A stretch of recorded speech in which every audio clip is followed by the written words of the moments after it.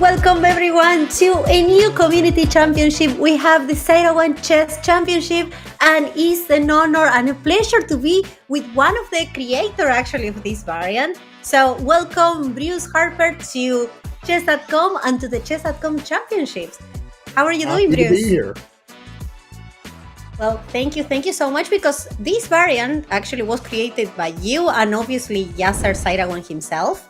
So let's start for what is Seirawan Chess. So for everyone who is new here, so we have two new pieces, so we can actually, you will see during the whole show everything, but just long story short, we have the elephant and the hawk. The elephant moves like a rook or a knight, and the hawk moves like a bishop or a knight. And these pieces do not start on the board. They can be placed after developing a pieces. So a piece actually like a standard chess. So let's say that it's like a super pro standard chess way of playing. Let's say, like we were just talking with Bruce before the show, and we were saying that this is a variant like sort of respect like the nature of chess. It doesn't change that much, right, Bruce? I would agree with that. I think a lot of tactical principles and positional ideas apply similarly with the new pieces, but in a very different context. So, you can have a bad elephant, I guess, that's dominated by, enemy pieces or doesn't have a good file or a good outpost. And similarly, you can have a very dominant elephant or hawk that's in a beautiful central square and is doing all sorts of things. So I think what we'll see in the next few hours is a lot of the familiar chess ideas will appear, but in a different guise. And I think the trick to really understanding the game is applying the general principles. I mean, obviously calculating and so on, but applying these general principles, but at the same time realizing that they're in different contexts. Yeah. So that's what the You players also will be struggling with, I think. Yes, you mentioned actually that these variants like very aggressive, and like most of the time we see in games like that are like not longer than like I don't know 20 moves or so, because having two extra pieces could actually make things like, well, as I say, like very aggressive, right? Like having the hawk and the elephant, and just being able to position those two new pieces actually can be very fun but very scary at the same time. Well, and they're not just pieces. They're probably an elephant is roughly worth 8 if a queen is 9 and a hawk is worth 7. So you're not talking about having an extra bishop or knight. You're talking about having additional super pieces. So yeah, it can be very scary and very difficult to defend. And one thing we'll be watching for is whether the 8 people who obviously know how to play, uh, how they handle defense, because I think defense is more difficult in Seirawan chess than it is in normal chess, and it's hard enough in normal chess, at least for me. Yeah. So we'll see. So I'm actually myself like a very aggressive player, like very tactical player in a standard chess.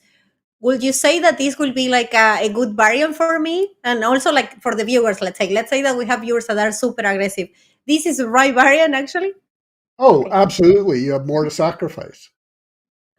True, true, actually. And also, you can actually put extra forces. You sacrifice a bishop, but then you just put the hawk or the elephant there. Um, well, anyways, we are close to start the tournament, so let's see what do we have today.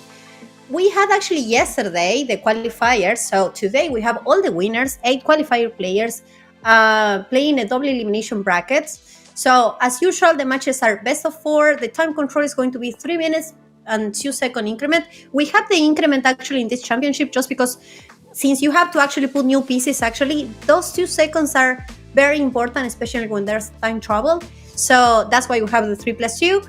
And if the match ends in a tie, we will have like 1+2, like bullet games there, until we have a win, and then we will have the winner. And we have 2,500 actual total prize pool, as you can see here. We are also rewarding a top streamer from the qualifier yesterday. The winner today will get like $750. Last year actually was for a wonder, and the second place was for Jeffrey John, who is actually playing today. And if I'm not wrong, we will see soon the brackets. So, and well, actually, we have the players here first. So we have Jeffrey John, who won actually the first qualifier, who actually secured his spot. And as you can see, also we have another GM, Alexander Bortnyk, and amazing players like Nat Minto. Probably my pronunciation is awful here, but it's Dragovin 17, like who always is qualifying in the community championships. We have a lot of representation, different players here, and it's going to start very soon, if I'm not wrong. So let's see if we have the brackets.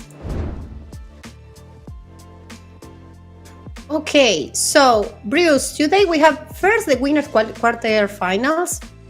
So since this is going to be double elimination, now doesn't really matter if they actually, well, it does matter, but if they lose, actually they will continue in the tournament. So we have Jeffrey John against Jonathan Giurgiu, Alexander Bortnyk against Ondrej Sugut, Patrick Saar versus Matei Maria Uta, Nat Minto against Cesar Talledo. Cesar Talledo probably is the easiest for me because I'm a Spanish speaker, but with the pronunciation, I mean. And the winners are going to go to the winner semifinals, and the losers will go to the loser round one. So this is a double elimination bracket, so they can lose actually one time, and they will continue in the tournament. But you cannot lose two times because then you are out of the tournament. And let's see how things are going in the events. Let me double check with the team if the players are ready. And meanwhile, actually, while we are waiting for that, Bruce, can you actually tell us a bit of the story on how this variant started? Because you are the founder of the variant. Like, how lucky we are that we have the founder of the variant here with us. So, and actually, you are in the place that where the variant started, right? Well, it's true because it's the same house, and it started when Yasser and I were in the dining room. And I recall we were frustrated with some world championship match that had lots and lots of draws. And we were having that angst that periodically boils up among chess players that chess is getting played out and there's too many draws and it's all preparation and what's the point, and you get sad. And so we started talking about Capablanca's idea of the missing pieces. But the real breakthrough, I think, was the idea that we realized that, I mean, Capablanca chess, which I think was originally on an 8 by 10 board or maybe a 10 by 10 board, didn't go anywhere because you weren't going to have hundreds of millions of people buying new chess boards and sets Yeah. to, play it. And then we had an insight that what if you just kept the same board and just added the pieces? Okay, well, how do you bring them on? Well, you bring them on when there's space for them. So the basic rule is that when you first move a piece off the back rank, you can put one of the new pieces on that square as part of the move. And when that's happened twice, then everything is just like chess, except you have these different pieces and you can promote to them. So it's not just like chess, but at least, they have come onto the board and there's no longer any surprises there. So we started playing it and it worked. So here we are. Yeah. And that's And one thing I how think is, we'll look, that we'll probably be looking for is how do these players who clearly are good handle bringing on the new pieces? Do they bring them on at the very, very first chance? So at least I have the hawk and it's on the board and I can use it? Or is it more subtle and do they wait until they can bring it on somewhere optimally? Keep in mind, if you never bring it on and move all your pieces and forget, you never get it in play, which would be like dropping your queen. So yeah. we'll keep an eye on that. Yeah, certainly. And also, you were thinking that you were saying actually that chess has a lot of openings and a lot of draws and a lot of things that, well, people actually can start thinking, okay, I'm like tired of it. Even Magnus Carlsen actually mentioned something like that in the standard chess. But or even in Seirawan chess, you were actually talking about like there's also like sort of opening preparation, even like for putting the two new pieces and everything. And one of the options that you were suggesting or you were mentioning was like considering even freestyle for Seirawan chess. What do you think about like that? Like, Oh yeah, wouldn't be too I think crazy though? that would be awesome because Yeah, then no one would know what was going on. And that is the idea. Like we want the winner of this tournament to be the person who figures it out under pressure, not the person who is best prepared. Now, the true. two can go together, and we don't know. But in my experience when playing, and this applies to me as well, you play a certain opening that's basically a chess opening, and you've adapted it to the new pieces. So you tend to, I don't know, say it's a Rai Lopez. Maybe when you castle, you put the elephant on it on E1, and now it's there, and at least it's doing something. It's in the center, and but you're playing basically chess, quote unquote, but with the additional piece. And of course, things are different. But Yeah, if it was freestyle, like who knows where they'd come on? Because you wouldn't even yeah, know where the real pieces were to start until you started playing. true, So true. I think that would be like that would really be fun. So hopefully Yeah, that will happen. I would love to play that version. yeah, we are having actually a lot of changes in the variant server. So people will see a lot of new things in 2026 in the variant server. And for sure, this is going to be one of the ideas that we will consider having there. So, because it sounds like super fun, super complex. It looks like a mental challenge, though. I mean, but what is chess, though? Like, it is actually a mental challenge. You might So, have to have a slightly slower time control for that, at least yeah, initially. indeed, indeed. Yeah, because 3 plus 2 or even like 1 plus 2, as we have actually 1 minute with 2 second increment, as we have as a tiebreak here, would be impossible to, I don't know, to have enough time to think what piece you bring and actually like how to actually develop and everything if we have a freestyle set up there. So I'm actually checking. I think like there was only one player missing, but he's coming now. So we're about to start. And oh, my camera. Anyways, so I think like for sure we will follow the games with Jeffrey Xiong and also Bortnyk there. And meanwhile, while we are waiting, I wanted to say hi, chat. Hi, Twitch and YouTube there. And this is the bracket, as you can see. As I was mentioning, actually, Jeffrey Young was the runner up last year. So probably we will see his game against Jonathan Giurgiu. And also, we have Alexander Bortnyk, who is going to play against Andrzej Sigut. Patrick Saar against Matei Maria Uta and Nan Min Teo and Cesar Talledo. So we will see who will manage to be the 2025 Chess.com Seirawan Chess Champion. And what I find interesting about these 8 players is that some of them, of course, are just well known, very strong chess players, especially Blitz. Some of them apparently are very good variant players in other areas, other types of chess. And some of Yeah. them maybe are just good at Seirawan chess. I don't know. So you Yeah. have all sorts of different backgrounds of people. So it'll be very interesting to see how that works as well. Yeah, I'm actually really curious to talk to the winner. Usually, we have a quick interview. We will see if we manage this time as well with the winner to talk about how Seirawan chess is for them and how is like the relationship with the variants. Because as you mentioned, like we have players like Nan Minto or Patrick Saar that they are very good actually with variants in general, and we see them actually like in the community championships in general, like in different times. Every month we have a different variant, and like I will say that 80% of the time, Nan Minto is there. So So yeah, we have variance expert, but then we have Seirawan Chess lovers. I will say Jeffrey is good. Oh my gosh, we have the games. I was about to say that Jeffrey is actually like good at variance in general, but big lover fan of Seirawan Chess as well. And we can see this game that he's playing against Ayrton. But it's actually playing with white pieces. What do you think so far, Bruce? This is a position that we have. For some reason, we have the. I think we are fixing right now, but this is the game. Jeffrey with white pieces. I Yeah, think. blocks are a bit hard to see at the moment, but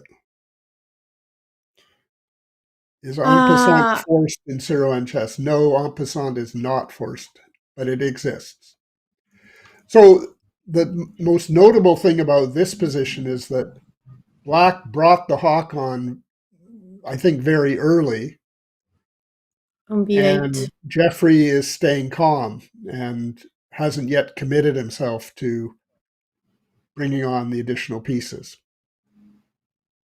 Yeah, yeah, So again, so, flexibility versus the fact that there is a powerful piece on b8 that's controlling some central squares and so yeah. on. What do you think about knight takes f7 here and then like getting a bit crazy there? Well, the problem with that is that the say if black, I mean maybe it works, but say black took it, black could even bring the elephant on e8, so he could develop the Ah, tempo. yes. Yeah, true, true. So queen h5. Now you'll notice that the elephant came on d1, so that's exerting Yes. pressure on the d file. So queen h5 is a nice move, but Yeah, just to remind everyone in the chat, the elephant can move actually like a rook and like a knight. So now the elephant on d1 has actually like X rate against the queen on d8.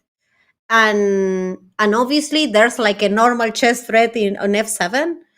So and h7 as well, because black cannot short castle because otherwise it will be queen takes h7, right? So my guess what's is he he do has here? to go. Oh, look at that. That was cute. All right, but Actually, short castle, but with an elephant protecting h7. yeah, okay. I was Whoa. wondering if he had to take, but all right. So fine. Now he's offering an exchange. So it's already gotten like odd. Oh my gosh, that was beautiful. I was thinking, okay, checkmate on h7, but then the elephant protecting there. And now they are swapping queens, I guess.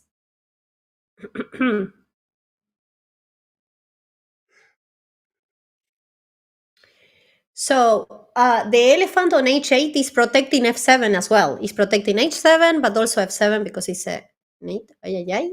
Yes, There and we it's are. also making me scared about a smothered mate. So you can't have everything, right? Yeah. Okay. In value, actually, you mentioned that the elephant could be up to 8 points, right? So it was Yeah, I like think a swap. queen is worth more than an elephant. So you'd have to think that white has an advantage here. But it's very contextual. Yeah. So now there's a threat on G2. So Jeffrey defends against that.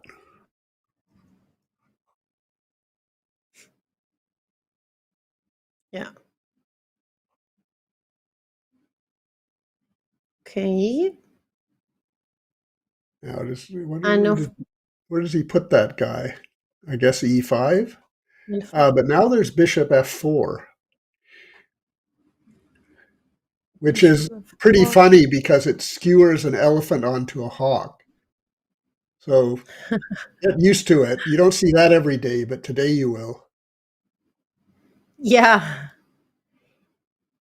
Yeah, and actually, like it's winning material, right? Because like the hawk is also more powerful. Yeah, it's winning a lot of material.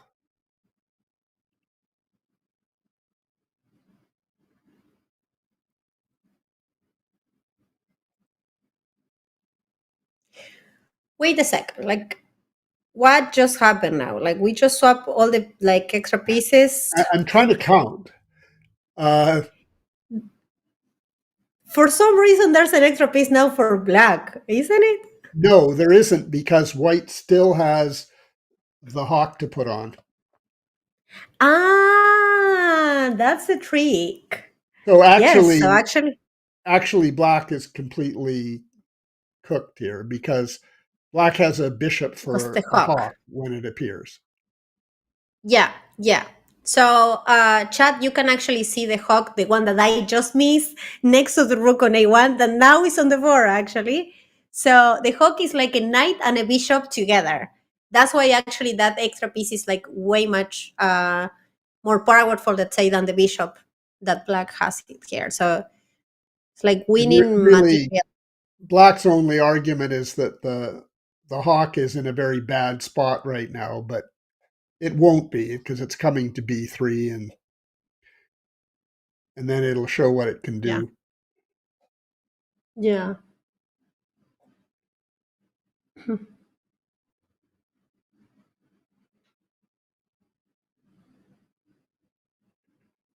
So white is Uh, exchanging pieces because when you're ahead, you exchange pieces. yeah, just simplify the position as Capablanca always suggested. And And yeah, I now think this is, r- white's a rook ahead. yeah, I think this is just a matter of time and like we will see 1-0 for Jeffrey. But it's a match best of four. So this is very first game in the match.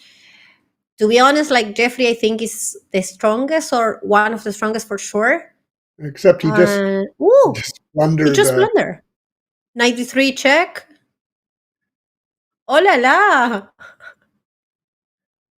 Wait, but that knight actually doesn't go anywhere. The knight on h3 is like totally. Well, it was either a blunder or a deep positional idea. Yeah.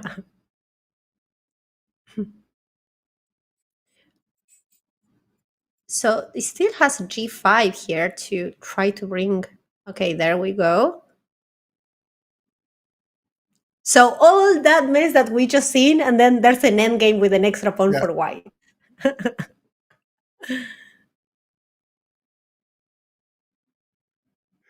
Okay, well, but What's that funny pawn will about be this strong is, though. the comeback wasn't some tricky hawk thing. It was just a totally normal position where white blundered. Yeah, yeah, indeed. Actually, white just blunder like a double attack with the knight. But that's actually something really good about Seirawan chess. It's something that you were saying that it has a lot of like normal chess, just add like some complexity at the beginning, but like um, then it's chess after all. Okay, now it's coming soon the checkmate. There we go. So Well, that was a 104. little bit of an adventure. Yeah, so we have this game actually, Alexander against Ondrej Sigot. Bortnyk is playing with black pieces. Here again, we And have a normal chess position that won't be normal for too much longer. there we go.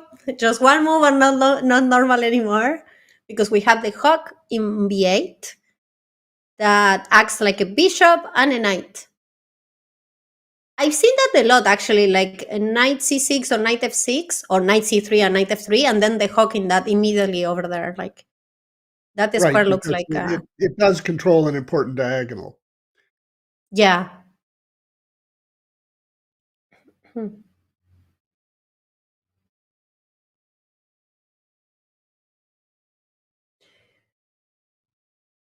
Uh, So about the openings, it like you were mentioning that there's opening also here, like opening theory, like, and that's why we were discussing about freestyle. But for example, this started as a French, and just because the extra pieces, like now, it has the pawn structure that could be similar but not exactly the same. But it does like differ and change a lot, in your opinion. Openings in regular chess, in a standard chess with Seirawan chess. Well, I wouldn't call this is not opening theory in the sense that either side had thought about it and where the new pieces go and where it fits in. I mean, they're just sort of playing chess, and I think white is winning because white is a pawn up. So I Yeah. suppose the question will be whether the extra pieces give enough counterplay. Yeah. Maybe. Well, that's an interesting choice. Opening the F file. Uh, those arrows actually, I think, are made by the players themselves, and we can see what they are thinking in real time. Oh, interesting. Yeah. Mhm.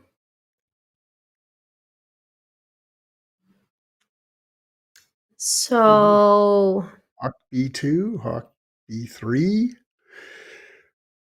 Hmm. I like how b3 and then hawk to d4, trying to control the center, like putting. Oh, okay, go with the knight. But then he kicks it with the bishop. So Yeah. I I think black has play here.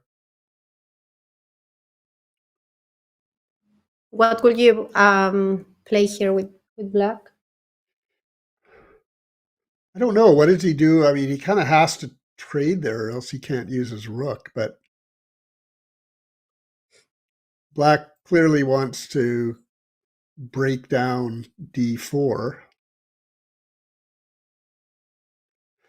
So b4 is hanging, a2 is defended. It's defending with the hawk.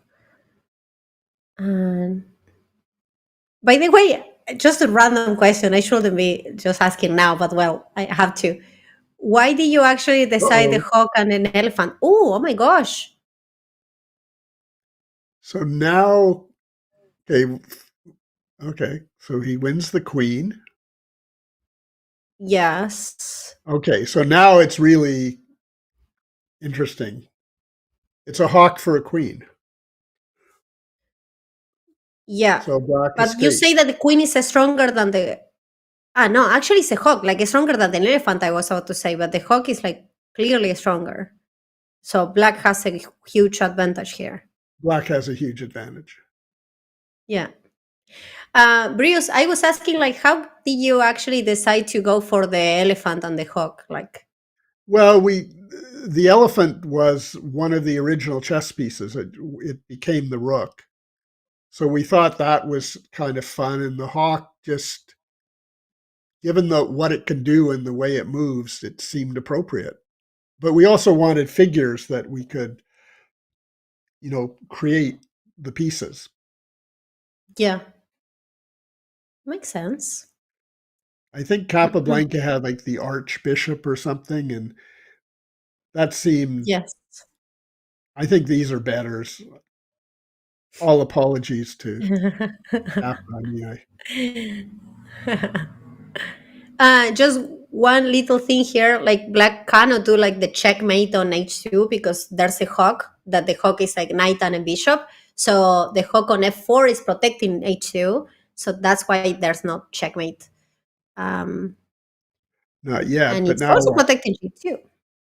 What if he goes Queen C4, hitting it? Ooh, attacking the hawk. I like that. Um, or I maybe can I j5 can as we see that said. too, though, because you don't want to get mated. Yeah. Also, you open some space for your king. And now, wait, what is that? What? Oh, that's Ah, because you interesting. are. I guess you are Oh, threatening on nice. f3 as well. If you. Ooh, I like. Thank you, Okay, that's Alexander that's Bortnyk. flashy. He sacrificed the rook just because now has this. I told you we may not see many endgames. Indeed. Well, the first game actually, Bruce, I have to say that it was an end game. But true, like probably that was actually not representative of what Seirawan chess is in general. Seirawan Rook chess is a h2, variant Rook for, h2 is a very nice move. yeah, indeed, rook h2 and then queen e2 attacking on f3. That was nice. And we have the second game of on the first match that we've been actually What watching. That it's Jeffrey John against Jonathan Giurgiu. if they trade rooks? It's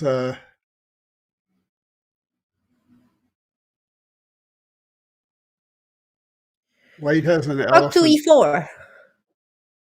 White has Yeah. an elephant for a rook.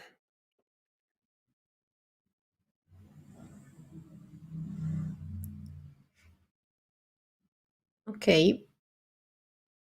But for now, black pieces looks like a bit more active, right? Or a bit more well organized.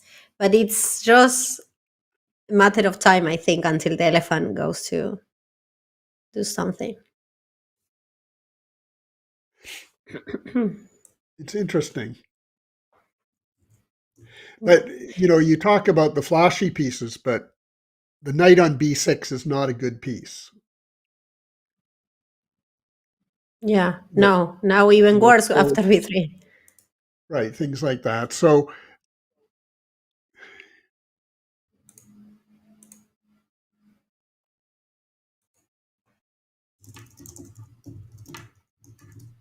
Okay.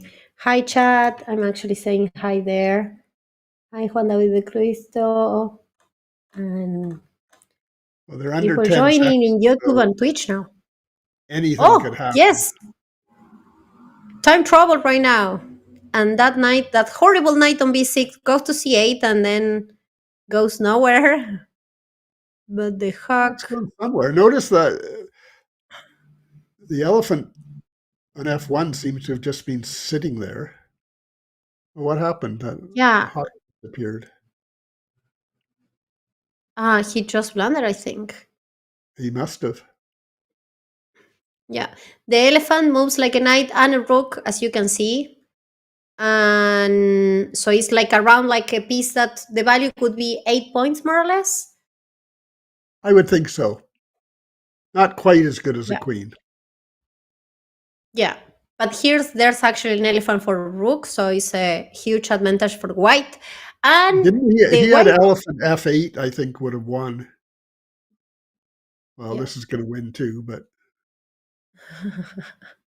just taking there. Yeah. And obviously Jeffrey won't resign because actually he's the favorite in this match. And in this game, actually, like he was a runner up, but it's really hard to actually find something in this game. Now it's like only chess because we don't have the extra pieces, and there's a queen and white wins, and we have one against one. Oh my gosh! Well done for Jonathan Giurgiu, right? I think we stick with this match. Indeed, indeed, because actually Jeffrey Jones supposed to be the strongest player, and now actually just lost a game against the national master Jonathan. So for sure, we will Isn't that his see. first I don't know. first loss of the event? Yes, yes, actually. Hi Joe. Hi Benjamin and everyone there. Thank you for being here. We are just watching this aggressive and super fun variant called Seirawan Chess with the privilege to have one of the founders, that is FIDE Master Bruce Harper here, who is the expert of the variant. So I am actually asking like all the basic questions that I'm sure that most of you in the chat actually has as me, and like Bruce actually can help us to understand like this wonderful variant, and wonderful and aggressive and scary, I will say. But yes. One of the basic Um, questions: what on earth is going on here in this position? yes, exactly. Let's start with that question.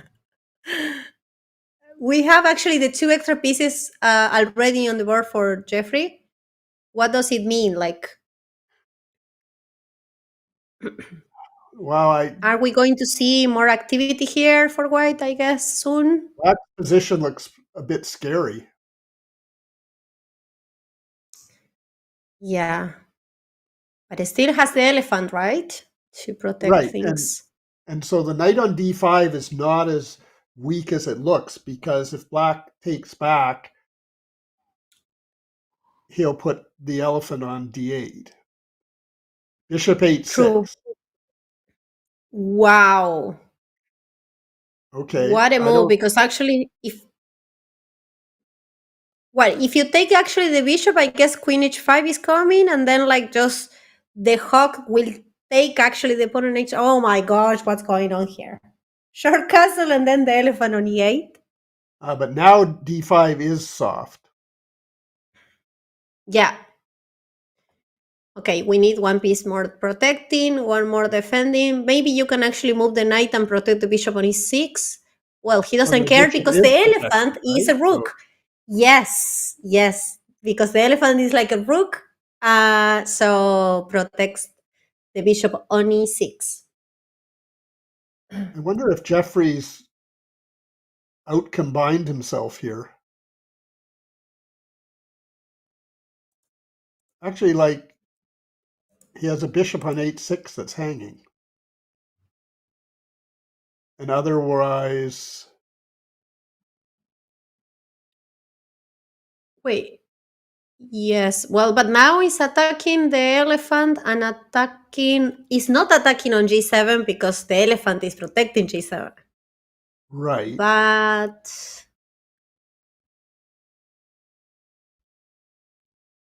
f5. Beautiful Oh my gosh, positional this. move.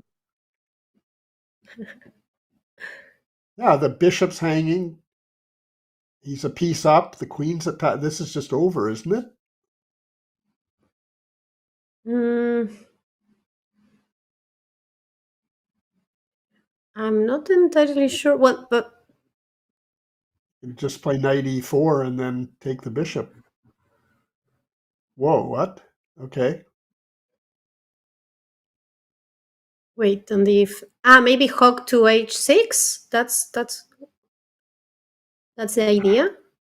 I No, no, no, because yes, actually now. I assume elephant g6 looks sanest. But wait, the elephant can take the bishop, right? The elephant, yeah, okay. If the elephant takes the bishop, but then no, because then it's hawk h6 check, and then g7 is hanging. Yeah, and it's checkmates. So, So then, yeah, that's why elephant g6. Oh my gosh, that's so beautiful. Elephant takes on g7 and then hawk but e6 and then it's okay, checkmate. does elephant g6 work?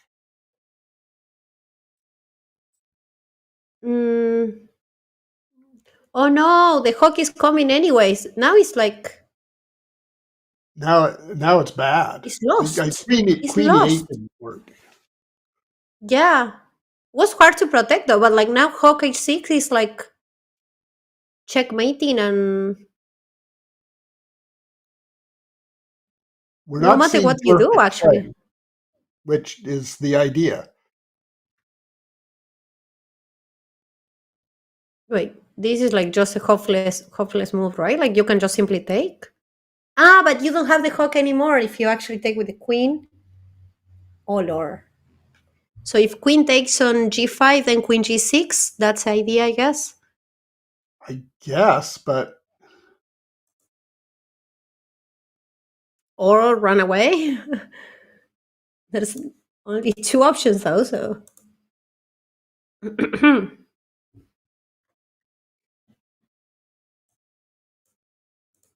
but white is ahead in material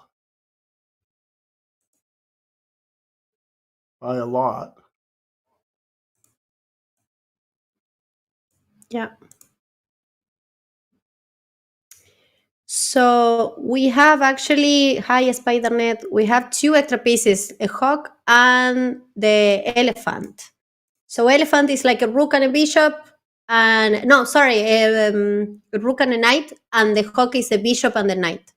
So, and we are actually looking now at Jeffrey John, grandmaster, actually, who was runner up last year in this tournament, who is actually the favorite player here, but is in a match, a very tough match, because he's 1 against 1. But now he just won actually with checkmate with the hawk, because the hawk is attacking like a bishop on h7, but also protecting the square, the h6 square, like a knight. So Did Jeffrey checkmate. get very lucky there? Or am I just seeing Mm. things? Yeah, at some point actually you were thinking after 94 that it was like f5 and knight and like black was doing fine, but then something happened. And bishop takes on a g7, and yeah. I'm not sure about knight e4. I mean, Yeah, because then like there was a sacrifice, right? Just 1 second, I need to close the window here, but I'm here, I'm listening. I'm back.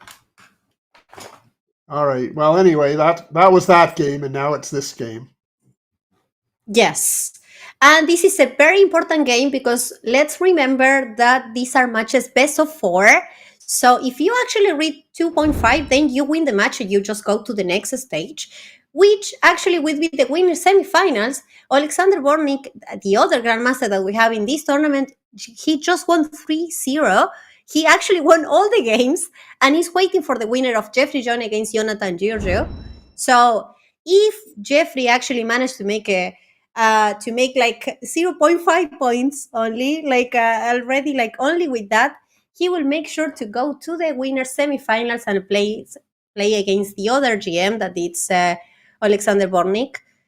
And but Jonathan is doing well here. So I mean, not here in this game because we will see it right now, but he's doing well in general in the match. Like Well, it what's has been like interesting, not the easiest. you Yes, remember we were discussing patterns, and you can see that white castled here and put the elephant in the corner, which we saw in one of the earlier games in the between first. these two, right? Yes. Whether I would Uh, like take that up, I'm not convinced because what, it can't move. So you have an elephant that it's like having your queen at h1. It's some games have ended very yeah, badly that way.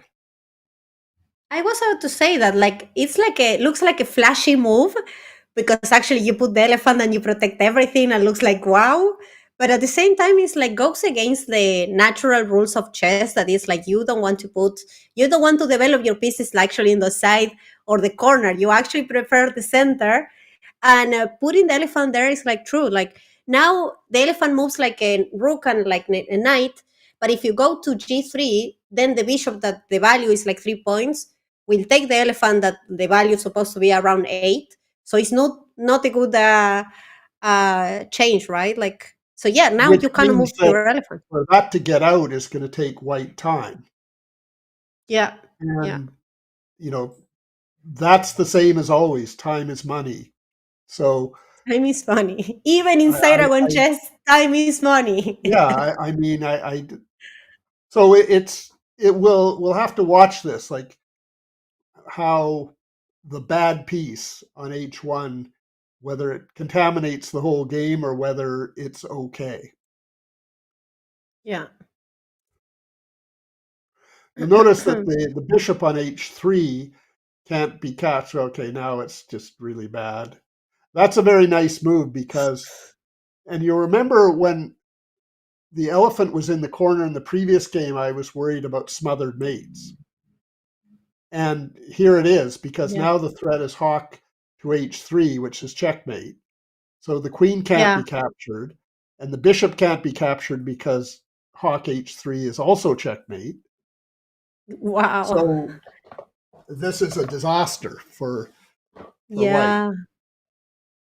I have to say that those moves actually like makes me see the beauty of Seirawan chess. Because actually putting the hook on h3 and then having checkmate because it's like a knight and a bishop, it's wonderful. Um, So is there a mate here? It's very close. I don't see it though. I mean, I suppose he could just move the bishop back. What if you move the hawk to g4 also? Well, no, because you just take the bishop and g3 and that's it, right? I don't quite see the I mate. know. Ah, no, yeah. He's looking for it though. You He's can trying to tell, like think. he smells blood. You really don't want your Oh, king to get attacked by a hawk. Okay, there you go. Well, does Jeffrey it work? followed my move. I want to say just that, but like maybe it's not a good move though. So Well, except it took him longer. yeah, yeah. He. I will teach him Yeah. later about Seirawan Chess. Yeah, I wish. Okay, but yeah, this is actually what wasn't clear for me. Like, okay, now It's I get just it. simplifying, I guess. Yeah. So remember that the elephant is like a rook and a knight.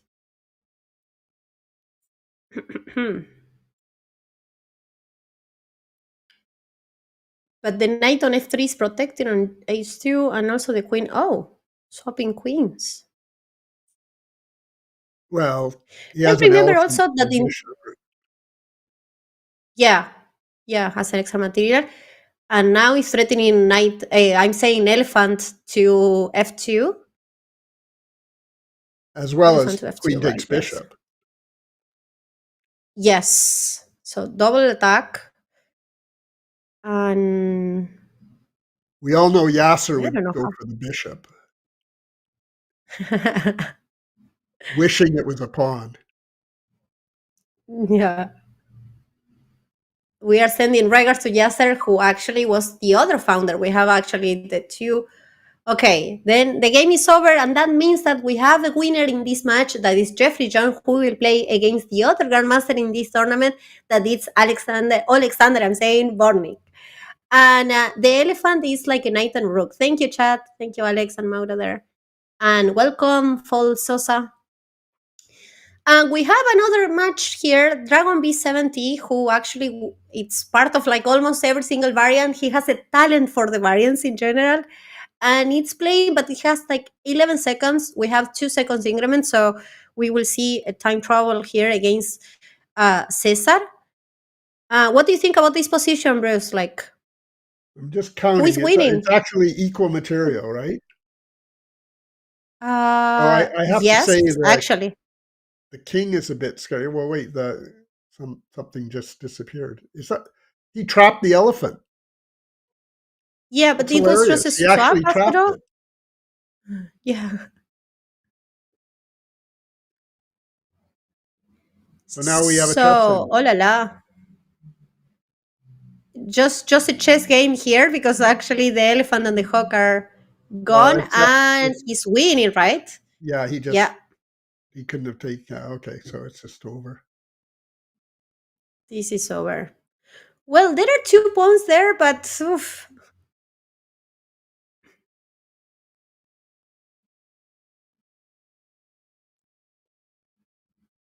Hi, King. So,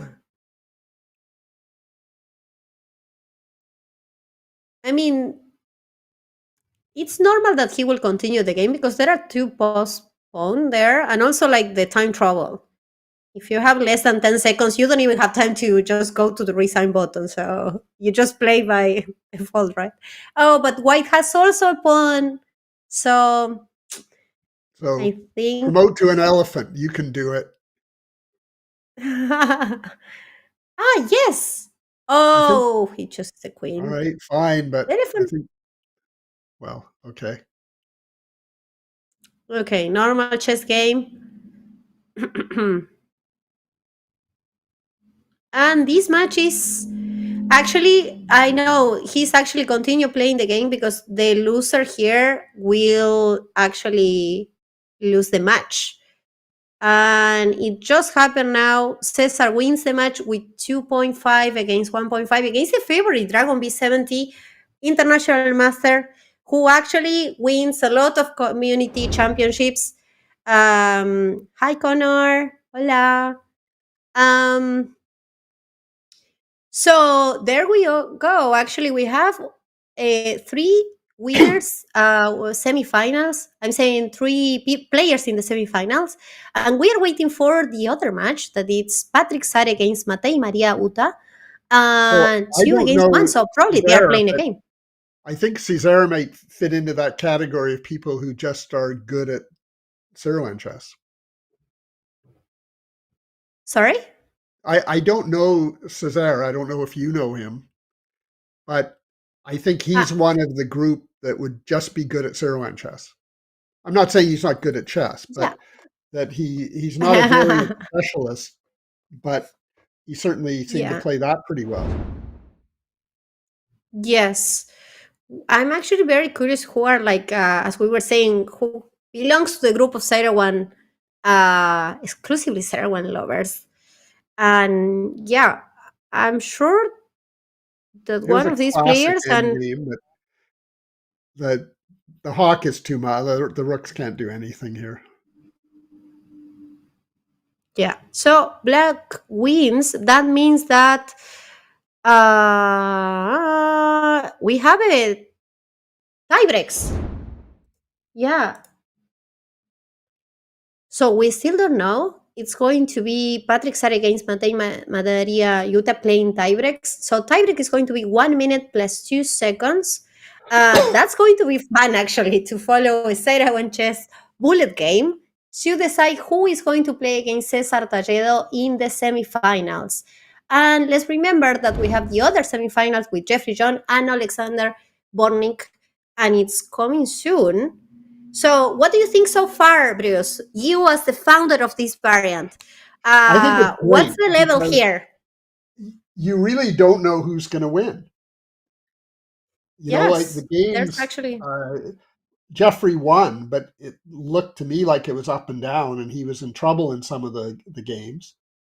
And the like Alexander, I mean, he's good, and the one game we saw of his looked convincing. But obviously, everyone brings something to the table, and you literally don't know who's going to win the match, which kind of makes it interesting to commentate on it. yeah, So it's yeah, not I quite agree. like the speed championships. Oh, is this the 1 minute? Okay, we'll definitely try to offer deep positional insights here. Another In a player bullet put it game in for the sure. corner. Is this like the thing? Am Yeah. I like out of touch with Seirawan chess theory? No, wait. If you are the founder and you found like this is actually like a not really a good move, then we can actually agree that this is not good, not a good move. It's I'm not hundred saying percent it's not a confirmed. good move. I'm just saying I rarely would play it. Well, indeed, But but in this case, actually, it does imply going to G3. So the question is that elephant good on G3? well, it's like the when you move the rook like Ninsovic, rook e1, rook e3, rook g3, like the Yeah, bridge. it's a rooklet, Shouldn't be right? But that bad though. but the difference Yeah, is that it's more easily tickled because if anything attacks it, it's going to have to move. But I'm not sure what can really attack it. So it's just interesting. So yeah, one pair of knights and wait a minute. No, a knight, the bishop for the knight. That's the only exchange so far.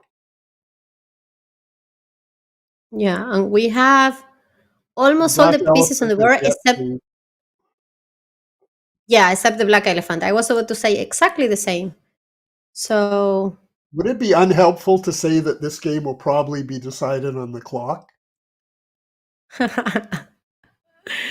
well, maybe that's what bullet is for, right? I guess it is. Yeah, but we will see. Yeah, because it's still like they have less than 20 seconds, but still the game is like just starting, right? So,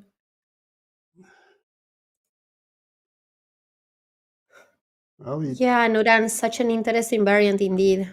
oh, that's interesting. I guess he has to take it.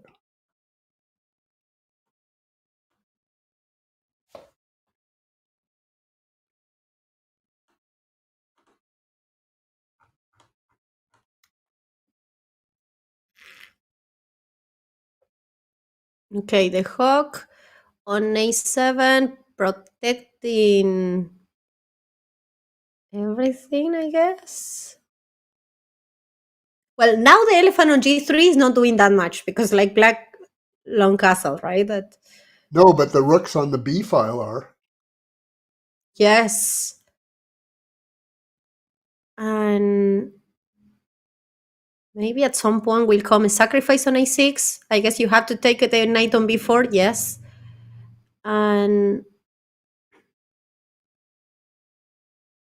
oh lord, this is attack and counter attack, like in two different sides of the board. We will see. They're pretty well under 10. Yeah. Oh my gosh, 3 rooks on the b file. I mean, 2 rooks and an elephant, which acts like a rook. So it's like, wait, you can do, yes, sacrifice the queen on a6 and then take on b8, right? Oh no, but the elephant is there protecting. But still, you take it with the other one. And the hawk. Oh my gosh, He this is too much. miscounted. Yeah, he miscounted, but like, I don't blame him because like the hawk was actually hidden there.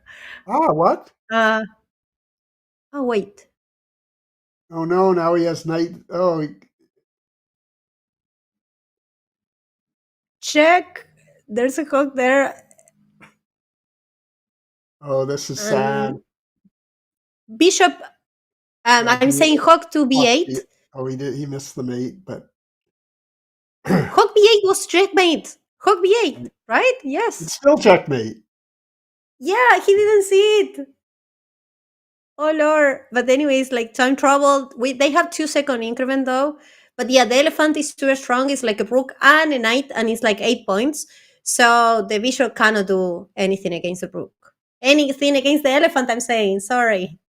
It's Let's funny just because he could have just taken on a6, of course,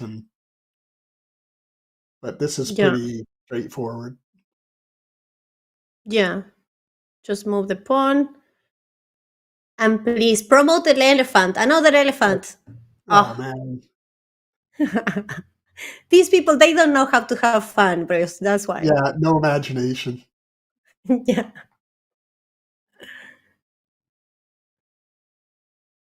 Okay, check. And actually almost checkmate Yeah, on D1 yeah, there. queen d3's Queen mate, D. right? Yes. So that means that Patrick qualifies to the semifinals against Cesar Talledo. We will soon see the next matches. Actually, we will have 2 GMs, Jeffrey John against Alexander Bortnyk, playing in one of the semifinals, and the other semifinal is going to be Patrick Saar against Cesar Talledo. And besides those games, we will have also the losers bracket, where all the losers from the quarterfinals are going to place against each other. That's going to be round 1. We have Jonathan Giurgiu against Ondrex Sigurd, Matej Maria Yuta against Nat Minto, also known as Dragon B70. So a lot of chess is coming. I'm not sure if the games are starting like straight. Let me double check. I think so. So far, it's super fun. Actually, like I, I That don't know. Like playoff game had a bit of a counting issue in b8. yes, It, we it need was to funny because actually like take a screenshot and show the player like you missed checkmate in one. well, that as well, but when he sacked the queen for no reason on a6, Ah, true, and true. I'm thinking, wait a minute, there's like an elephant over there, there's a hawk there. That doesn't work. Yeah, yeah, but actually, with the time travel, like maybe if you are playing a lot of standard chess, it's easy to miss. Also because the elephant was on g8, it wasn't like too close to the position, let's say. But yeah, The but mistake everything White made happened on was b8. he had to quadruple on the file with his queen. True, but then like take on b7, that. But then his hawk could have taken on a6. He had the right idea, he just wasn't consistent enough. Yeah.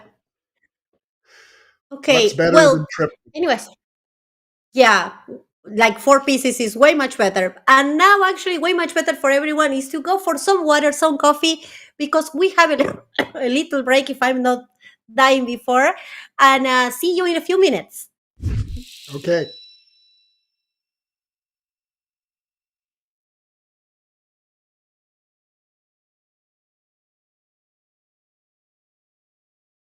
Join the community club on Chess.com and participate in amazing community events every week. On Mondays, challenge yourself with incredible openings in Opening Roulette. Don't miss Untitled Tuesday every week right after Title Tuesday. On Wednesday, join Arena Kings and compete against a lineup of legendary creators. On Fridays, try the all-new Community Freestyle Fridays and throw opening theory out the window. And finally, round out the week by showing off your speed in the Community Bullet Brawl. Win prizes, battle legends, and challenge yourself. Play in the community tournaments every week on Chess.com. Magnus Carlsen, a special world champion. I met him at his teenage years. I remember very vividly when Simon Agdestein, at that time the #1 Norwegian player, very nice personality himself, very rounded. And I was watching a game in Benidorm, some blitzing, it was a rapid event, and I was looking, and then next to me, Agdestein comes and he just whispers in my ear that, Magnus Carlsen, remember this name, a very talented boy. He's going to become a world champion. So this I remember very well. And then I had experience sitting next to him in tournaments. I'm playing in the A group, he's playing in the B group, drinking his orange juice, eating his walnuts and different things, seeing his family being extremely supportive, a very kind, nice kid, but he was not very social, I must say. And then later on, I was already kind of going to my final part of my career competitiveness when he was really raising. I mean, he became world champion in 2013, and I retired from competitive chess in 2014. But I was following, of course, in those years, how he was improving, how he was playing, how he was training. I got these informations that he was a player who was really looking and reading a lot of predecessors, old books, reading, trying to understand the essence of chess. And it was so beautiful to see while Kasparov brought all the freshness, the digital things, using the databases, using engines and all this, seeing Magnus Carlsen, the new generation who really born into this digital world, using books and reading books and trying to understand details. And I could see in his play that maybe he had some good preparation of openings, but he was more focusing on the middle game. He had endless energy playing out drawish endgames and later on winning them. I mean, he has like endless number of endgames. I'm sure everybody knows it, that he's a big grinder. And it's not that he wants to say, okay, I'm just better than anybody. Probably he thinks that way, and it's true. But he just loves the game. He just loves the game to be played out until the very end. He doesn't care whether it's 3 hours, 5 hours, 6 hours. He has this incredible amount of curiosity for the game. And I think this is what gave him all the success, what he reached, and I hope there is a lot of success to come for him more. And well, I'm also very happy for him that he's having a family, starting out, becoming a father soon. And he's great for chess. He's a very active and very outspoken and cool, sportive personality of the chess world.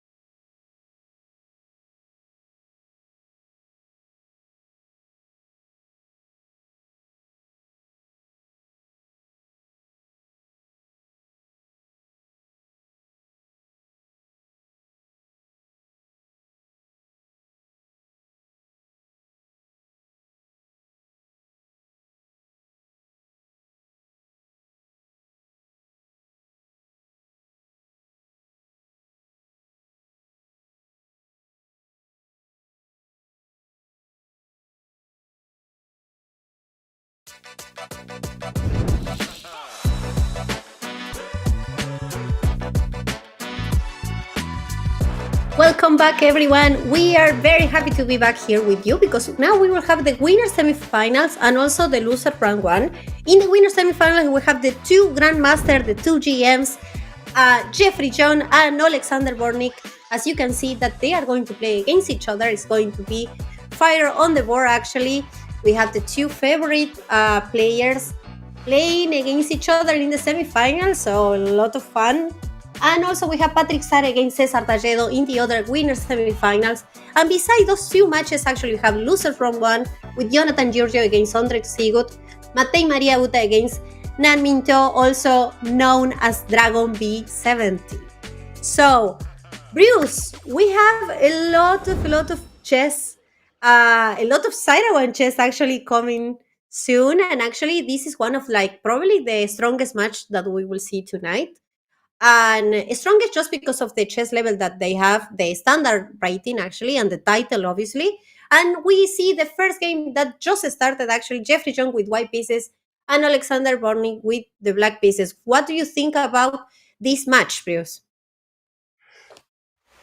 Well, I think we just have to see on the match. But what's interesting here is that white already has a space advantage. And I think space advantages can be better in Seirawan chess than in normal chess because the opponent has more pieces that can get cramped and you have more pieces to control the space you have.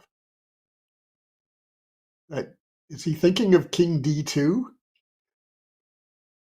That would actually be pretty funny. Yeah, and a Wait, elephant king on. d2 and then elephant? Okay, like he preferred No, the other way. that wasn't it much. But so That would I be think like a already pawn isn't cloud black. inside a one chess. Yeah, Sorry, so continue there. isn't black in trouble here? Mhm. I guess he has to play Queen E2. E7 rather, I'm sorry. Yeah, queen e7. Or what if you put actually the okay, the bishop Or d6 is a what do move we actually know? that okay, d6, and I'm not sure. Oh la la, that's wait, but you can actually take the bishop, the elephant takes, and then bishop e3, for instance, right? Or just trade the queen for the elephant. Would you? But the queen is stronger than the elephant, isn't it? Right, but he's already a piece up. Mm, indeed, actually, you can simplify, let's say.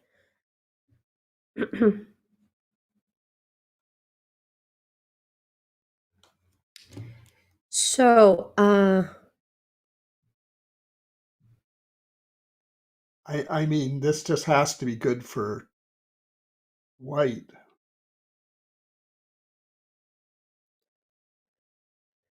But Bortnik's better than I am, yes. so let's see.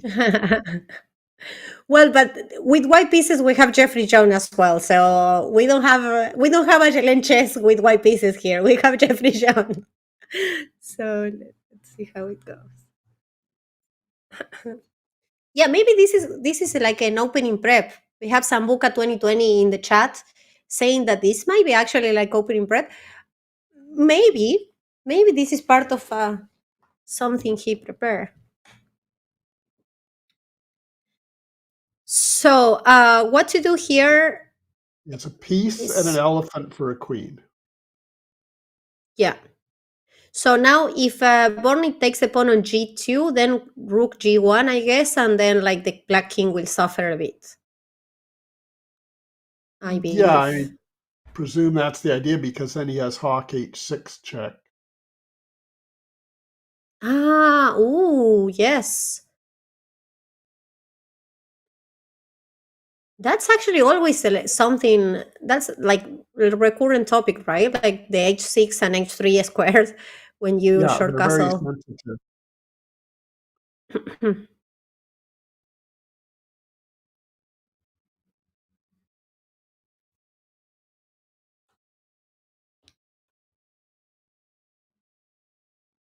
I mean, the Thank you, queen and the Minecart. elephant, but white has an extra piece. Yeah. Okay, elephant to f4. The elephant that it's like a rook and a knight. Moving to f4 is attacking the queen on g6 and also attacking the bishop on g4. So it's not that you can move the queen anywhere because actually you will be not protecting your bishop. But actually, if you take the pawn on c2, as we can see there, I think it's Jeffrey or Alexander But taking doesn't he there. have knight? He Moving, has knight a3 here, doesn't he?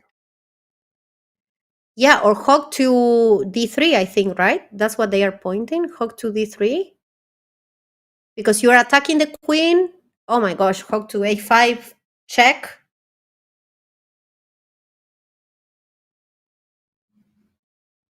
And then, You have to move the king, don't you? yeah, I guess king f1. The other crazy move will be b4, but I'm not sure if that's clever at all, actually. Like the hog takes and I guess nothing really happened there. White has a lot of pieces around the king. Yeah. What a tense game indeed. Actually, this is the first game on the match that we have with Jeffrey John and Alexander Bortnyk, two grandmaster actually trying Seirawan chess. Um, So an elephant and so a bishop for a hawk. that's like way too much material, right? Seems like an awful lot. Yeah. Yeah, the elephant, we say that it's more or less 8 points. And the hawk, what will be the value that you will actually put it, Probably more or 7, less? but it depends on the position.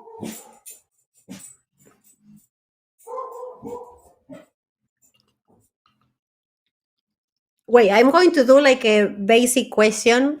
I told you actually from the very beginning that I will be doing this, but like, why 7 if like the bishop it's, well, sometimes they say that the bishop is 3.5 and the knight is 3. But the mix of them like make it a bit stronger? You think so? Well, I think so. Like a queen is better than a rook and a bishop because it's Mm. combined. True. True, actually. So I think that's where you sort of throw in the extra point. Yeah. Yeah. Okay, so we knew that there was like a huge extra material for white, and Alexander decided to resign, I think, because So we weren't we imagining it. did. Yeah. Yeah. Hi, Panda. Yes, this is actually a variant of chess called Seirawan Chess that was created by Yasser Seirawan and the FIDE master Bruce Harper, which actually it's who is actually here, which is an honor. I was about to say to have here in the show, doing commentary for all of us. So it's a true pleasure to have the founder of the variant here. And we have the I second thought game. I thought you were going to say this is a variant of chess called the London system. This is like a variant that you shouldn't play with white pieces. No, I'm kidding. I'm Yeah, kidding for the London lovers. I don't think Yasser and I like pictured making the London system even better by introducing these pieces. So we'll see. Maybe this is like the upgrade of the London system. The hawk on f8 is interesting because the idea is obviously to take on d6. Yeah. So this is the first time that I see the elephant on c8. And actually now I just realized that the elephant is blinking, or am I crazy, or like I didn't see that the eyes are like. Anyways, doesn't really matter. Are Like you not saying relevant to the. the elephant is winking at you? Yes. Maybe I'm getting crazy. Maybe I'm like getting in love with Seirawan chess, and now I'm like having like a conversation with the elephant. But do not listen to me. Anyways, coming back to the game, it's the first time that the elephant is on c8, I guess, in one of these game. Or am I wrong? Actually, have we seen it No, actually before? you're right, and it's it's a reasonable spot for it, other than it's also a good spot for a rook. So it's sort of hard to have everything. I guess d5 is hanging, right? Yeah, because there's a pin there. So, but the bishop on f4 is also Yeah. So under attack. So, Jeffrey wait, the doesn't big make that kind of mistake. yeah. I like the Even comment. inside a yeah, we can be free of the We're London. Yeah, with the you. London is everywhere. By the way, we have a question actually in the chat. In classical chess, bishops are considered to be a bit better than knights. Is it the same in Seirawan chess? I think so. Yeah, right. I mean, what's I thought interesting is so. you've introduced two new pieces that move like knights. So in that sense, it devalues the existing knight slightly, I suppose. So after all this, somehow d5 did hang. But Jeffrey's arguing it he doesn't care.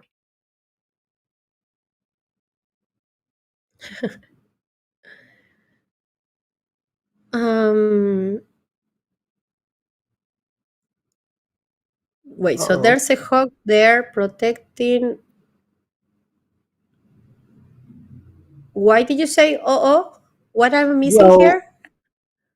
black does have a bishop hanging on d4.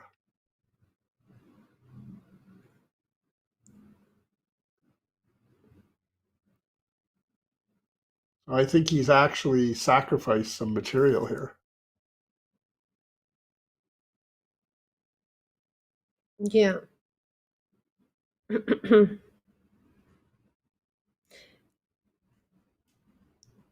A lot of changes. So Mm, black will have the only. Whoa, okay. let's recap what just happened and let's see how many pieces we have left here. Because They all have rooks, so forget the rooks. yes, They rooks each have check a hawk, so it's a queen for an elephant and for a an knight, elephant and a knight. and the queen has a So pawn. yeah. So we will say that actually like white has an extra material because the elephant is around 8 and the knight 3. So Right, but consolidating it may not be that easy. mm, So the knight on d3 is hanging. no, because the elephant was protecting as well, isn't it? Right, but the hawk was attacking it too. True. That's why the rook on But it d1. looks like everything is protected now, Yeah, except the yeah, c3 pawn. yeah. Which can be protected maybe. Oh, what? Wait, is sacrificing for some reason? Well, it forces a Oh, trade. wow. Yeah, because actually the queen didn't have any move, right? Yeah. What's going on here, though? White's a piece ahead for two pawns. Yeah. Now the hawk is protected on d2, and you can actually swap everything and then just keep the extra piece. And time-wise, actually, Bortnyk has extra 20 seconds. I will say that now it's going to be 1-1 the match. So far, it's like Yeah, it one looks point like for Xiong. Yeah. Hawk c4, I guess.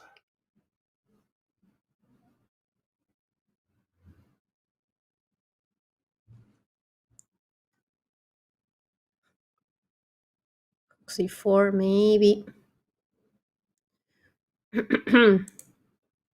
So Nimso Larsener is asking like if all the pieces actually count the same, like the rook 5 points, the bishop three. Yes, everything continue. Well, correct me if I'm wrong, Bruce, but like everything continue like same than chess.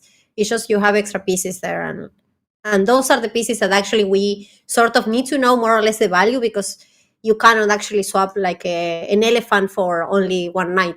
Obviously, depends the position, but like in general, just to have a general understanding, let's say, of the value of the pieces.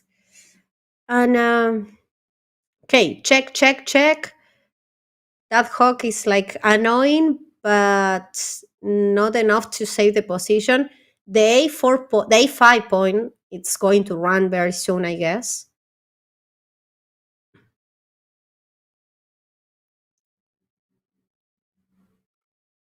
If okay, no, because actually the hawk is protecting. Oh my gosh, how can I miss that? Maybe But knight white c5. thought kind of counters blacks pretty nicely. Yeah, but knight c5 now. It's oh wait. If Okay, you it's take gotten out of control here.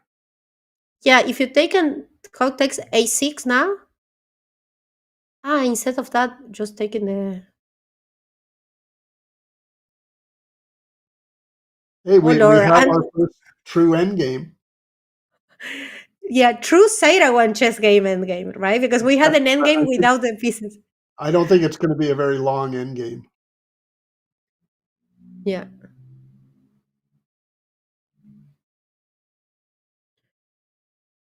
Oh, but that's okay. Queen e8. Yeah, I was about to say that, and then protect the. It's over. So we have a very exciting match because now it's one against one. Two grandmaster playing here. Seirawan chess. Alexander Bortnyk actually evens the score, and let's go with the next game. Let's repeat the opening. Let's see if like Proving once again that the London is simply the best way to play.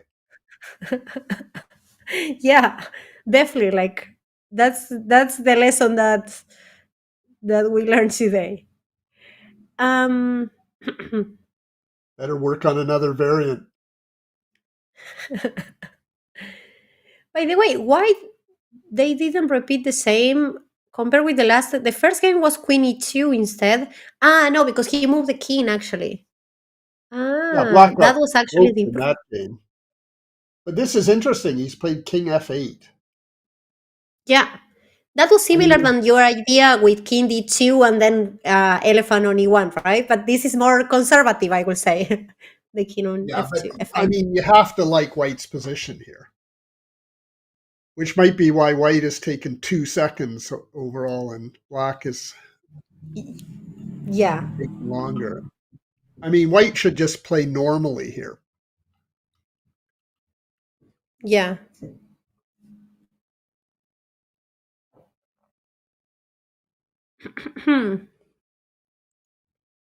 Big Fan I is wasn't asking, sure. can I sorry, go wasn't ahead. sure if he I will. should put the elephant on there. It's interesting he decided Why? to.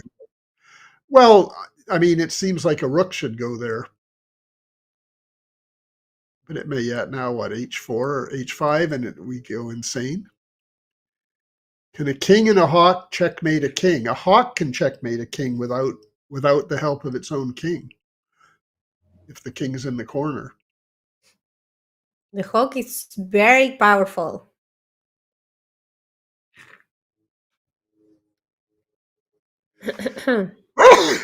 Excuse me. Well, all Yes, right. you. So this is I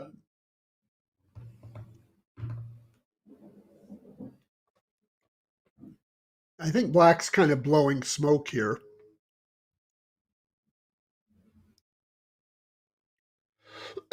But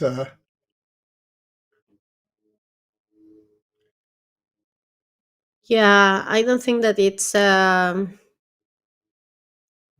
It looks like the development for Black here is awful right now.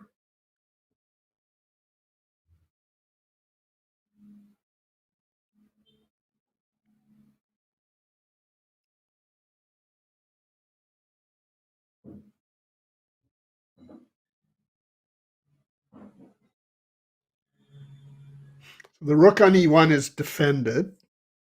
by the elephant, so there's no potential pin there. You get the feeling that in the next turn or two, either something is going to happen or white's just going to be winning. Yeah.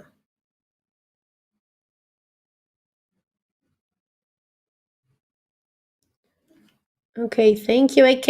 You can actually get like the Seirawan chess rules there in the link that we just pinned in the chat. So thank you for the pin there.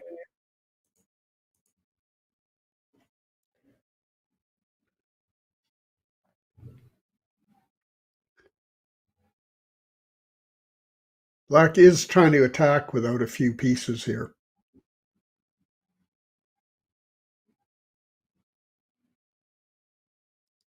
Yeah.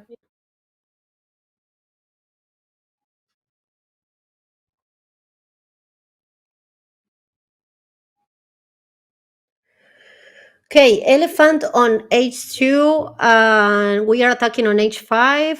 That's why h4, but it's still we can take on h4. Yeah, right. And then It's the score.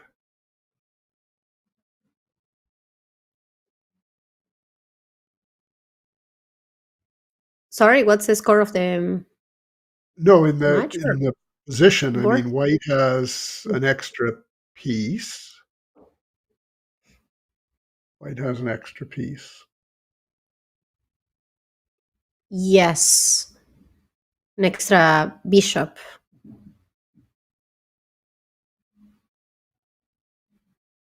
Mm, Bishop g4 is very nice. yeah, it's bishop f5 is coming now, right? It Yeah, looks like it wins more stuff. yeah. Jeffrey's cooking here. Indeed, king so. The elephant is like a brook and a knight. And also look at the time. Oh my gosh, I didn't see that. Actually, Alexander has only 1 second. Move, move, move. You have 2 second increment, but like move. Okay. Oh, maybe he will sacrifice on g3 after like elephant takes on h4 and then no, no, no. That's what I'm saying. Nonsense. Well, he Uh, takes on a, he has to, yeah, he had to do something weird like this, but kind yeah, of but ran out of it's pieces. not. Yeah, he did sacrifice on g3 though. I have to say, but then He did, he resigned right after that but not as quickly as because you would have. yeah, and here we are 2-1 for Jeffrey John, and So this is if anyway the Jeffrey doesn't semifinals. lose to the London system, he'll win the match. Exactly, No it's pressure. like yeah, he has a lot of on his shoulders actually now because he has to face the London, and he only needs a draw to make it to the finals, the winners' finals.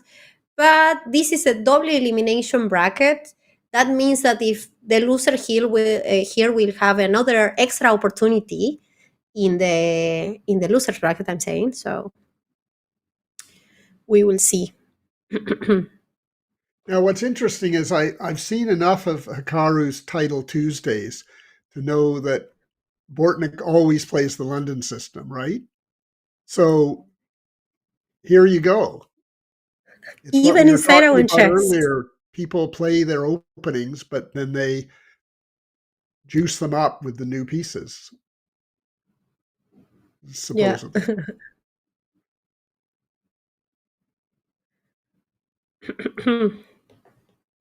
Okay, Queen f5. We've seen this before. And well, something similar. It was like the game before.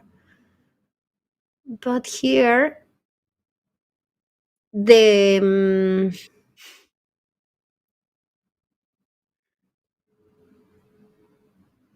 the elephant was on c8. I think so. But now the elephant on d1 actually making a lot of pressure on the d file. Okay, bishop c5 and hawk to f8.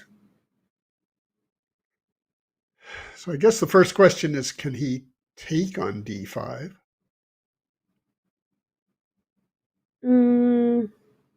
But the queen is under the pin, right? If knight takes d5, elephant takes on d5, and there's a elephant takes elephant on d1 intermediate move, isn't it?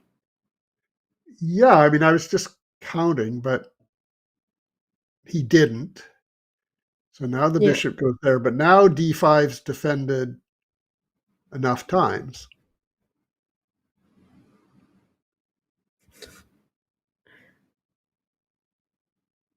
And if the hawk goes to e7, it's going to be defended even more.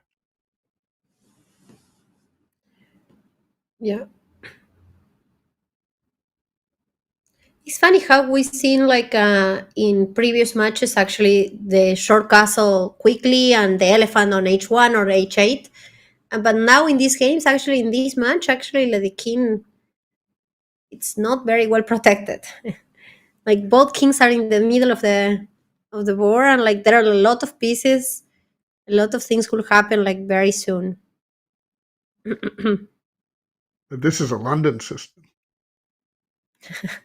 It's interesting that like he doesn't seem to want to touch d5. Yeah. Hi, Castlefair.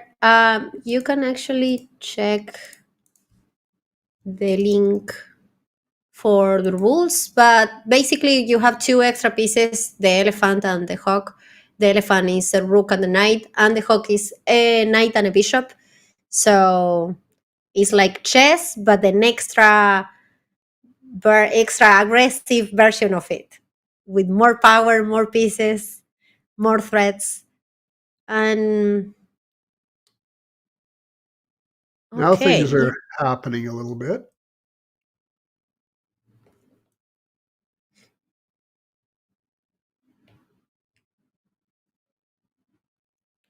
taking there.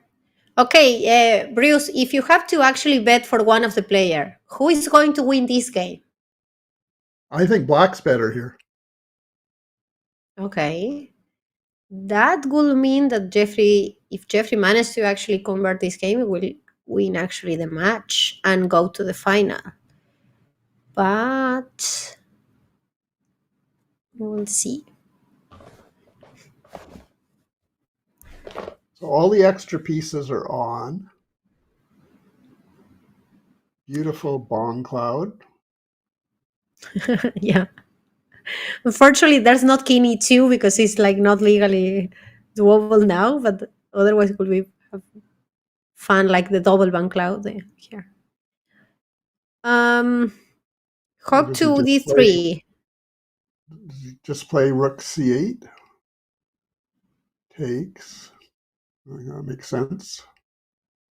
What about Hawk H4? Oh my gosh, I saw that move. I have to say that I really like that move, and it just happened because you have an eye actually on f2, obviously super protected, but also That's on a f3 bone and cloud. g2. We got a double bong Yes, cloud, and now we it's got over. it. So Jeffrey completely refuted the. Yeah, we had the London and the double bank cloud in the same game. How often that happened? Eh? It, Um, not wait, often what enough. about yes? Oh, I was about to say, what about Queen C3? But then you have knight d5, a elephant d5 check. Oh no, because the elephant on d4. What I'm saying. And so yeah, no, it's over. That means that Jeffrey won, and it's 3-1. And let's remember that actually Bortnyk won 3-0 last match. So he was actually doing really well. But of course, he faced Jeffrey John here. That's why actually it was a very tough match. And we have a winner. So now we can maybe see the other games. Uh,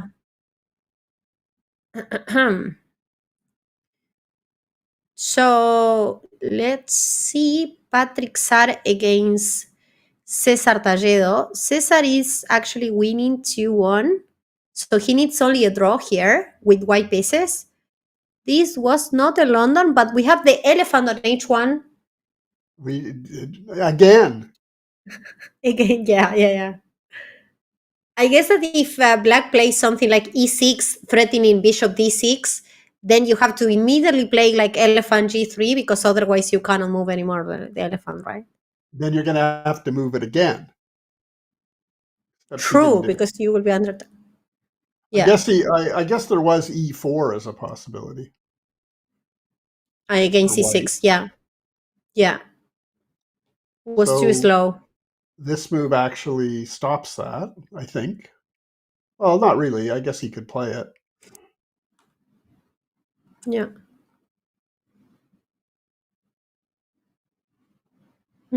I don't like the hawk on b1 now. But I guess at some point we'll just start doing something. Well, at some point, like right in the next move, because hawk to d3 after the swap there. So all good. Black looks to have a normal position.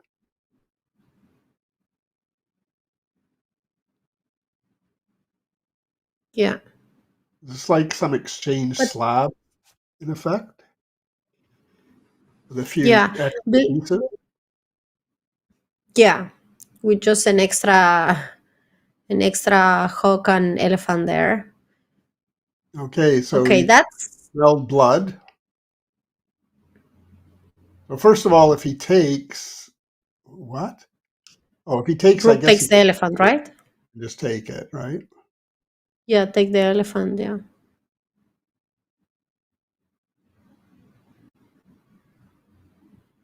I think so. But e4 actually, I really like this move. Because as they say, when you actually receive an attack on the side, like you are trying to counterattack in the center. I'm not sure if this is enough now because actually after knight d4, I think like you want to actually distract the knight on f3 and try to get it in h2, I guess. This is getting really weird. So yeah, okay. I Oh mean, my gosh, I don't know if he it had to was getting do that, but this is getting crazy. If knight takes on, well, what about now hawk to h2? You have to take with the elephant because there's no other move, right? It's only right. move. But so you do, and then you run, and the rook on Oh my h8 isn't gosh. really a big deal. Oh, yeah. Now it's White's turn to attack then. So it's over and like, oh Yeah, I lord. mean, white's just wins.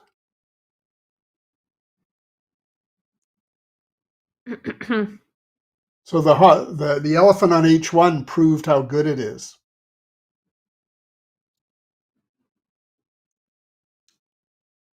Yeah. Yeah. I start to actually think that every time that I castle in Seirawan Chess, I will put the elephant on h1 or h8, and that's it, and see what's going on after that. I think what Oh Black my is gosh. relying on is he still has an elephant that he can bring on.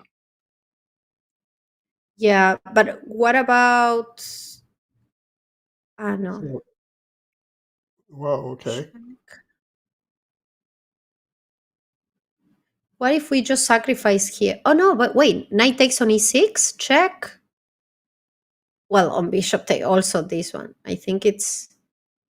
Oh, but knight takes on e6, check. Ah, yes. No. No, yes.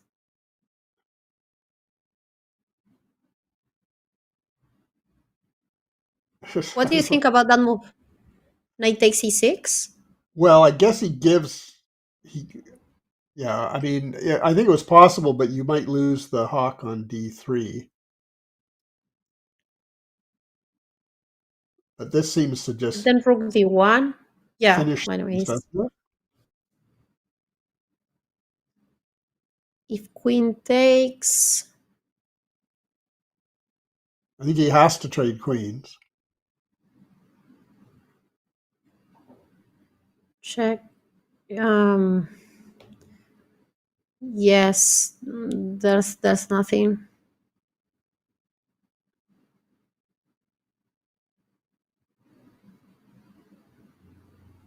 Wait, but after trading queens, oh my gosh, he didn't trade queens, but like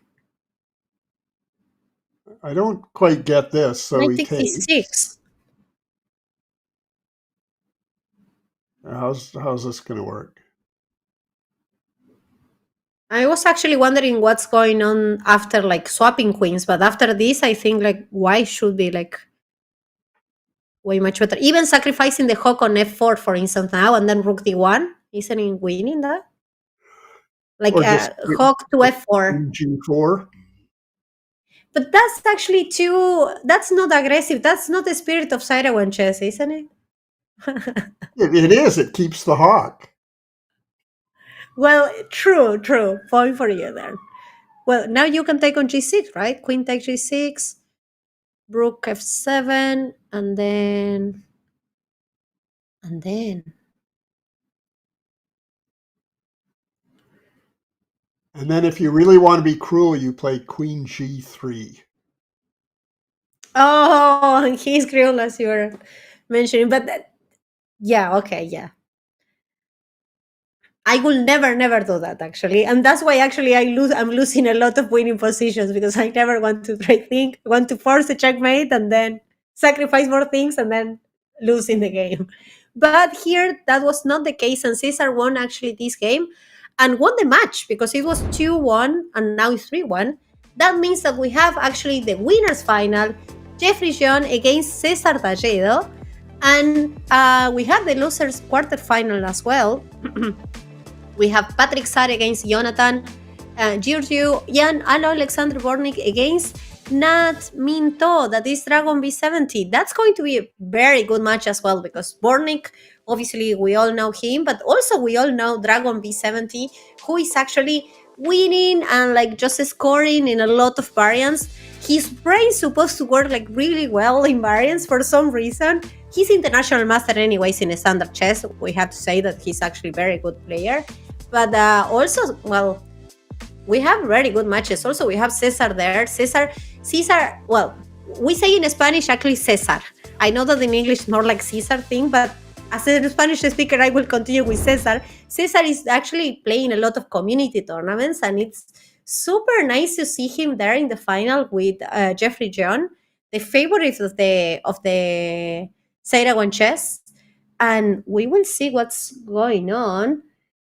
I You think. certainly you don't want to change how you're pronouncing his name the way he's playing right now. So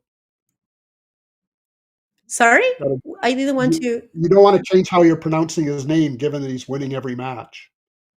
Exactly, exactly. If he loses, actually, he won't be Cesar anymore, but Caesar then. No, I'm kidding. He will be Cesar for the whole show. And now we have something actually to mention to everyone. So let me tell you guys that big matches coming up in the College Chess League this weekend as Misu face Texas Tech. Can Texas Tech, I'm saying, bounce back from their loss to San Luis? We'll find out tomorrow. So use CCL in chat for more information. We have a lot of events actually going on, but this is one of the most interesting actually that we have every weekend. So if you want to follow, just put the command there, CCL, and you will get more information. But it's happening tomorrow, so we hope to see you there. And with that, let me get back. And I think we are ready to have a quick break actually before we just jump to the winners final and to the other losers matches as well. So see you in a few minutes.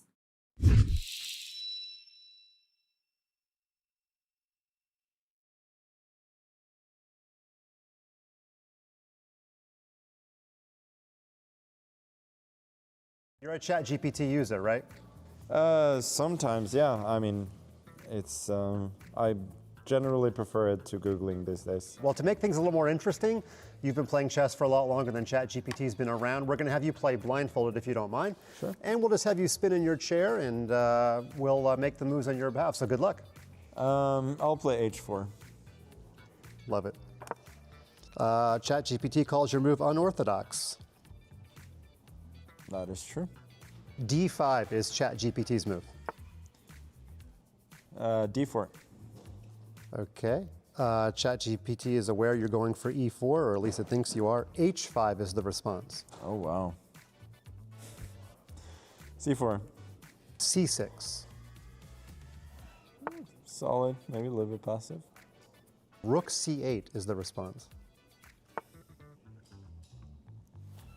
Can you ask ChatGPT if it can see why that may be a mistake? Sure. Because if we're not learning, then what are we doing? It thinks your move was a mistake. It's talking about why castling queenside is risky. It says your queenside pawn structure is a bit loose. Okay, let's try to be a little more specific with ChatGPT. Do you see a danger to your pieces on the D file, if I can use those words? Ah, good catch. Yes, I do see a danger on the D file. But then it goes back to you. With your king on C1, the D file is semi-open and your rook on D1 can become very active. Then it says, right now my knight on D7 is pinned. I'm not sure what knight it's thinking about. So you've confused it. It can't learn like us humans can. What a shame. Rook D1. Okay, it did last 20 moves without actually making an illegal move, although it had some illegal thoughts. Rook F4 is not allowed, but it's what it says. So you have the option of putting it out of its misery and capturing the king, or forcing it. Let's go Rook D8. Okay, so we'll put Rook F4 on board, and we'll play Rook takes D8. Oh, now we get to have some fun. I'll respond with Rook takes H4, capturing your H-pawn in return and trying to activate my rook. Well, the rook was just an F4, so it's not completely unreasonable. Okay. I'll try King E6. Love it. That's the kind of move we can get behind. All right, Rook takes C4, taking a bunch of, it's taking space at least, yeah. King F7. Oh, I think I see the illegal checkmate you're going to go for. We'll see if you're thinking the same thing. All right, E takes D5. That one just came out of nowhere. Okay. Just take a pawn from the graveyard, put it on top of the knight maybe, and I think I see what maybe is happening. Queen H5. Yes, the queen jumps over the king. And let's see if ChatGPT allows the checkmate. Okay, you might have to cry foul on this one, Magnus. It's playing Rook takes H5. Might be a good time to disannounce checkmate. What do you think? Yeah, I'm sorry, that was the first illegal move of the game, but it did very well till now.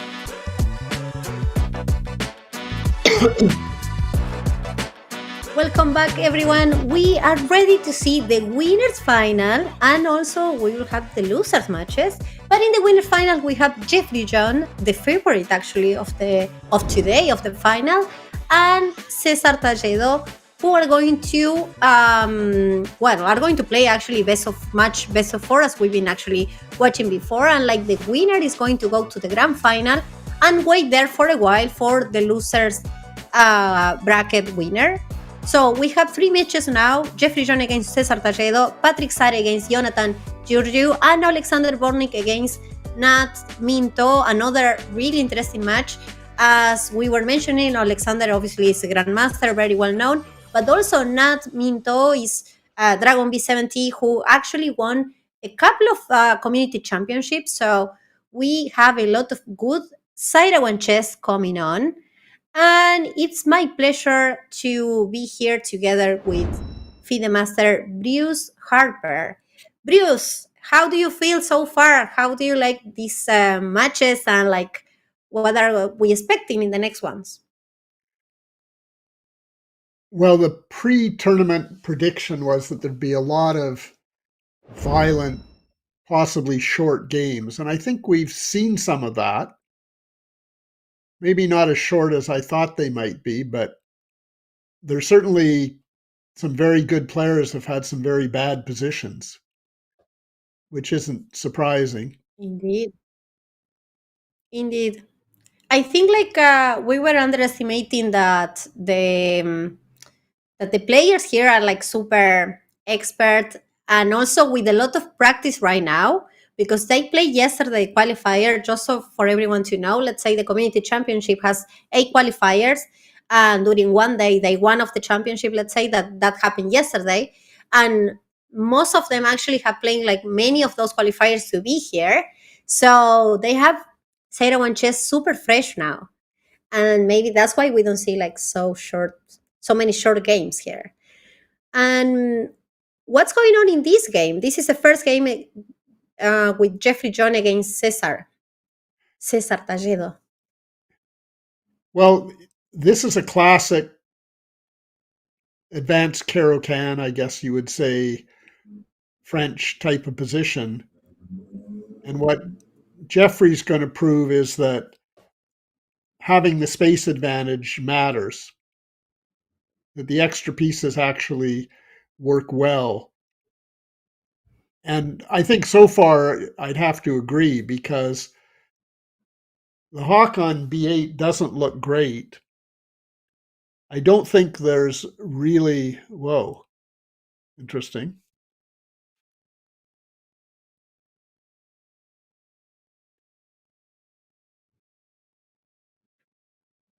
Anyway, sorry, Well, that surprised me that the because the bishop c3.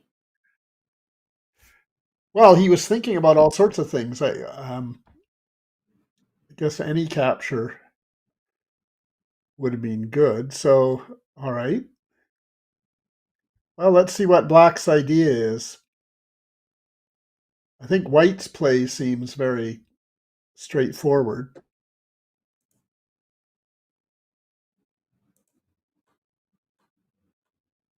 Yeah.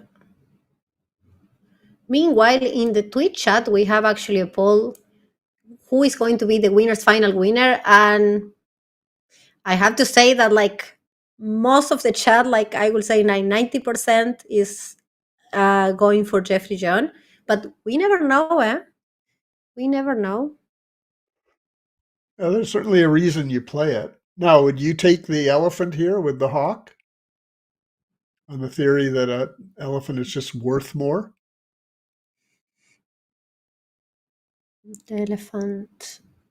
And it looks like the answer is no, because I think what White has in mind is just to keep chasing the elephant and try to attack on the king side. Yeah. Oh my gosh. Oh, wow. I was about to say, but there's a checkmate on g2, but the elephant was protecting on g2. And Wow, what? what is that decision? The queen's supposed to be like a bit more powerful than the elephant, right? Well, now Jeffrey, I think, is thinking whether just to take the queen, which looks right, or Or to take the elephant, right? take the elephant instead. But so now, like, where's the pressure on White center that Black wants? Yeah. Doesn't look like there is any. Yeah. And actually, and the elephant on h6 doesn't look like doing that much either, right? Because the elephant is a rook and a knight. So as a knight cannot go anywhere, as a rook also, it's like not in the best position ever, I would say. And you get the feeling it won't be there for very long either. Hmm. Yeah. So this game doesn't look as challenging as we've seen in other matches. But this is the very first game of the match. And let's remember that Whoa, this is best of four. Why what did you sacrificing just like that? happen? Ah, no. So All right. with rook f4 and rook h4, and then try to be like, oh la la, Jesus Christ, this is even better, I guess. Or not. This is too flashy. Well, he can't take it because it's just going to be mate, right?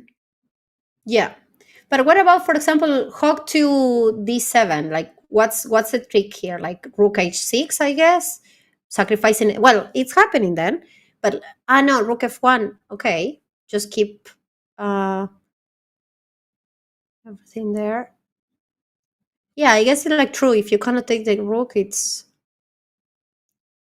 just tricky. Now maybe like rook 1 to f4, and then rook h4,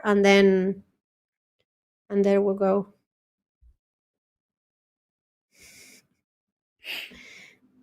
Thanks.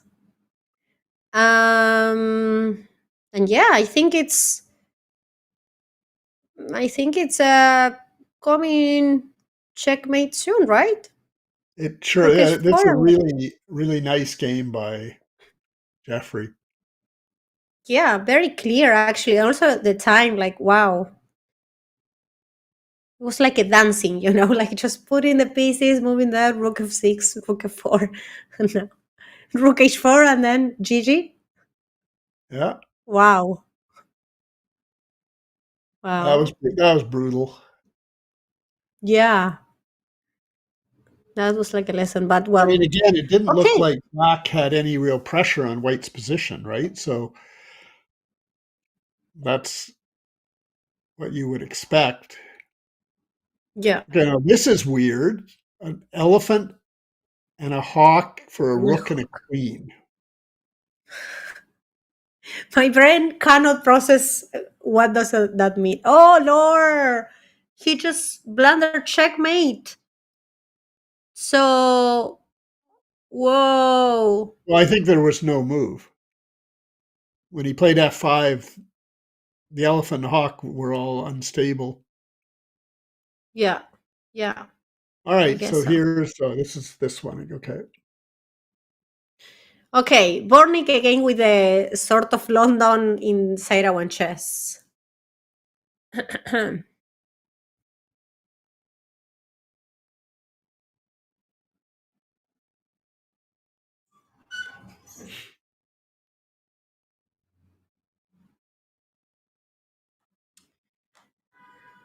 And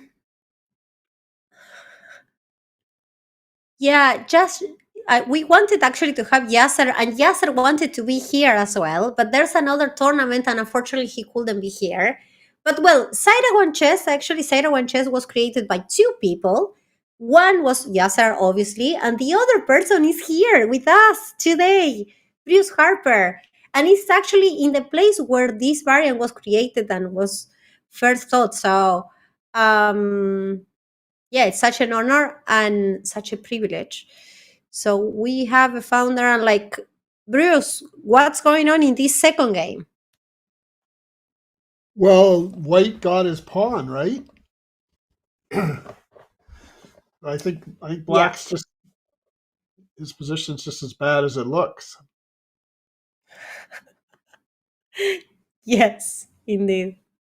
I'm not Kind of sure how back it to happens to have the pawn queenside, on f6. h7, hawk c7 rather is threatened. It just wins a rook.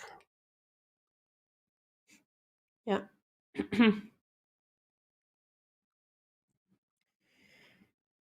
Wow. King Okay. f7, and maybe we'll do like an artificial castle, like king g7, king h8, and then try to protect the king over there. Um, Remember, White's a fan of the London system, so this kind of position he actually wants to play. yeah. At least I think so.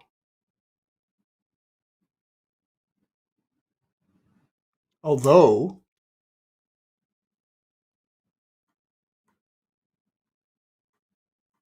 Although, hey, wait a minute. What are we missing here?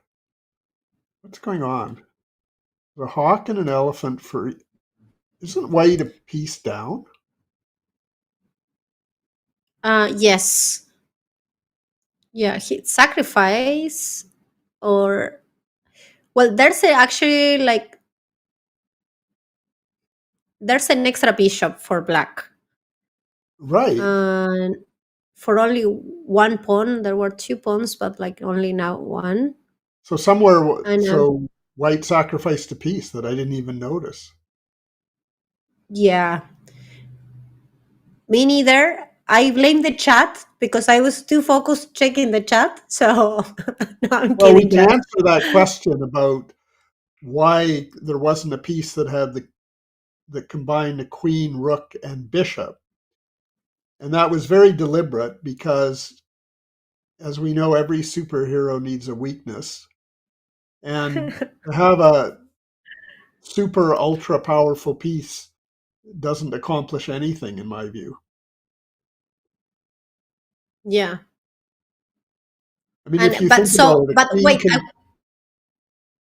yeah. So I was going Go. to say, a queen can be attacked by a knight, an elephant can be attacked by a bishop, a hawk can be attacked by a rook.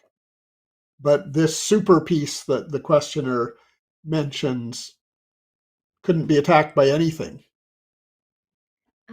True. It doesn't keep like the balance, let's say. Exactly. It disturbs the cosmic balance. Well, please tell me that when you were creating the variant, you were thinking of the cosmic balance and or is Actually, something. we were. Wow. No, Uh, I remember we talked about it. Like, what about that piece? And we both instantly agreed that you know, too that much. takes the Yeah. interest out of it. Yeah. Okay, so we have a chess game with piece down actually for Bortnyk with white pieces here. So I think here Is we there a can agree Jeffrey? that this is going to be 1-1, right? Sorry? Yeah, black should certainly win this. So is there a Jeffrey game? This is a Alexander versus Dragon B70. But Right. you want to see Jeffrey's game now? Yeah, this one doesn't seem. I like that you were like, okay, this game is over. Like, switch the game, please. Well, Show me something different. well, let me But put it yeah. this way: if black doesn't win that, I don't want to see it.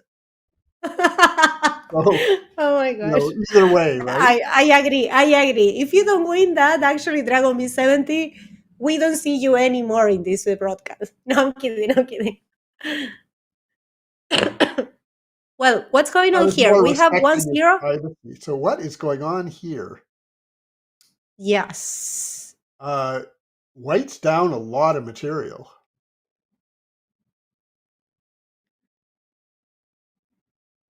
He has a queen and an Um, elephant for and a and a piece. Yeah, I mean, I think yeah, black just wins. yeah. That would mean 2-0 for Jeffrey. Okay. I mean, I think this is expected though. Obviously, like Jeffrey is a favorite in this match. Now it's 2-0, but yeah, we don't know. You need 2.5 to win the match, so still one more game to go here. Not even flashy that time, yes. And just because I'm curious, actually, what happened in the other game, Ryan? Ryan is our amazing producer. Regards to Ryan, thank you so much for being there. You can see. Okay. Bruce, have you heard Okay, that? let's Like go the game back to it. Fine. I know you want to see it. the game is still going though. For some reason. No, it's not anymore though. Wait, what happened here? It's It over, looks like right? checkmate. Okay, it's checkmate. Okay, the game is over then. Yeah, yeah, yeah. No, the game is over, but it's funny that actually Alexander went until the very last move, checkmate. So we have the third game in this match, right? Is 1 against 1. 1-1, yeah. Yeah, yeah, nice. Oh, look, it's the same type of opening. Ah, yeah. Dragon B70 is playing the same than Jeffrey John play, and now Alexander is playing like a Volga Gambit or something. He took it. Um, Interesting. I guess he had pay-per-view. to.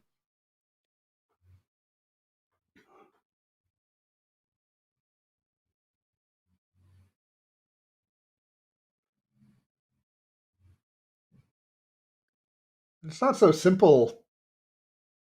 Yeah, it kind of has to do that, right? Yeah.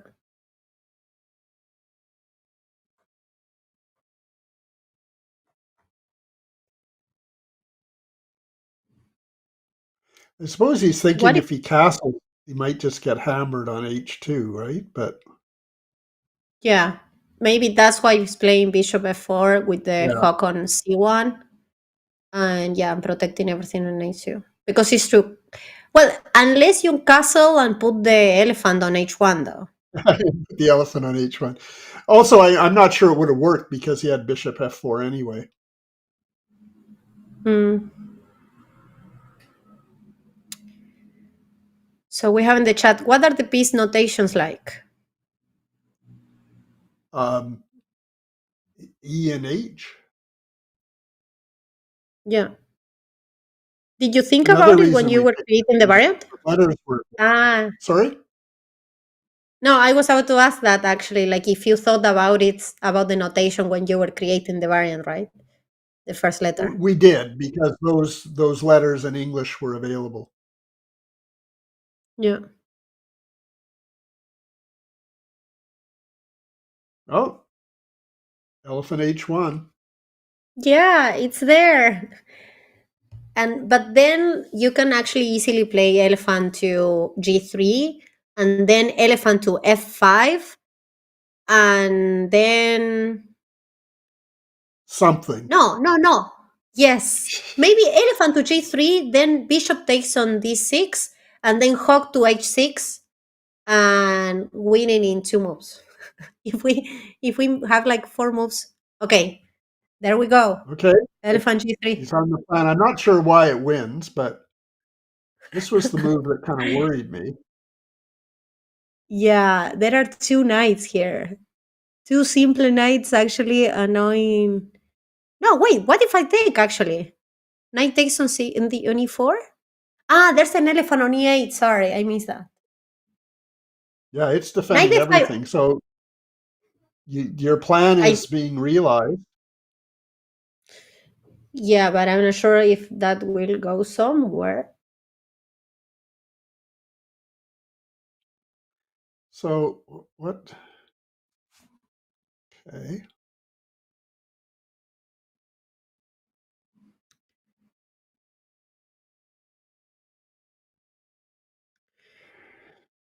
Okay, if bishop takes on D6 and then hawk to H6 is flashy, but useless, right? Mm,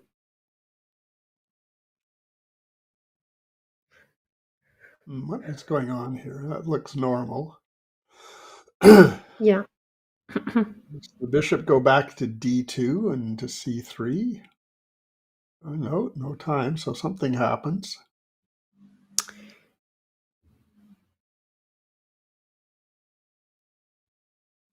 Wow, like the elephant and the queen are on the same rank. I thought knight B3. So you get the feeling black's position might collapse, but Yeah, but and the queen is on surviving D6. that.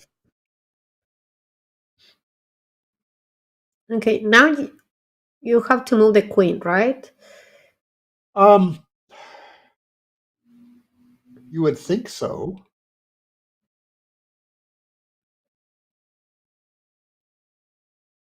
Queen B4. Wow, okay. This is interesting.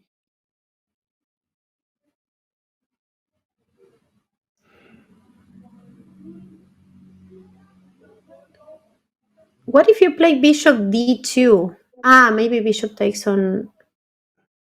Well, I Well, was thinking that. I'm not sure I was scared of bishop h2 actually, but okay, so he gets yeah, rid of the bishop. yeah.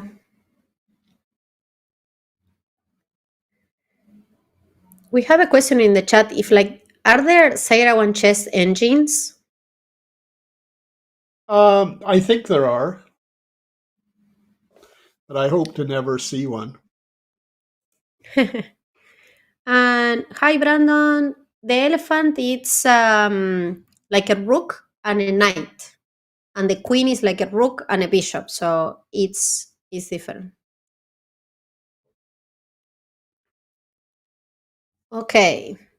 So they swap everything on d6, knight g3. Then now the knight, I guess, at some point will come to Well, right now f5 and there's a maybe hawk to d4. well, I mean, the threat is pawn takes bishop. So True. okay, so all this for one pawn.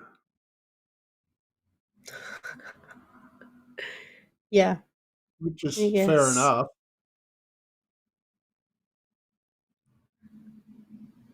Wait, what was that? Actually, that was a blunder, isn't it? Because Yeah, the hawk is more valuable than the bishop. I Oh think he my had a gosh, Alexander. delusion that somehow, yeah, I think black hallucinated there. Yeah. So Alexander Bortnyk just actually blunder, and the match is 1-1. And after this blunder, actually, he might be 2-1 down actually against Dragon B70. So let's see what's going to happen here.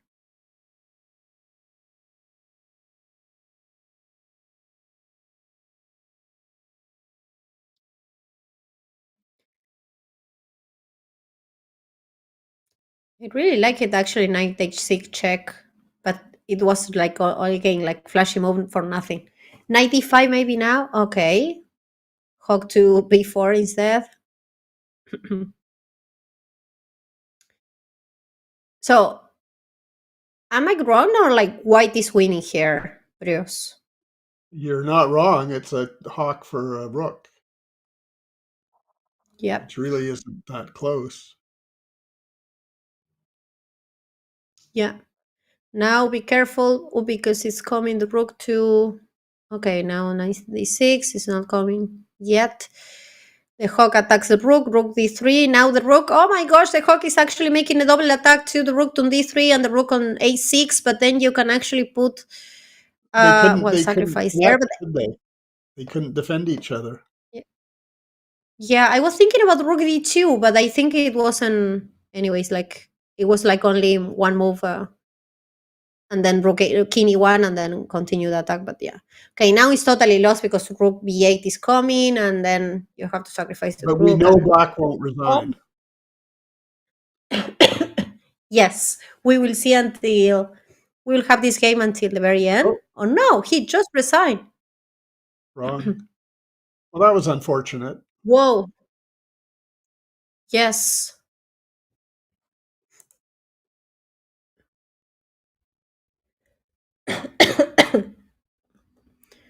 Oh my gosh, this is like 2-1 for Dragon B70 against Bortnyk, and we are actually looking. What? The game cancel. We'll start another game. But I have to say, like, this is actually the loser bracket. This means that they both actually already lost a match. So the loser actually in this one will be out of the competition. This is like their last Exactly. chance. Yeah. And Dragon B70 needs only a draw to make it to the next stage. And Alexander has to win here. There's nothing. There's no option here. Let me check what's going on for some reason.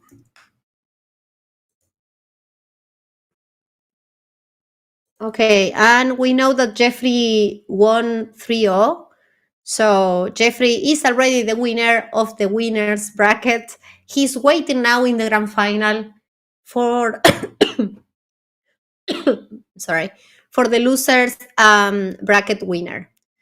And this is the other losers. I hate to say actually the losers bracket, but that's the technical name. So it sounds like very aggressive though, like the losers. But this is another match in the loser side of the competition. And here we have another London with Bortnyk and Dragon B70. So Bortnyk needs to win to match to have like 2 against 2 and go for the tiebreak. When you have to win, you always go with the London.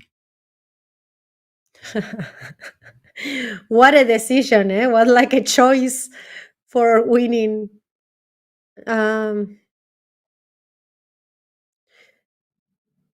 May I ask, like, what are your openings, Bruce, in classical chess? If I might, if we can know, let's say, if it's not In private or maybe classical like. chess, I'm lazy. I always play G3 or G6.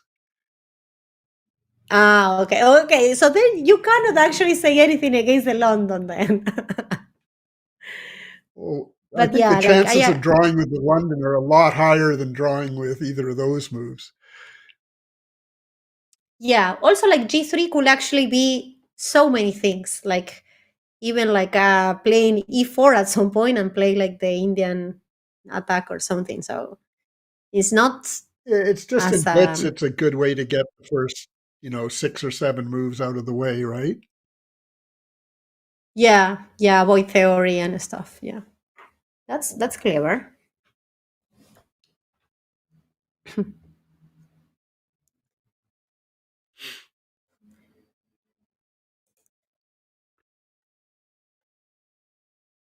Okay. So a lot of London theories being So developed this tournament. yes, we learn a lot about the London. And actually, Shako is saying hog, the bishop or knight. I can see the elephant like a rook or knight is a bit weird. But Shako, actually, if you see the elephant as like the counterpart of the queen, that it's like a rook and a bishop, it's not that weird though. It's like just like the other version of like a combination of two major pieces, right? And It's hardly weird. oh, It's look, completely natural. yeah, yeah. In fact, yes. Looks like actually Bortnyk is streaming, and 5 card draw is saying like Bortnyk looks upset on his own stream. Well, of course, like he's the favorite in this match and he's losing 2-1. So I don't blame him. Like I am like terrible at losing and I'm not Bortnyk, so I can imagine that he's not happy now. Well, no one likes losing. That's kind of the point. Okay, now this is True, interesting. true. So now we have an imbalance, at least, that's confusing.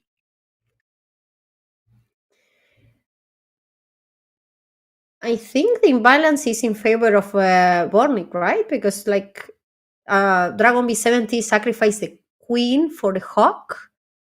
Right, but So but supposed to be Black like has 2 clear pawns. I mean, and those 2 pawns. pawns look fast. Or are they? I mean, you Yes. go D4, knight A4, maybe not, right? Mm. For now, like I think like there are too many pieces to trust that the pawn will make it. But it's true that maybe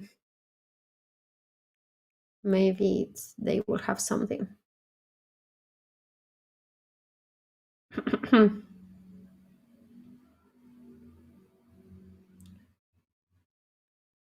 White does have a sort of simple plan, I guess.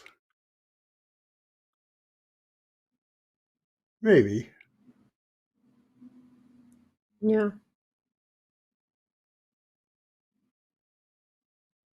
Oh, I can see. C6.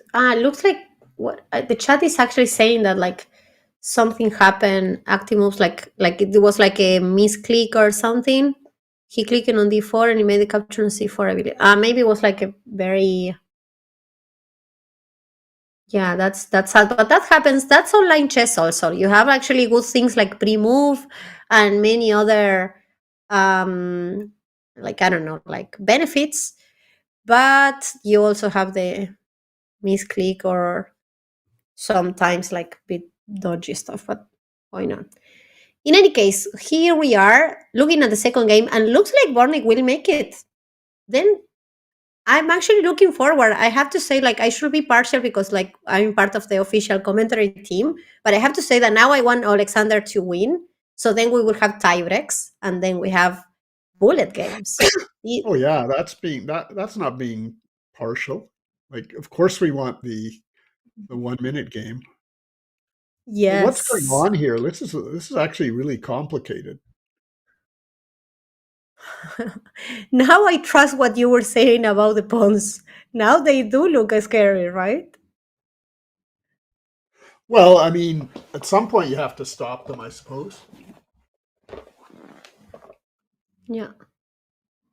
But the question is what's going on the king side. I guess that Bortnyk will actually push g6 at some point and try to break something there on the light squares. Kind of has to. Yeah. But I'm seriously worried now about the. Wait, the hawk can take the elephant, by the way. Not Right. anymore. Well,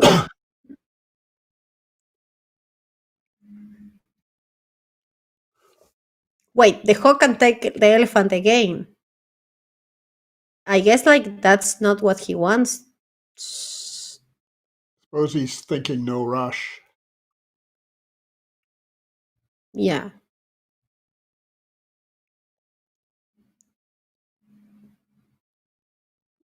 Taking that didn't seem right.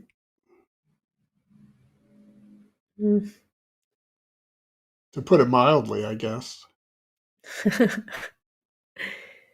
think Yeah, and didn't Black just lose the exchange or something? yeah, it's like super. The material is super uneven right now, but like, yeah, there's a hawk and a knight for the queen and the rook, and obviously 2 extra pawns for black as well. But ay, ay, ay. 6 seconds. Dragon B70 needs only a draw here to make it, but has only 6 seconds. Has 2 very dangerous pawns on A3 and B3, but like the material is actually very bad for him, anyways. Wait. You cannot take actually. Oof, I Jesus Christ. kind of It's over panicked. now, right? Yep.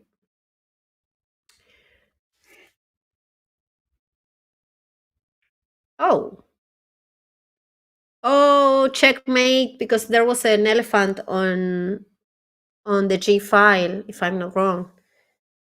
So we get the That tiebreak. was Yes, we get the tiebreak and we have all the results. So the winners final was 3-0 for Jeffrey John, like winning and actually waiting in the grand final for the losers winner. And the loser quarterfinal ended up with Jonathan with 2-1. Actually, we still have there the match. It still actually is going the 4th game. So 2-1 for, I think, for Ayrton now. For Jonathan. Yeah, 2-1 for Jonathan, who is playing with white pieces. 9 seconds against 5 seconds here. So, oh my gosh, the hawk for 1 rook, the hawk and 1 pawn. So it's like extra material for black, if I'm not wrong, right, bros? A lot of extra material. Yeah. Ooh, attacking the 2 rooks because the hawk moves like a bishop and like a knight, so it's attacking both, but doesn't really need actually to change. Okay, now taking the rook on d3. The hawk is more valuable than the more valuable. We have the tiebreak. That's why actually we are changing, because this game we were looking forward. It's going to be 1 minute. It's happening actually. 1 minute plus 2 second increment, and Bortnyk with black pieces, Dragon B70 with white pieces, and the winner of this game is going to make it. And the loser actually is out, because we are watching the loser bracket right now. Right. So here we have an interesting position because it's like a King's Indian type thing, right? where it's just Yes. space. White has more space. And I think it's even better for white than it would be in a normal game. And I mentioned this earlier. The Yeah. reason is that black has 2 extra pieces he's got to cram in there somewhere. And also white has 2 extra pieces to control his 60 or whatever percent of the board. So black is definitely suffering here. On the other hand, it's a 1-minute game, right? So Yeah. So the faster will make it, I guess.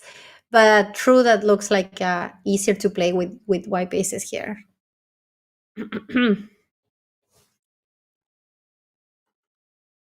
maybe, but white has more options too. So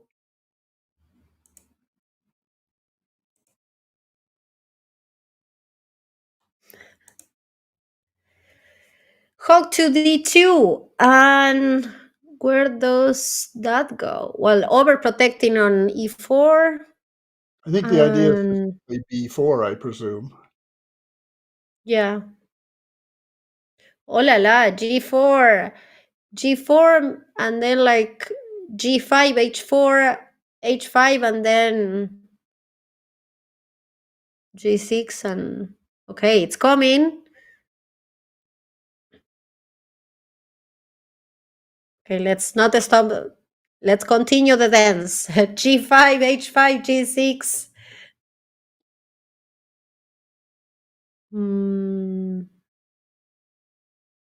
I'm serious here. Like, what about h5? Is it too crazy? Ah, okay. Why castle? I don't get it. Like, why the king is safer on c1 than e1? Like, I think like, well, maybe, and I'm too. So black has to bring the elephant on at a1. It was his only choice. Yeah, yeah. I mean, I don't get it. Why Dragon B70 decide to long castle when, in my opinion, the king was a bit safer on e1. But maybe, 1-minute game though, right? yeah. And what do I know? Actually, like maybe there was actually some threat on e1, and like I didn't see them.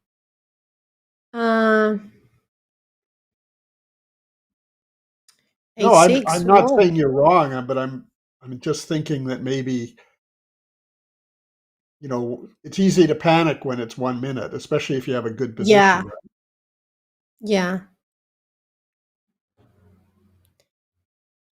And I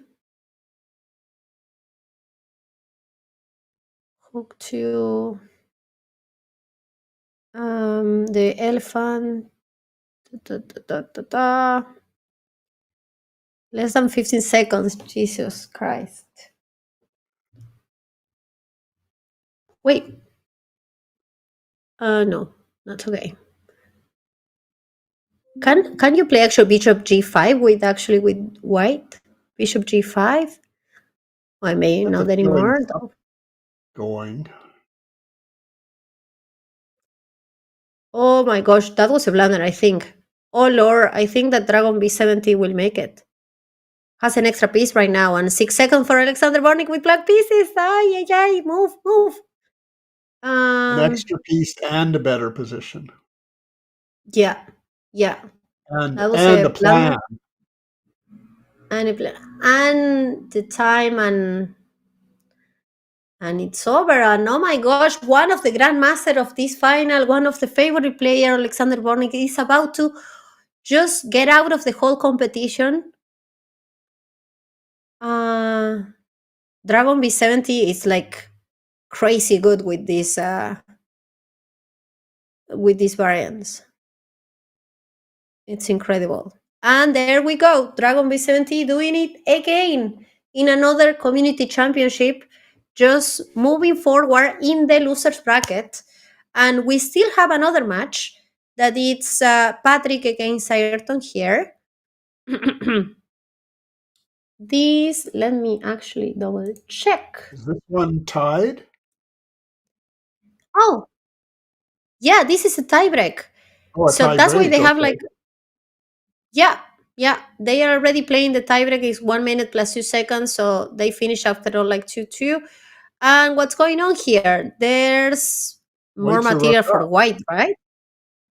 Yeah, Isn't white the rook ahead? yeah. White has a rook ahead, but look at the time. 7 seconds for white pieces, actually on 22 seconds. It's yeah, if I will be playing with black, I will just go for the time, like just whatever but fast. Because 4 seconds, Patrick, move. And I guess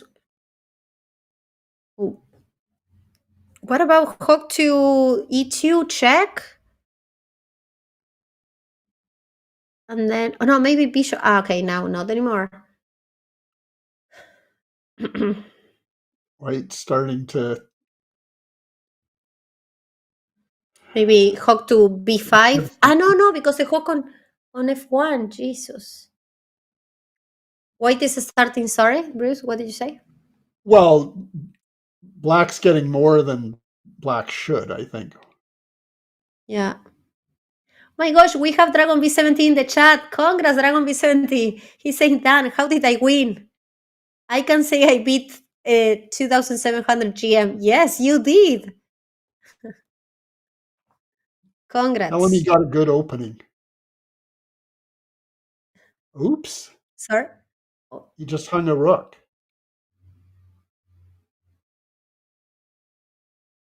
Yeah, and now it's actually black is winning now. And with 17 seconds, like, yeah, that's the problem with the time scrabble. Like, Jesus.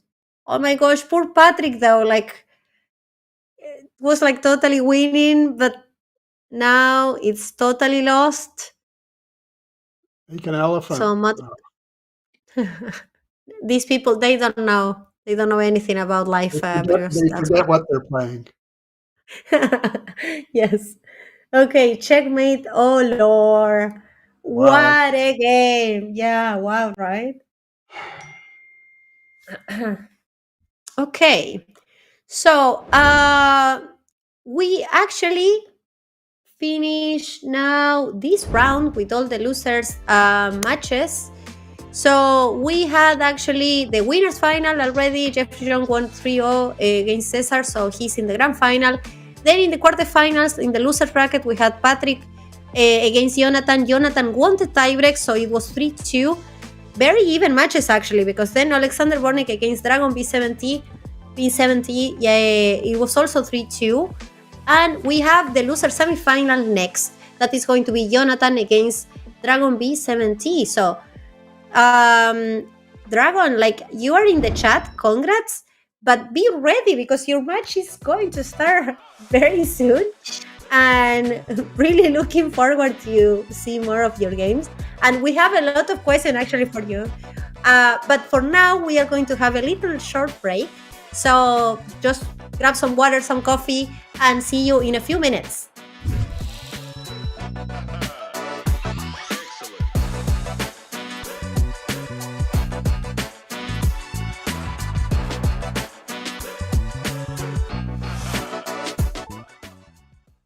Wear your love of chess on your sleeve with all new apparel and accessories from the Chess.com merch store.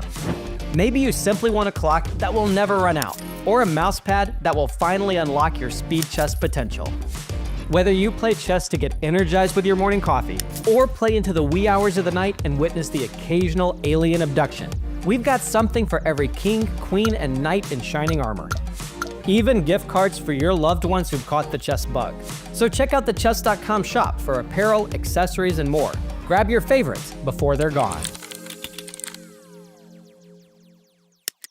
About Fischer, I have pretty mixed feelings, to tell you the truth, because of course when I was a kid, I grew up Fischer, the god, the mystery, the legend.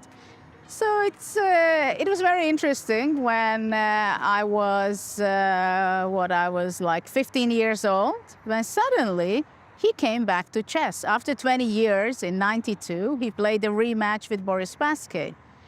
And with my family, we went to visit him in Kanizsa, outside the border in Hungary. And we had the opportunity to meet him in person. And then he was a huge guy with beard, with the foot of, I don't know, 50. And And he was smiling like a childish face. And then we had a meeting, and my father said, well, why don't you come over to live in Budapest? We have a beautiful city with thermal baths, with great food, with beautiful place, etc. He said, yeah, okay, why not?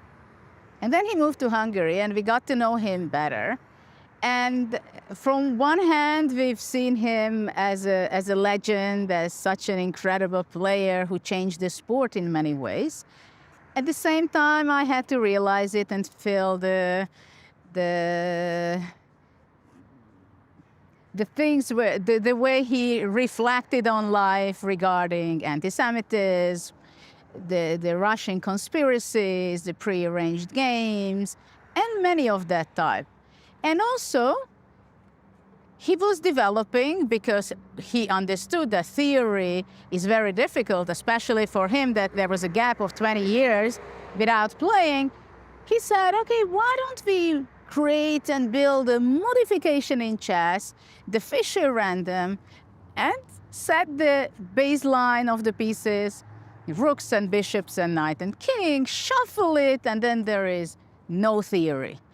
And I remember very well when with my sisters, we were talking about it. Susan was actively taking part.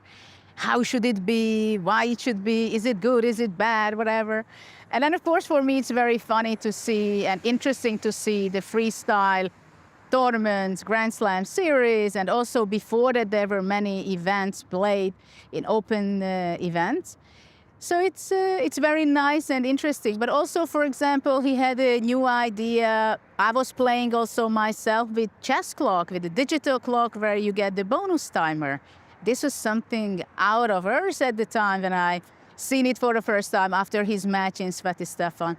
So I have mixed feelings. I don't know. Sometimes I think about it. Would it be better? Would I have nicer memories if I wouldn't meet him in Hungary? He was here in Hungary for several years, and he loved Hungarian food. He could eat amazing amount of meals. He loved Japanese food as well. He was a very interesting but very controversial personality, and I mean, probably I'm happy that I met him, but I have this very mixed feeling about his personality.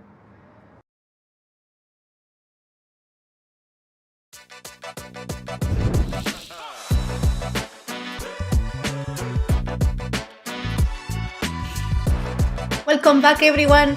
We are here to follow up what's going on in the Seirawan Chess Championship. We are going to see the match in the loser semifinal. We've seen actually really amazing games. Bruce, what do you have to say about the last two amazing tiebreaks that we just seen?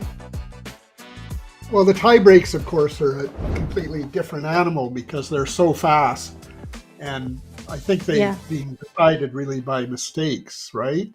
But as I'm thinking back on the games we've seen, I'm trying to think, what did the winner do that caused them to be the winner? Was it that the opponent miscalculated or just made we've seen some one-move blunders, or was it just generally positionally outplaying the opponent? And the feeling I get with Jeffrey especially is that each move the game goes on, he tends to gain a slight advantage unless something odd is happening. And sometimes he tries too much because, we all do. But I think he's playing the most solid chess.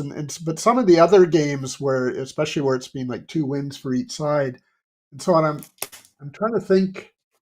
I mean, we did see that one game where the person tripled on the file and then sacrificed the queen completely unsoundly and then won anyway. And, that came down to a time scramble. So things like that are going to happen. But there haven't been a lot of games that have a really smooth flow. Maybe that last game where Dragon won, where he had the space advantage. I mean, that was reasonably smooth. He just had a good position and it just stayed good. Yeah. Yeah, that was actually the only more or less quiet game. And speaking about Dragon B70, we actually have the very first game in the match against Jonathan. So we have International Master Nat Minto, known as Dragon B70, very well known in the Chess.com community championships, because very big fan of variants. And against Jonathan Giurgiu, who is actually also doing a great performance. And we will see who is actually going to win and to make it to the losers final against Cesar Talledo. So, This is a okay, weird so opening. yeah, the elephant on C8 already, and the elephant on E1. The elephant on E1, I totally get it. The elephant on C8, not entirely sure for now, but I guess that Jonathan had a great ideas there.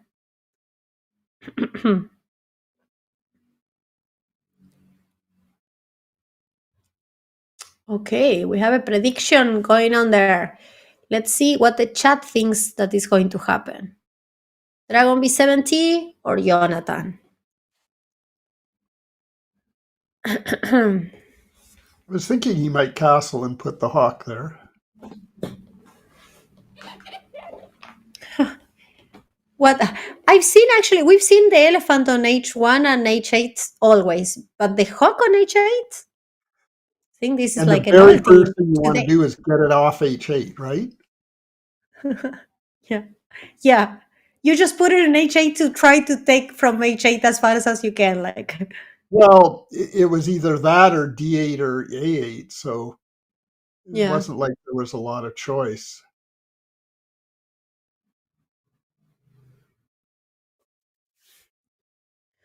Okay, Hawk to G6, attacking the knight on E4. Ah, no, wait, no, yes, attacking the knight on E4, because he's protected by the Hawk on B1, but he's also attacked by the knight on F6. So it's two This is against probably the one. quietest game we've seen. Yeah. Maybe we'll have a nice, relaxing positional thing. After those Maybe. two tiebreaks, yeah, after those two tiebreaks, maybe we need to, our hearts actually need to calm down and then get back My to the doctor's action. orders. Exactly. It's a doctor prescription here. Except now white can play D5, so it doesn't. This makes sense, though, because of that elephant you were pointing out. Yeah.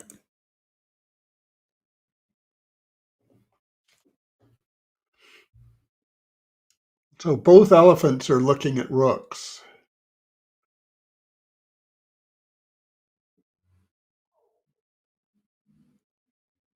Yes. They're like yeah, facing each other there. And there's an isolated pawn on D4, but soon to be exchanged, to be swapped there. I don't know. I would Yes. worry a little bit about black playing C4 at some point.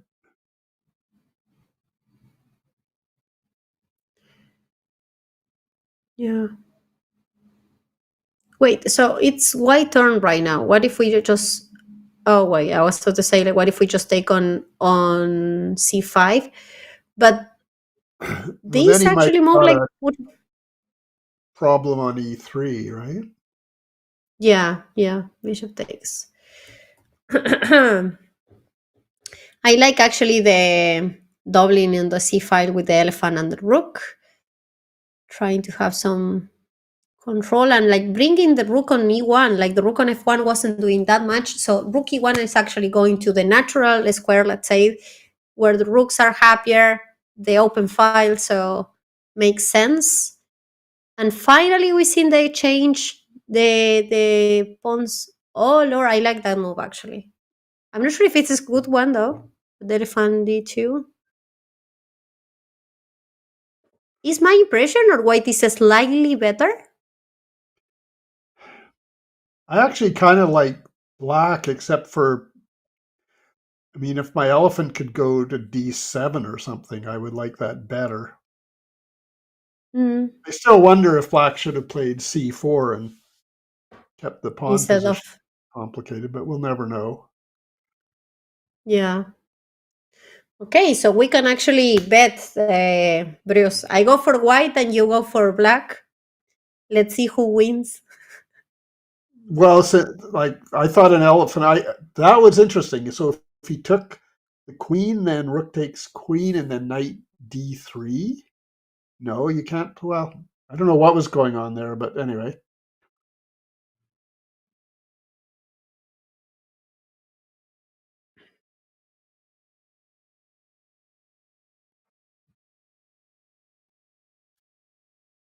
Now the pin on the C file is very annoying.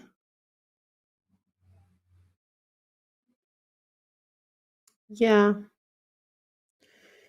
True, the time situation for Dragon B70 wasn't the best, but like now they are almost with the same time, so. Isn't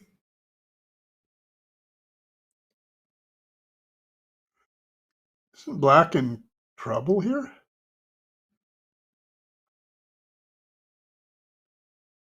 Oof. That double attack, like the elephant is protecting the pawn on b4. So can you just simply take the knight on c5?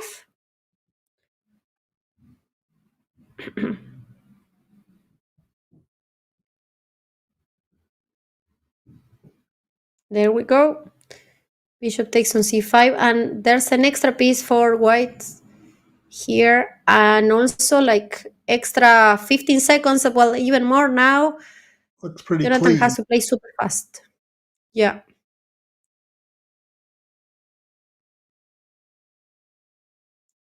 I think black played a bit too relaxed in this game. Yes. And white wins this game. That means that it's Dragon B17 Nanminto, I mean, against Jonathan 1-0 for now. But the match is best of 4, so this just started actually.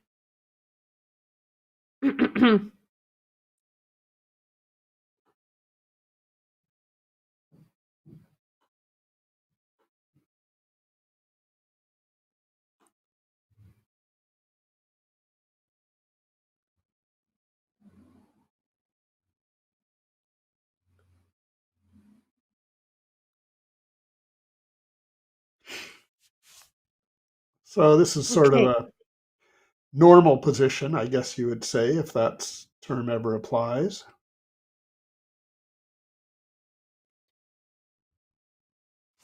Yeah. But now what?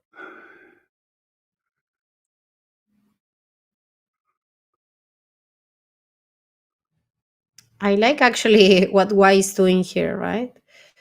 Yeah, white move sure helps.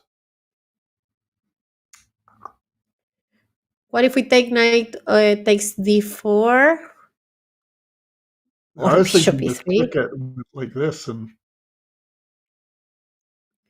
Bishop takes f7, and then let's think you about it. really want to do that, don't you? Yes. Actually, I've been thinking in every single game that we have that opportunity, like, let's sacrifice an f7 and let's see. I will definitely do it. If it will be my game, I will first do that move and then think what to do after that. Well, it's always easier to sacrifice someone else's pieces, for sure. Indeed. We have There seen we this go. position, Yeah. or something a lot like it. Yeah. If you move queen h5, we've seen this with Jeffrey John, I think. Right. I'm trying to remember how it happened, but I mean, it is different in that he has 96 here. So Yeah. Yeah.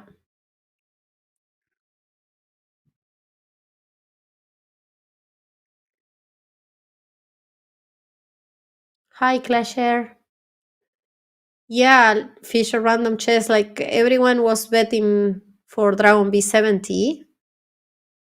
But let's see what's going to happen, because we actually thought like we've seen a lot of favorite players today not winning in many of the games, so we never know. Knight c5. Okay, if you take the bishop on h6, then Hawk takes on h6 and checkmate. But I think that's the most beautiful checkmate in Seirawan chess, right? Like probably Well, one of the it's that funny elephant in the corner. I mean, I yeah. guess that's sort of you certainly super defend some squares, but you leave yourself open to something else. Funny how that works.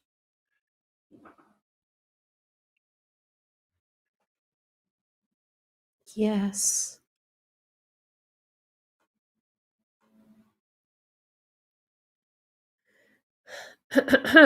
What's White thinking So about? I don't know. coming back, protecting everything on e5, but I'm not sure. Like, well, also like taking the bishop away. And now after this exchange, I guess d5 is coming. So we open some lines to develop the pieces. We need that bishop on c8 to do something for the team. Also, we need the white pieces. The knight on b1 is not doing anything so far. But before we need, what is that exchange, Bruce? What's Queen going was on? top. Yeah, I guess he didn't see it coming. I think Black's in pretty good shape here.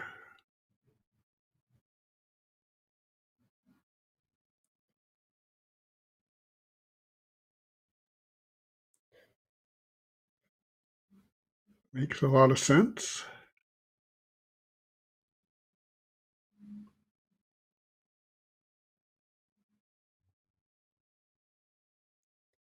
Yeah.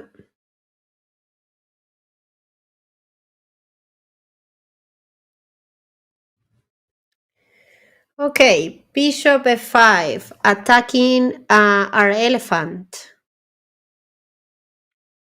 Sad it has to go back. Yeah, but since it moves like a rook, maybe it's not so bad. Well, but the rook on f1 is like sort of, they are like blocking each other.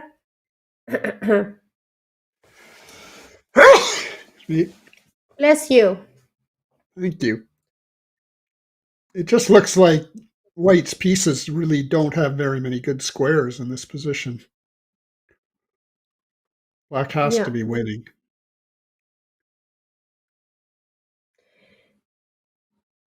Yeah. Also, the time situation is equal, so that doesn't give any Oops. compensation for white. What was that? I think White just blundered a piece. He forgot that Okay. all the giant pieces didn't protect d2. Yeah. So now black is even more with more advantage than before, right? Like material wise and also position. I guess at some point, like hog to b5, and then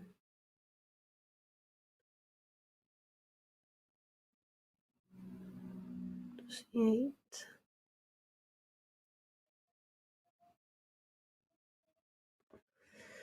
Okay, trying to simplify the position, exchanging some pieces. Very actually quiet game. I think like our heart is ready to have more action. Don't you think, Bruce? Yeah, this one was White was never really in it. Yeah. Okay, hog to c5, f4, trying to attack, trying to push the pawns, but then bishop f5 and try to move the pawns if you can, but you cannot make anything there, so then rook e8, I guess. Oof, but it's so sad that white doesn't even have like anything to even, I don't know, like to Hope even for? to fake it. Yeah, to hover. Well, maybe now G4. Now not even G4, but maybe King F3 actually to play G4 would be like also like just giving opportunity for the knight, the bishop on E4, and many things. So okay, bishop E3, then King F2, then G4, maybe. Oof, no. I'm trying to think ideas for white, but looks like I don't think there's any ideas for white. yeah. My eyes, bro. This is but it's true. Like, I mean, you have to fight until the end. So I guess this is you never know what's going to happen. I think we have a reasonable idea What? What what's idea? going to happen here. Okay. I thought that you found an idea for the white to try to survive a few months more, but wow, checkmate with the hook on C3 because you cannot move anywhere. Right, that one was sad. So is Yeah. dragon up to nothing in this? Sorry? Is dragon up to nothing in this one? Yeah. Yeah. So dragon needs only 0.5, just a draw, to make it to the losers final against Cesar Talledo. Dragon B70. Pretty impressive wins, actually. Yeah. Uh, I have to say, like, I don't know how to say like soft or something. It's like Dragon B70 didn't give any opportunity. Like it was like winning or like just very conclusive, let's say. But Yeah, one mistake in the opening, right? In a sense, that's yeah. the way it should be. This is just some Stonewall thing.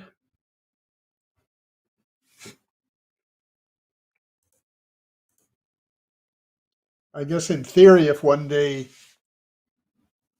somehow black gets to attack, that the extra pieces might matter, but I don't know. Yeah. Um Jonathan plays G5. And you know what? Like I like it actually, the attitude. I mean, if you have to win, you are forced to win 2 games too much to have the tie breaks. You are 2 points down. You better get crazy here and try everything, right? Otherwise, if you play safe, then it's over. Except I don't think there was any way of playing safe in this kind of position anyway. So, but True. again, this is so depressing for black because if the knights get exchanged, the e5 is just a giant hole, right? Yeah.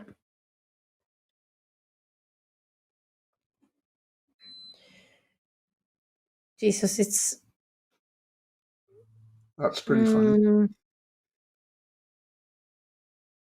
yeah. The elephant on H8 again. Yeah, but he didn't castle. True. This was like a variant within that. It's incredible that Dragon B70 is even like ahead of on in the clock as well. Like has an I guess the extra half question is what's minute. black's plan here? Push the pawns and then pray for And then pray, I was going to say for something. exactly that.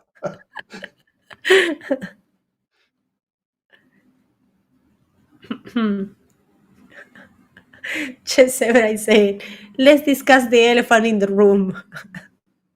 Yes, The elephant in the there's an corner. White the still has elephant in to the bring his corner. elephant in. I hope he doesn't forget. That would be embarrassing. All, yeah. Well, more embarrassing would be that he could be like in a winning position, not even putting the elephant. Like The rook and hawk are powerful on the attack. In general, that's true. I'm not sure if that's a comment about this position, though.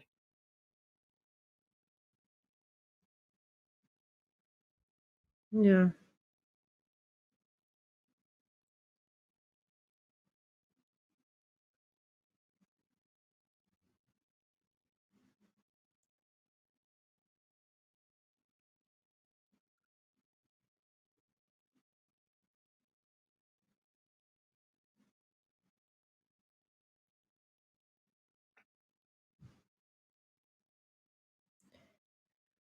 Okay, so the elephant it's back in the room now, new one. And let's see what's going to happen. I mean, I'm trying to put some emotion here, but it's too old for Dragon B70. And it's ahead of time, like ahead in the clock, I'm saying, and like the position doesn't look well. There's actually like a rook and an elephant in the G file, so there might be some threat The problem is for you can next. come up with all the new pieces you want, but there's still that black bishop on c8 that's just Yeah, awful. that's in normal, regular, standard chess. Actually, like the lack of development, it's not good. Yeah, all that Welcome, still applies, Leonidas. and the rook on a8 can't come into the game because of the Yeah, stupid bishop on c8. So it's difficult yeah, seeing the way forward for this. yeah. Okay, so you are Jonathan is trying to actually triple on the. He put three pieces there on the G file, but ay ay ay. What about Queen A5 here? By the way,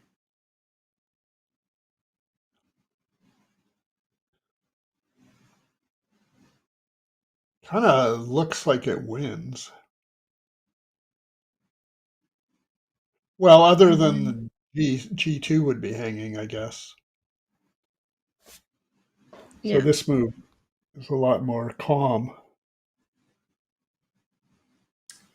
yeah. Also, like we were saying that with black you are like 2 points down, so you have to get crazy and try to get something there, right? But with white you need only a draw, so like maybe white to risk anything there, you can just simply try to swap pieces and then slowly um, get like a comfortable position here. No need to do anything too crazy. At the same time, I don't know why Queen A5 wouldn't work.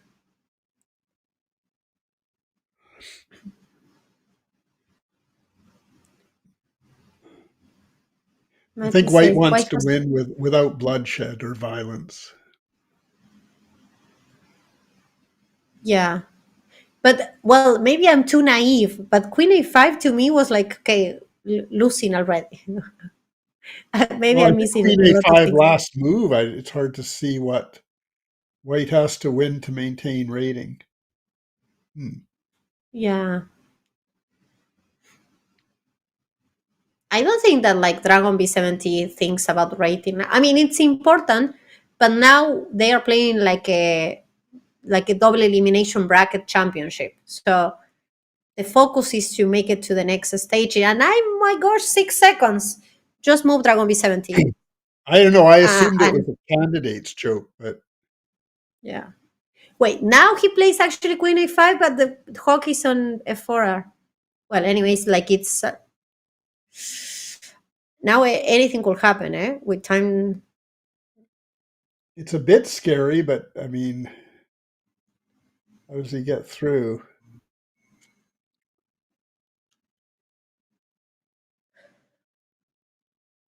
The elephant there. Wait, so now it's an elephant and a bishop. Okay, there's an extra, anyways. No, the elephant for the queen only. And But a there whole are bunch like of tons of fun. pawns. Yeah, 3 pawns. And 5 seconds each anyway, so. Ay, ay, ay.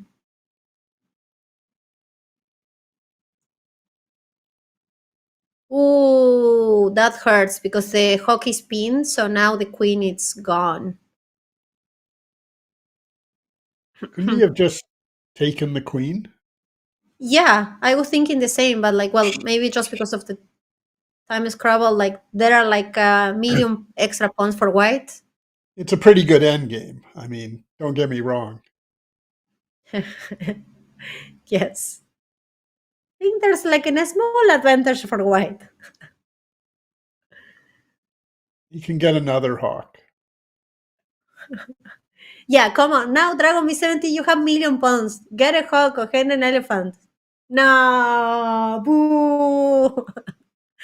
No, I'm kidding. But When white you go wins to here. promote, doesn't it give you the list of things you can Yeah. promote to? It's not even a special under promotion function, which I've never figured out how to use. Okay. Yeah, unless actually you have the setup, but I don't think so. In any case, we have the losers final. Dragon B71 like 3-0, like wow, an impressive match. And now he has to play against Cesar Talledo. So we have the losers finals. The winner of the next match, that is going to be Cesar against Nat Minto, we play against Jeffrey John, who is waiting in the grand final. So let's see. I think right now we are going to have a short break, isn't it? Yes, we'll have a break. Like, thank you so much, Ryan, for being there and the whole broadcast team behind the scenes helping us to make this happen, and the mods and everyone here in Chess.com. So, Bruce, see you in a few minutes Okay. for the loser finals. See you.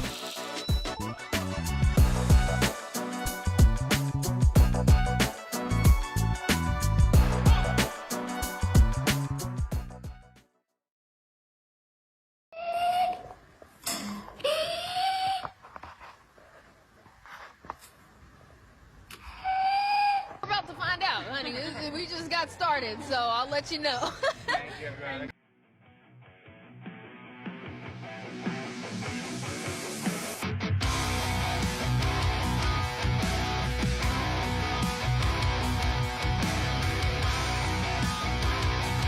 the rebounder, Richardson. Still an opportunity with a minute to play.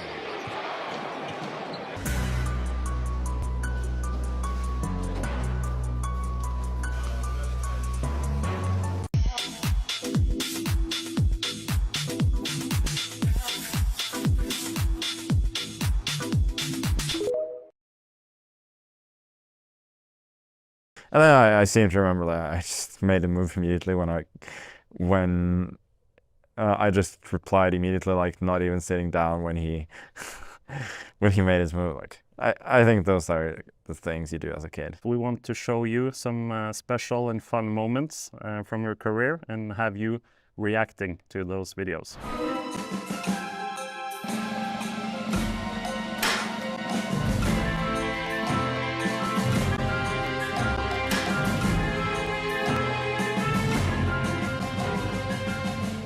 A draw. It's a sensation.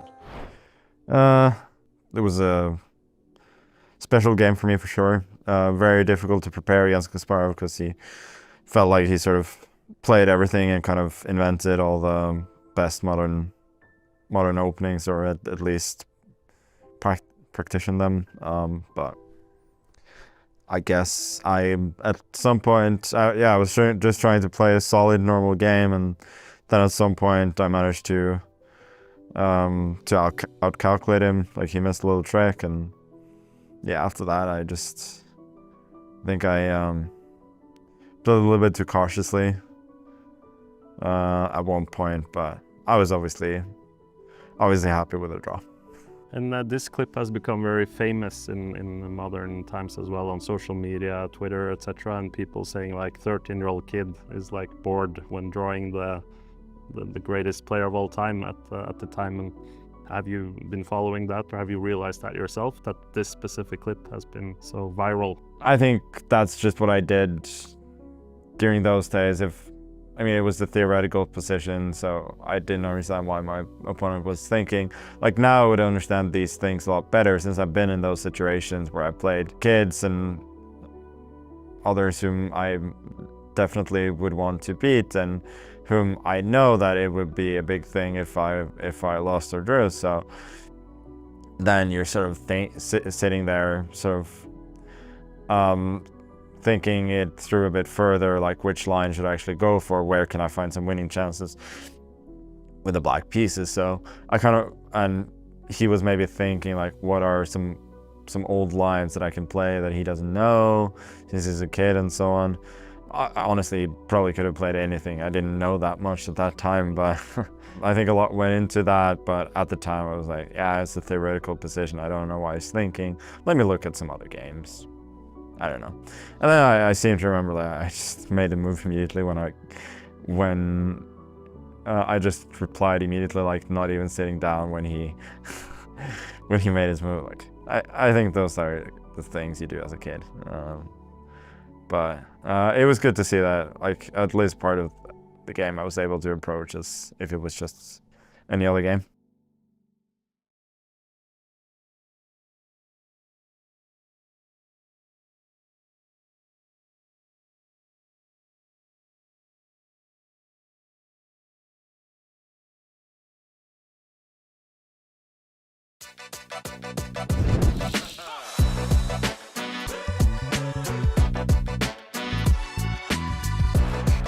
Welcome back to the losers final, because now we are going to have Cesar Talledo versus wait, I can hear myself double for some reason, but maybe it's me. Anyways, we will have Cesar against Dragon B70. It's going to be an exciting match. Looking forward, because actually Dragon B70 is in the losers bracket after losing with Cesar Talledo in first place. So this is like the rematch, the revenge.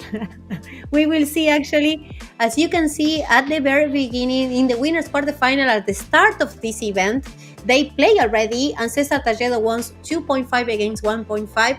He was the underdog actually against Dragon B70, and now they see each other again. They face each other after Cesar losing with Jeffrey John in the winners final. He went to actually the loser bracket and found himself against Dragon B70 again. So we will see if like Cesar is going to beat him again, or if Dragon B70 will get the revenge here and against in the loser finals. And we have the game, Bruce. What do you think? Do you think that Dragon? Whoever wins this Yeah, match will no longer be called a loser. exactly. They are actually So, like playing to get rid of the loser word in front of them. So very important match. so this is a very common opening in Seirawan chess. It's the Queen's Gambit, but the hawk on B1 is on a very nice square. So there won't be any weird Yeah, double pawn or loss of E4 control. yeah. Huh. You know, the hook on H8. I was about to say that every time that I play Seirawan Chess, that usually, let's say I play a lot last year after the tournament because I was super excited about it. And probably the next month I will be playing a lot as well. But I usually put also the hook on B1 or G1, like just by default, just because I've seen that a lot of people are doing it. And like I noticed, actually, you were mentioning like control critical, let's say, diagonal there, and makes sense, let's say, to start there. Well, But again, on you H8, always want it to be in a relevant position, but by committing it early, you also telegraph where it is. I mean, now yeah, we have some kind of strange stonewall developing, similar to a game we just saw. yeah,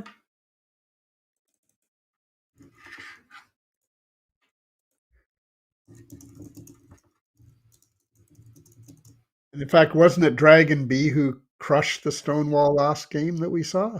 It was. So maybe yes. Cesar can do better.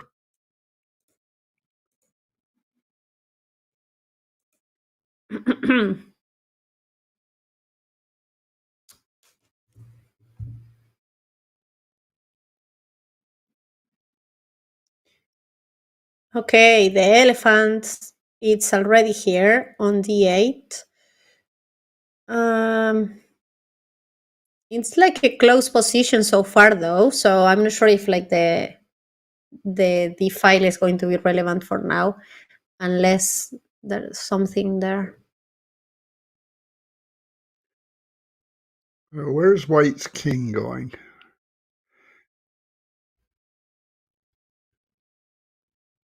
I kind of like the way Black has played this in that hawk on b1 doesn't look quite as good as it did. Yeah, maybe like makes sense when the position is a bit more open and not like this block, right? Because actually now you cannot move it at all.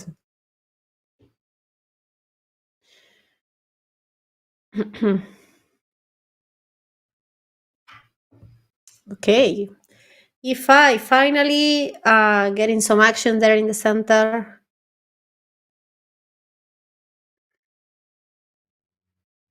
Now threatening the knight, and as soon as the knight is gone, then we can finally move our hawk. So that's great. Maybe swapping one time on f8 makes sense as well. Rook takes off f8 and then check. Yeah, you already find yourself looking for stuff for White, but maybe there isn't anything. So we just have a position. Yeah.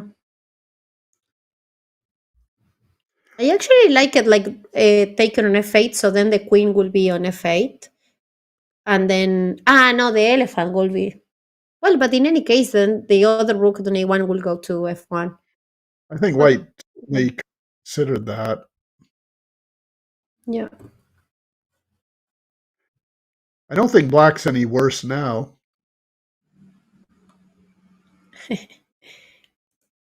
And we have the chats that it's betting actually. Well, it's not, it's predicting, sorry. Betting is a bad word. Predicting actually who is going to be the winner. So, and also, oh my gosh, the chat loved Dragon B70. I have to say that I really like Dragon B70 because he's actually playing all the community championships. So every single month, I'm following the community championships and he's there. But also, Cesar, it's my fellow Latino. I'm actually Latina as well. So my heart is divided here. Well, Dragon is on a winning streak. Yes, yes. So we're for it's this is Seirawan Chess. So we have people joining now. So you are very lucky because you get to know a new variant in chess that is called Seirawan Chess. It's not that new though. Like when did you create it, Bruce? Like which year exactly? It's like 2004 or something. 24, Okay. 25, I think. Okay. So yeah, has like 20 years for sure. And in this variant, you have two extra pieces, two new pieces that it's an elephant and a hawk. An elephant moves like a rook and a knight, and the hawk moves like a bishop and a knight together. So it's like, yeah, you have more power, more things there to play.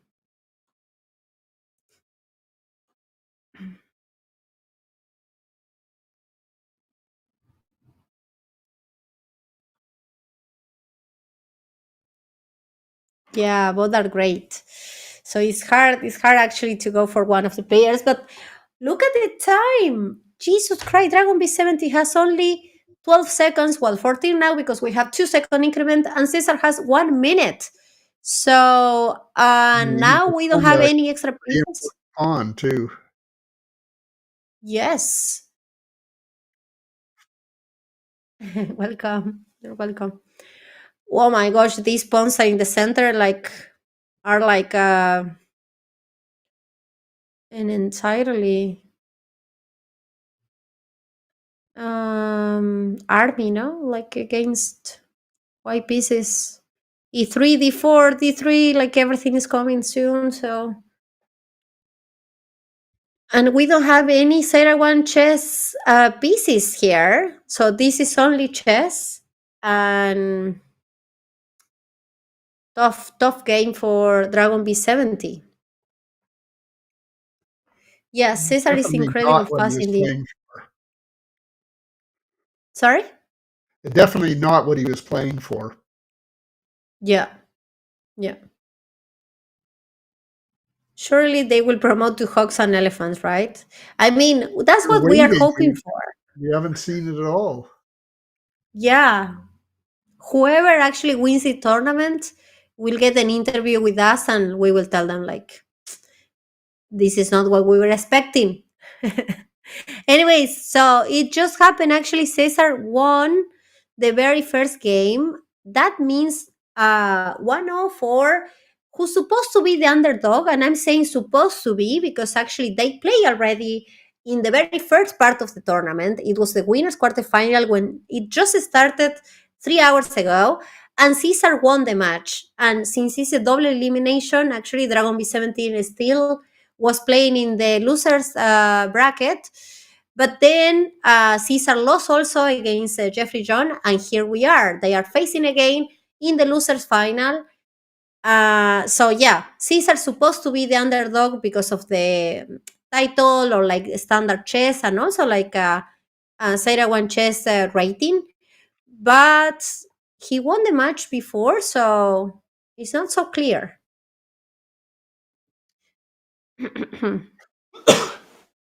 He certainly seems to be playing very solidly. Yeah. It's funny that we've seen like some extremely aggressive games, especially I think with Jeffrey and Bortnyk as well. But then we've seen these matches actually with Dragon B70. Things started to go a bit more calm, and also Caesar as well is playing like very solid. But if that makes you win the game, then perfect, right? Yeah, I mean, who's better in this position? I mean, it's just not clear. A lot of Yeah, firepower at White's king here, so White has to be a little bit careful. yeah. What about your style, Bruce? Will you consider, would you call yourself like an aggressive player or more positional? Like, In Seirawan chess, or in generally, actually standard chess, in generally, and also Seirawan chess, yes. I think I would always have said positional. Okay. I was sort of raised by the Canadian Grandmaster Duncan Suttles, who had a very hyper positional like approach to the game.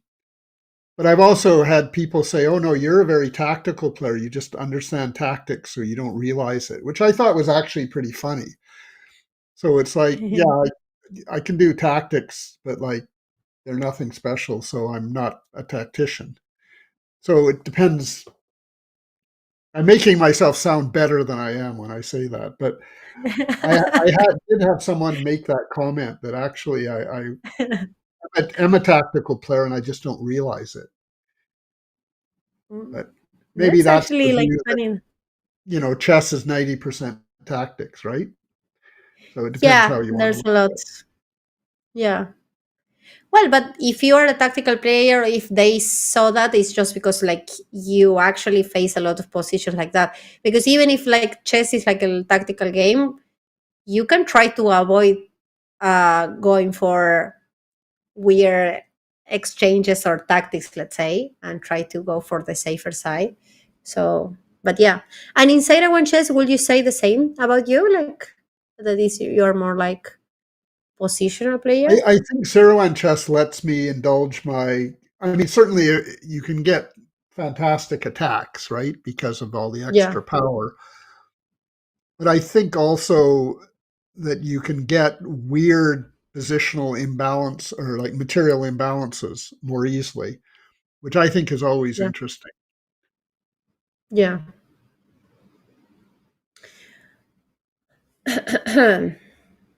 So what's going on here? Not much, right? But No, I guess like they will swap the elephants. Well, well, I guess makes sense. Now it's gotten a little more spicy. Yeah. The elephant moves like a knight and a rook. Also, we have Matt saying, like, I like to think of myself as a tactical player too. However, they always work out in favor of for my opponents for some reason. I I have the same. I'm very aggressive player, but always work for my opponent. Well, not always, but like many times. When you see Yeah. a But I towel have game, fun though. you see a towel game and you say to yourself, I wish I could play a game like that. And then you find you do, Yeah. except you're the victim. Yeah. But you have fun though, eh? By the way, Tal is my favorite player, so I can tell you, you can tell actually by that, like, what is my, the way that I want to play, or like, that I'm looking forward, but like, not getting the same as him. Well, they're not Okay, worried so about the details of elephants and queens and hawks, are they here? no. I mean, the Actually, hawk. the hawk can take the queen. Yeah, what's going on here?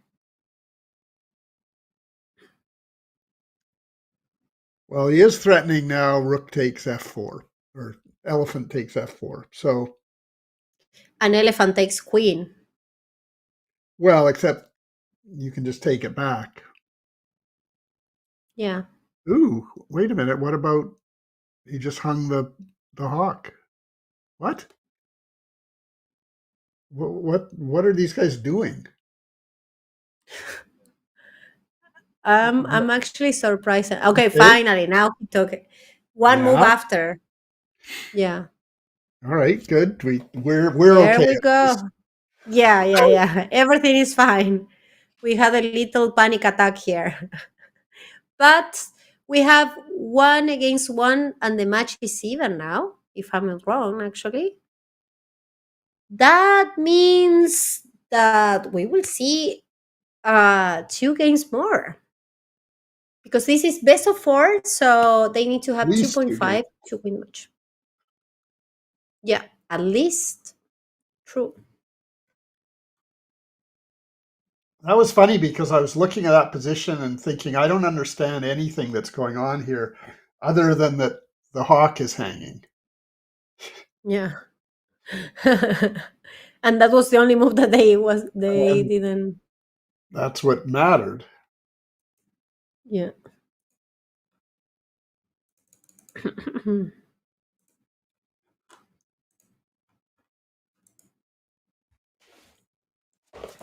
Okay.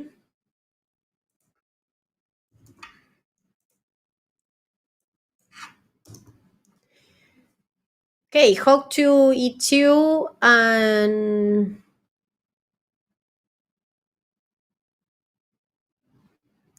what is this? What? Oh, okay. What is that? He just We sacrificed the queen for a hawk. all taught our children that queens are better than hawks, and now we find out it was all a lie. Maybe Caesar is actually listening to the broadcast. He actually was listening about the tal and tactical and whatever, and he was like, "Okay, you want to have some fun? Let's sacrifice the queen for a hawk." But yeah, This really looks bad. yeah.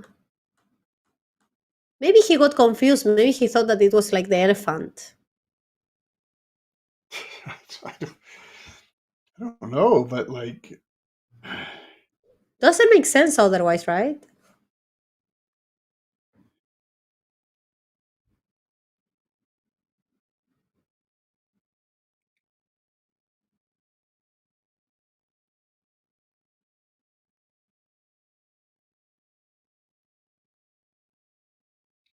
isn't this horrible? You can't take it. It's checkmate. It Oh, has some geometry there that makes it nice, like the I don't know, the D6, E7, F8, and then like D8, E7, F6.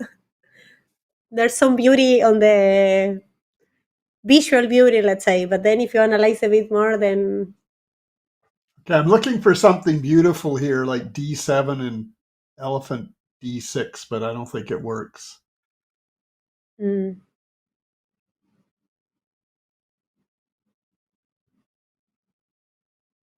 B7 and elephant.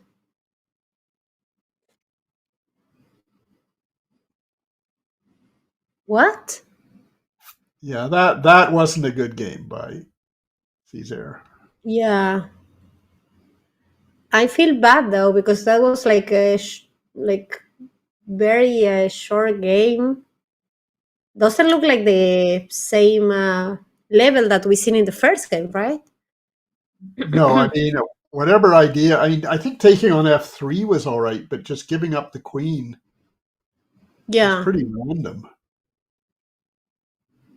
I honestly think that maybe he got confused and he thought that it was like, I don't know, for 1 second it was like the elephant and not the hawk and something. Maybe But he well, thought in any case, he might have thought he was simply trading queens. Wow, look at this yeah. spicy move.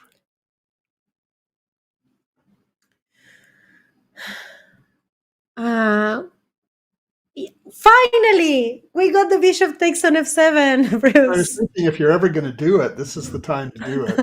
We'll see. Yeah.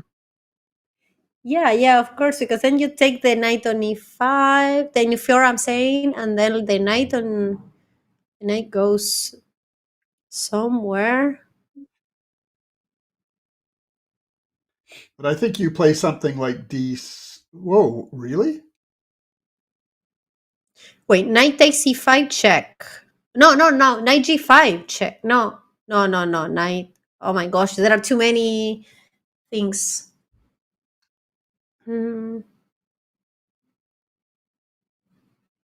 Oh, he can't take on E5 because the hawk went to B8. Ah, true. Well, okay, So he then was counting on g5, but knight then E5, but it doesn't work. yeah. So I think White's position is probably awful now, isn't it? Mm, it was good for only one move after bishop f7, and that's it. Nothing. Mm. Where does the elephant go if he goes bishop E7? Elephant g3. I guess it has to go to G3. Yeah. Wait, elephant g3, then bishop a6, and the hawk on c1.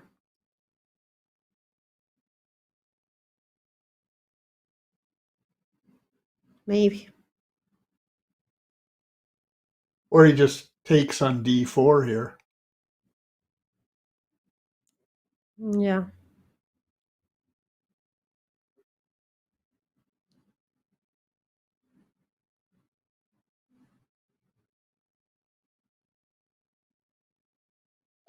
What I wondered about that is whether he can play knight E5.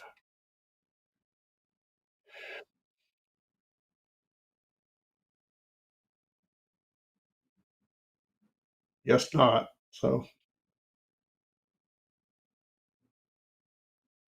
5.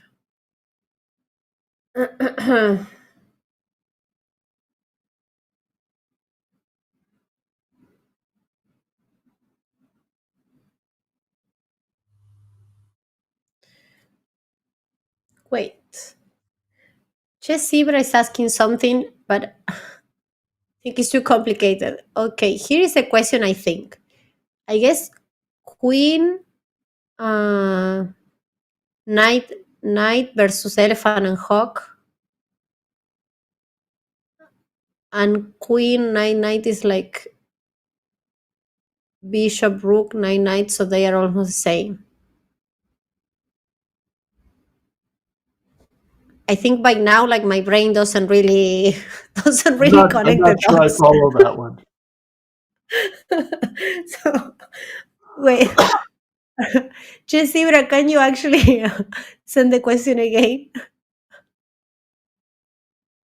I mean, I think he's trying to compare. You're trying to compare two combination of pieces and seeing the value, let's say. Oh, sorry. My alarm.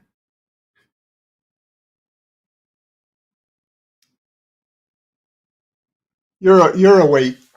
You've been sacrificing pieces ever since we started. Yeah. Wait, what happened here? Like, where is the elephant? The elephant got back to E1. I know, What? the attack failed. The elephant actually was so happy to E5, G5, to go to G3, E3, E1. Well, welcome, sis. Can Black Yeah? just lock it down with C4, or is that... I guess he's got F4 coming. No, F4 you Yeah. just take it. Oh, that's not a threat.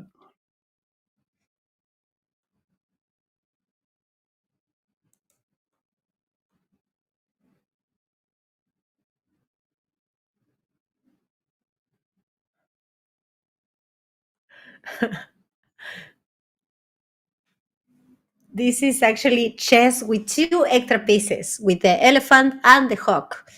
The elephant moves like a rook or knight, and the hawk like a bishop or knight. So it's like chess with extra power, let's say.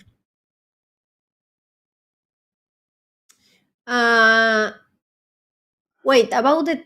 They are asking about the 10 times in board where the elephant and holder is. No, but yeah, that's what actually we were talking at the beginning of the show, that Capablanca created that sort of chess with a different board.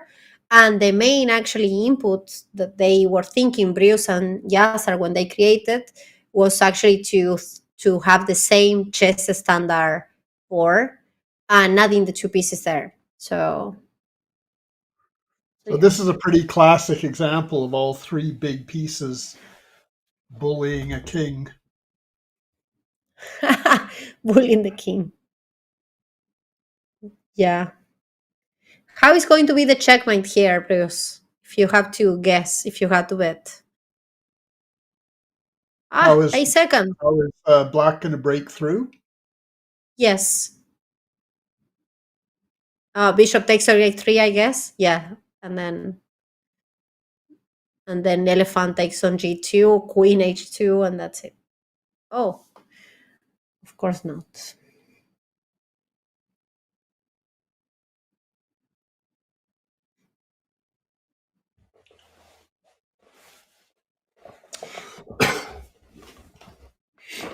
Well, Black is short of time, so he doesn't want to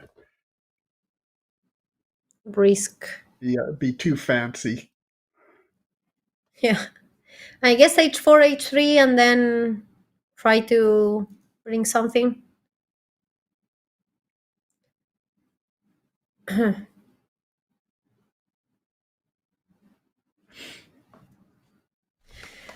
Okay, 3 seconds. And if there's actually a draw here, Dragon B70 will make it. And actually, Dragon B70 won with checkmate on h3 after all.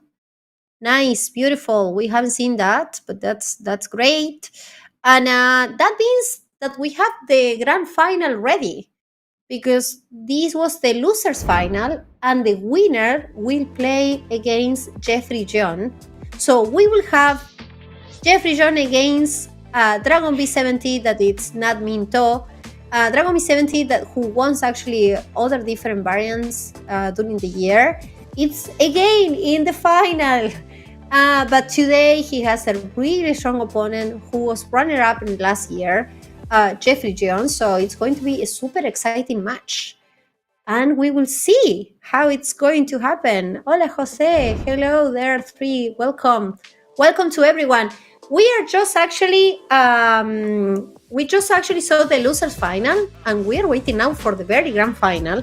So just as a little reminder to everyone, if Jeffrey Jones wins, then the tournament is over and we have the champion of the Seirawan Chess 2025. But if Dragon B70 wins, then since he's coming actually from the loser bracket, we will have like the rematch. So we might see one match more or maybe two matches. Dear wonderful Ryan, our super producer behind the scenes. Okay, great. So we are going to have like a few minutes break before the grand final. So be ready because we are going to see Grandmaster Jeffrey John against International Master Nan Minto Dragon B70. So see you in a few minutes, Bruce and chat.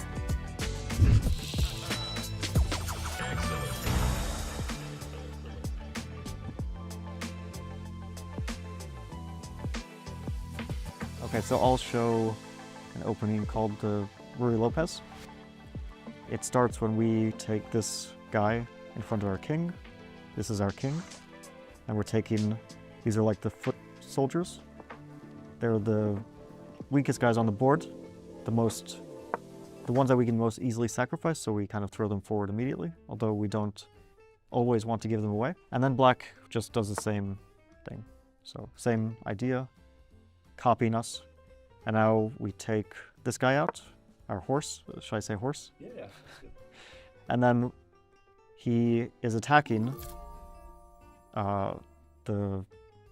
this guy right in front. So basically, if our opponent doesn't do anything, then we're just going to, next move, just take it off the board. And then we're going to have more material. So our opponent is probably going to not copy us, but they're probably going to try to stop us from doing that. So they're going to kind of mirror us, and they're going to take their horse out, which it doesn't threaten us, but it makes sure that we can't, if we take this guy, then we lose our horse, and we don't want to do that because this is much better than these guys. This is really important. So we want to keep those, and we want to make sure that this horse is really not comfortable. So we take this guy out, and then we slide him along. These guys can go really far, so he goes almost the whole board, and now he's looking right at him, and there's nowhere for that horse to go, really. So it's, we can take it next move if we want. There's pretty much no escape, and that's the Ruy Lopez.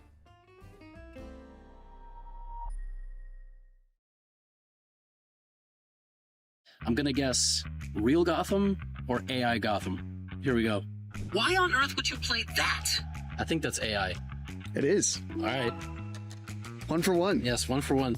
That move makes no sense. That one's real. Makes no sense, has to be real.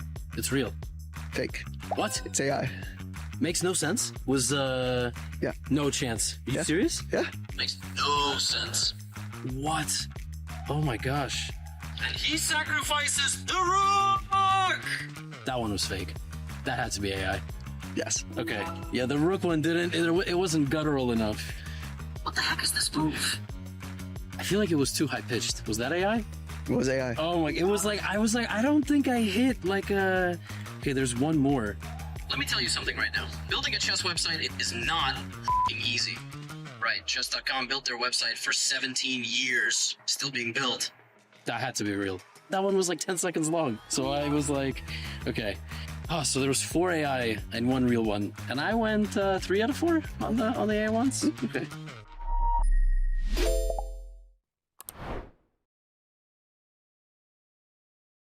The fastest, easiest way to improve your chess is now the most fun way to improve your chess. Chess.com's brand new puzzles now have loads of exciting features to make solving a joy. Earn points and race your friends across puzzle tiers from wood to bronze, all the way to legend. Rack up bonuses for streaks, for speed, for accuracy, for daily solving, difficulty, and more. And now, you can get feedback from Coach while solving puzzles. Coach lets you know what each puzzle's goal is and why a move doesn't actually work. And, as always, puzzles will be selected just for your level from our database of hundreds of thousands of high-quality, beautiful, brilliant, and instructive puzzles. So what are you waiting for? Try puzzles today on web, Android, or iOS, and have a blast leveling up your chess.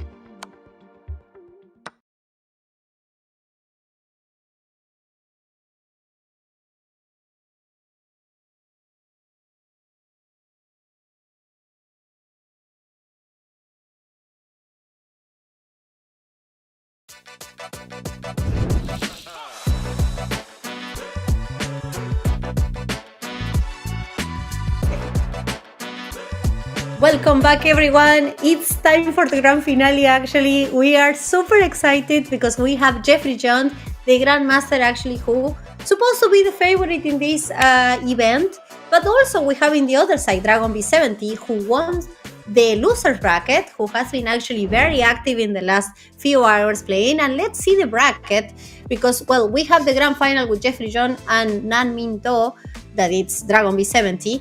And as you can see, it has been a long way until getting here. Jeffrey John won the winner final. He actually had a clear winner's bracket winning score there. And in the loser's bracket, as you can see, Dragon B70 won against Matei Maria Uta against Bortnyk, actually the other Grandmaster that we have in Seirawan Chess Championship 2025, against Jonathan, against Cesar Talledo, and now he's going for Jeffrey John, who is a Grandmaster, a favorite, and the runner-up in the 2024 championship. So it's going to be a very exciting match, don't you think, Bruce? Well, it's a conflict in styles, I guess. Why? I mean, Jeffrey just seems to play, as these guys often do, just good moves. And we have seen him in some trouble, but I think usually when he has a good position and tries something. But I'm thinking of a few of the games that one with the advanced Caro-Kann type setup where it was very convincing. Like you could tell White had an advantage and he just executed it perfectly. So we'll see. I think that if Dragon B gets in trouble, I think he'll have a hard time getting out of trouble. Let's put it that way. So he can't afford any slips, I wouldn't think. Yeah, indeed.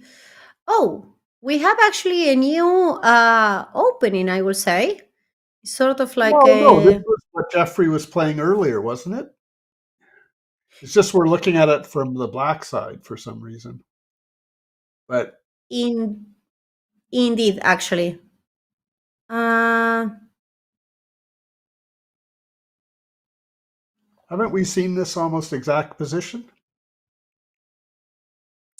I think we've seen it with Queen H5, yes. I'm not sure if it's exactly the same, though. Very similar. Yeah, no, very similar. Actually, we've seen I think, like Bishop E7, and then I was saying Knight takes F7. Yes, I think this is exactly the same. But here, Dragon B70 is doing F6. And then it wouldn't surprise me if Jeffrey has looked at this at home. Yeah, we have to say that Jeffrey John actually won the winner's bracket 1 hour ago, while Dragon B70 had to actually fight in the loser's bracket, and we've been actually looking a lot of other matches. So in that time, I guess that Jeffrey was also checking the openings, whatever Dragon B70 was playing, and probably prepared something there. So you're saying Jeffrey's rusty? Rusty, but maybe preparing, I don't know, rusty in practice, but in prep, probably better than Dragon B70 now. So, is a hawk we have there.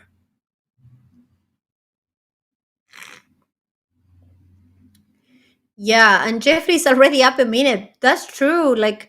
Jesus Christ, this he didn't even think not even I don't know, 10, 20 seconds. Looks like prep, doesn't it? Yeah, indeed.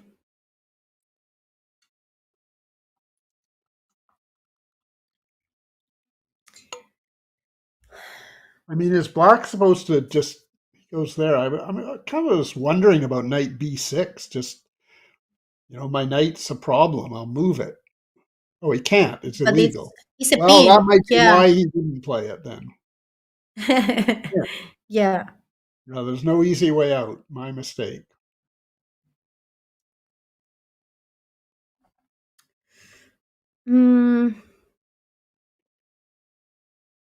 Okay.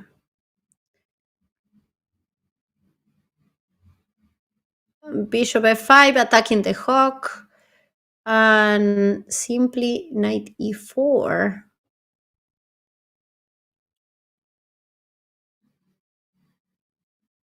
Okay, the problems on that diagonal, actually, the c4, g8 are gone. That's a good thing for black, I guess. But the consequences of that is like 2 minutes in the clock. And also, well, white pieces are decent and pretty normal. But I would say that the worst part, I think it's over for black. Don't you think, Roots? Is c5 hanging, though? Can you play And knight c5? if I take with the bishop, how's the line? Well, then you take back with the knight. So knight c5, bishop d3, knight c3. No, I'm saying bishop c5. Knight c5, bishop c5. But then the bishop on f5 hangs, doesn't it? Ah, oh Lord, the hawk there. Sorry, my bad. The hawk on b1. Or not. He didn't do it. I wonder why. I mean, there must have been something.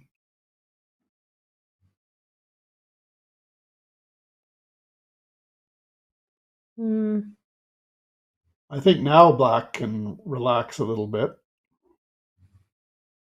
Well, now it's taking actually, but I don't get it. Now you can. I guess the attack is too strong, right? Bishop takes on c5, bishop takes on g6. Yeah, and then he just gets massacred. Oh la la, I like this. I like this game, actually. I mean, it's going to be very aggressive.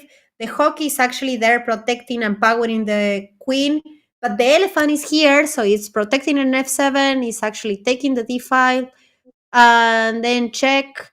Maybe it's possible to get the knights at some point. I don't think so. Oops. You have to put g6 because otherwise the hawk was coming on g7. But now, oh la la, this is, oh my gosh, look at that checkmate. That's beautiful. That was beautiful. So maybe he didn't take on c5 because he was in effect setting a trap. Yeah. Can we actually just, Ryan, can we actually see just for 1 second more the final position in the last game? If it's not too much, otherwise we can keep here. Just because the checkmate was so beautiful and yeah, don't worry. Yeah, thank you so much because actually it was so beautiful and I think like it deserves like just to contemplate a bit more. I'm 100% sure that the best part of Seirawan Chess is like the checkmates with the hawk. Like those Depending are on so which side beautiful. you are. Yeah, of course. But if you see like as a beauty, like like art, that's actually the thing that I will say that it's I don't know, makes you fall in love with the variant.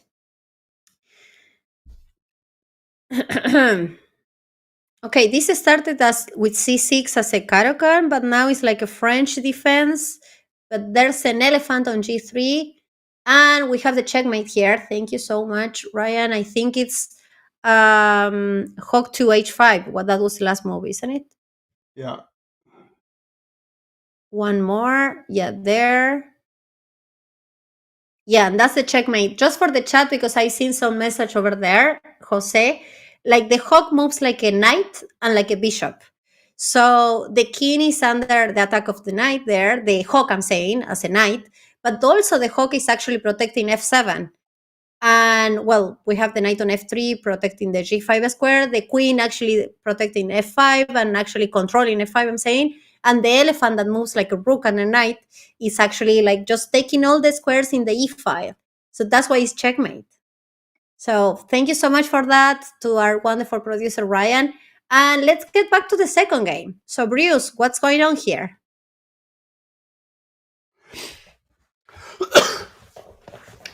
Well, it's interesting because I was going to say, this is sort of a typical Jeffrey position. Then I realized he's black. Yeah. Of course, the difference is that white looks like he's sacrificing something here.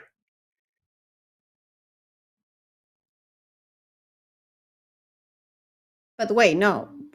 Black actually has sacrificed a bishop, right? No, it's just No. no. Sorry, in No. exchange, they just White swap. sacrificed a pawn. Yeah. My bad. Um. So this was an interesting way to try to solve the problem. Black's in trouble here. Yeah, I can tell also by the time because like last game actually Jeffrey had like almost 3 minutes in the first move. Like he didn't think anything at all, or like 2 minutes 40 seconds or something. And Dragon B70 was like with 1 minute in the clock. But now I've seen like it's more even. So I can tell that this is not the same story that we've seen in the first game. I And think that's you can good. also tell from the position because Black's position looks horrible. Yeah. He hasn't developed And there's any a of lot his of imbalance. pieces. Yeah, and the king is in the center. So what do you play here? Rook D1, I would think. Yeah. Well, it's Black's turn, so I guess like you have to develop the bishop. I like that. Bishop C5.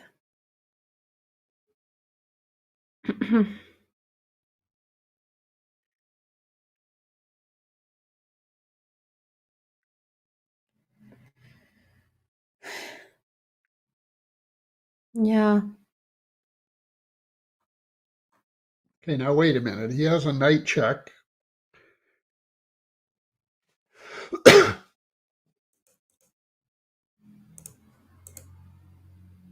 Knight F6.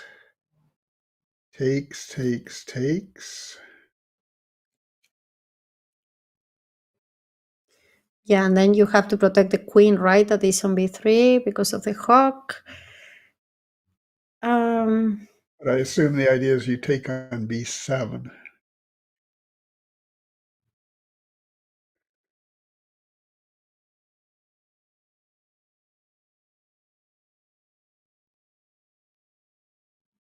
Yeah. Yeah. What? Okay. Cool. Wait. My brain cannot actually process that. The queen just sacrificed for a hawk? Why? Yeah, and now Black has a knight and a rook for a hawk with a bad king position.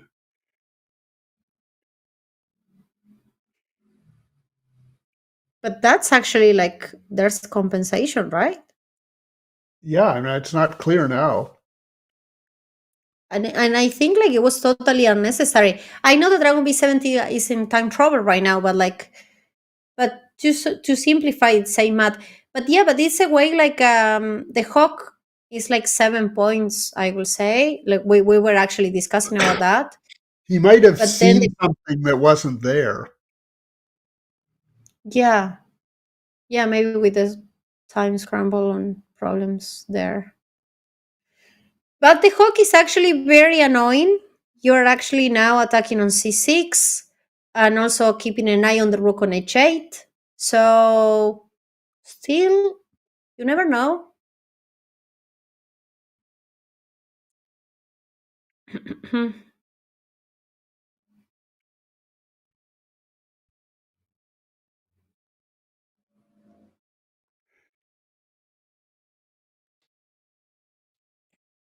Black seems to have consolidated. Yeah.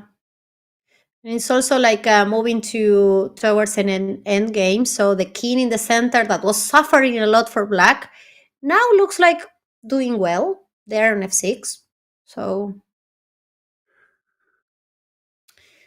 and also 5 seconds for Dragon B70. That's actually means that he's playing with the time, with the increment.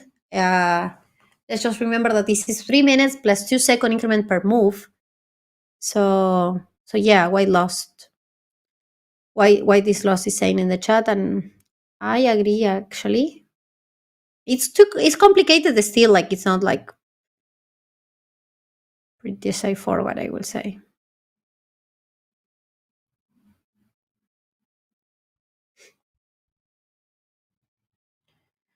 It's interesting that the hawk is sort of dominated.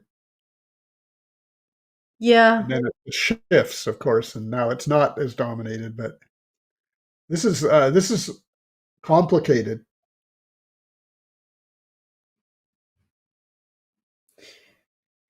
Yeah, well, the hawk, we say that it's like more or less the value or the power of the piece is like 7 points, like a bishop and knight. And in this case, will be like the bishop and knight against the rook and the bishop. Oh my gosh, they are repeating it's going to be a draw. No, Dragon B70 actually forces.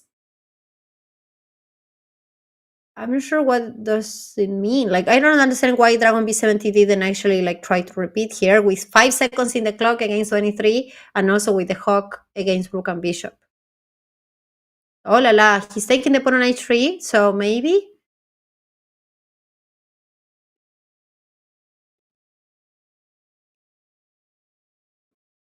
Hawk to d3, maybe? Oh, he got oh his la la! rook. Whoa! That was so beautiful! It's a check to the king and check to the rook as a bishop. Whoa! What a game! Look at that hawk. Jesus Christ! Now I want the hawk always. Like the hawk is my favorite piece now, forever. Wow, that was super beautiful. I bet Jeffrey's kicking himself because he was the one that was ahead on time, right? Yeah, he was actually 20 seconds more than Dragon B70. Dragon B70 was playing with the increment. He had like less than 5 seconds, 3 seconds. Whoa. Matt is saying that's why you trade the queen for the hawk. Well, I'm not sure though about that, but it's too Queen was complicated gone. though. Yeah. Yeah, but like at the beginning, actually, Dragon B70 decided to sacrifice the queen for Jeffrey's hawk, and he kept the hawk. But wow, the hawk is Are we like looking at a piece sacrifice here? I have to be honest. Like I was actually like too excited about the last game, so I haven't followed with the first move. But yeah, maybe I don't know. Like what's going on here, Bruce? Well, it's 2 pawns for a piece.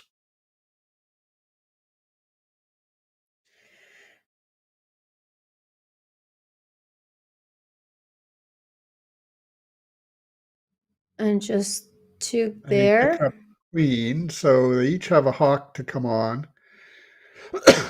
So Yeah. an elephant and a bishop for a queen and a pawn. That's actually good for black, isn't it? Should be, Or assuming you equal. can get everybody out. Hmm.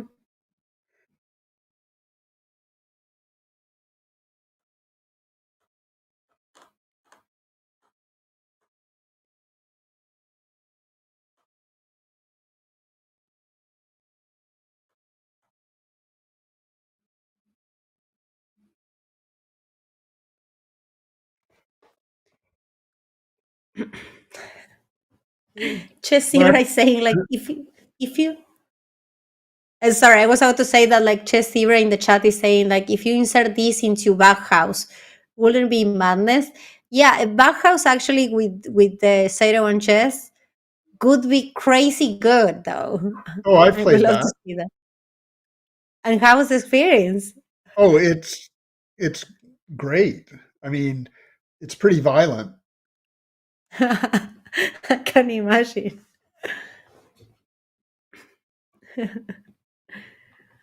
Okay.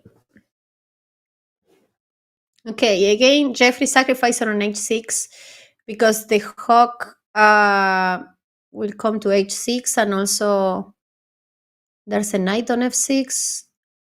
Ah, no, but, well, yes. Wait, how is actually the trick here? I don't know. I mean, he could take it. Yeah, right? It's not checkmate or... Doesn't want to. Yeah. I guess actually it's just because, like, in practical situation, let's say, to have that must be very annoying to have the hawk on h6, right? Yeah. And I mean, if white takes on g7, it's actually a better version of it, I think, for black.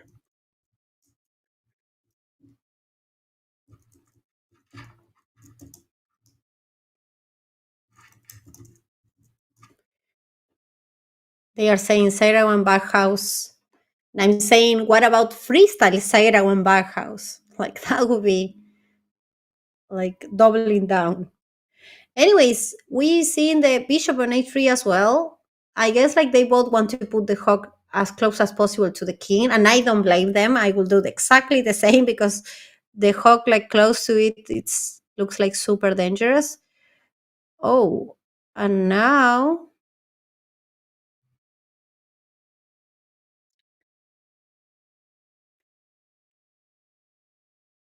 what about, well, you have to actually develop the pieces, right? Like you have to move the knight on b8 at some point. This is a crazy game. So f2 is a Yeah. bit sensitive here. Yeah.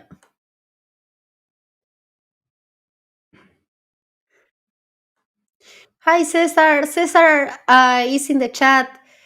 Congrats, Cesar. You did it great, actually. You are right to the final in the loser bracket, and it was like it's actually a very tough tournament, very tough championship. So congrats for reaching until there.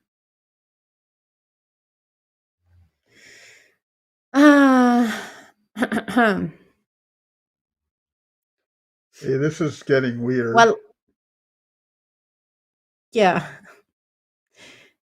There are too many combinations here. I like the style of Dragon B70 in this game, eh?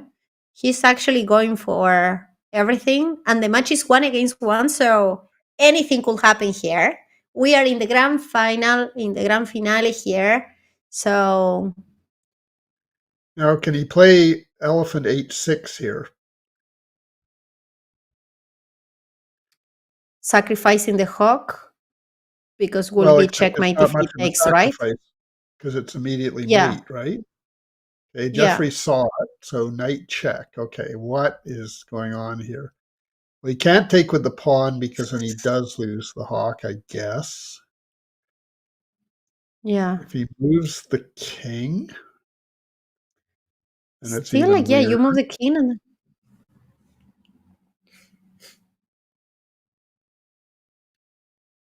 What about now? Because it's still like the hawk is actually threatening on f2.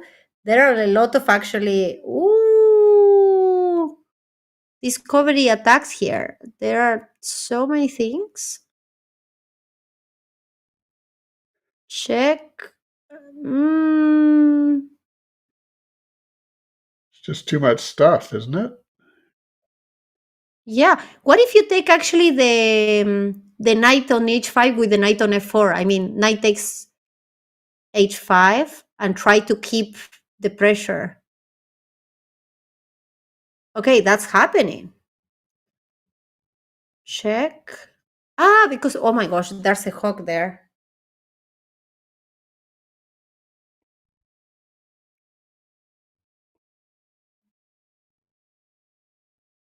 Oh, maybe that wasn't a good move, though.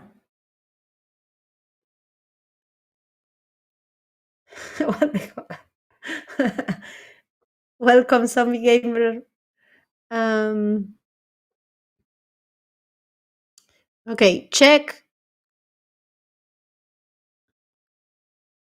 Well, but now it's an extra piece, clear extra piece. Dragon B70 win in this game. That means it's 2-1 for Dragon B70, who is the underdog. And the first to reach 2.5 wins the match, this match. That means actually that only a draw actually will give the match to Dragon B70, but he's coming from the loser bracket. So Jeffrey is coming from the winner's bracket.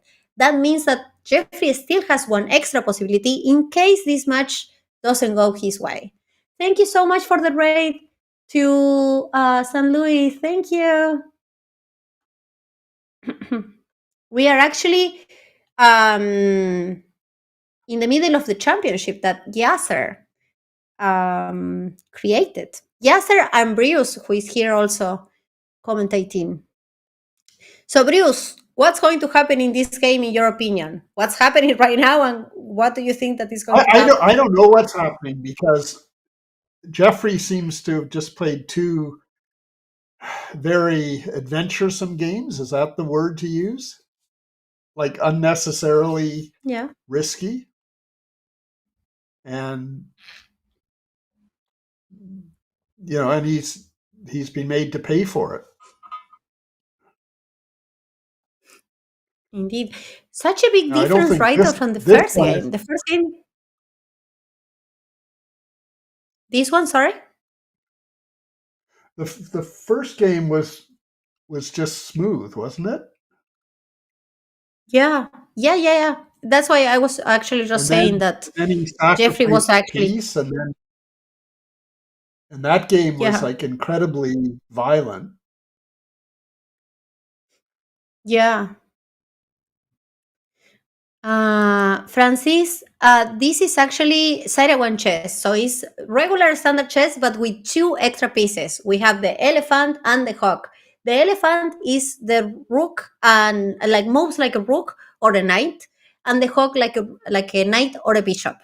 So the queen, actually, the normal queen moves like a rook and a bishop, and we have the elephant that moves like a rook and a knight. So it's like chess, but with extra power.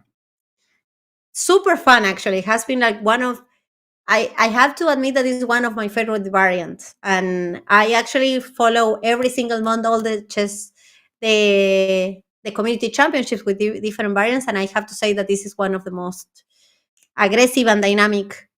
So yeah, extra power, extra violence. Yeah, it's very aggressive, I have to say. So super fun.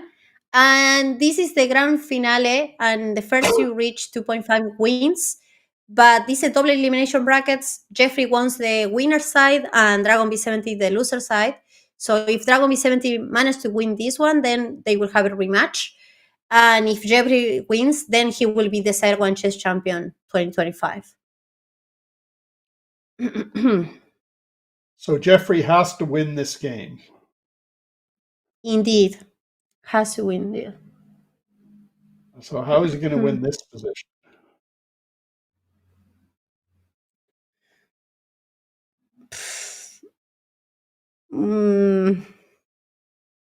Well, we've seen a lot of blunders in time travel, so anything could happen, but it's hard to say that here could.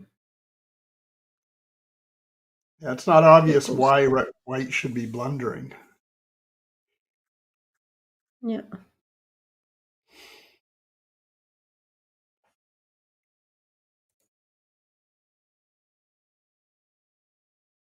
Okay, bishop e4, attacking the hawk taking there.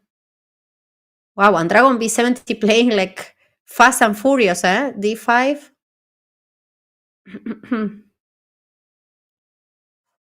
I like White's position.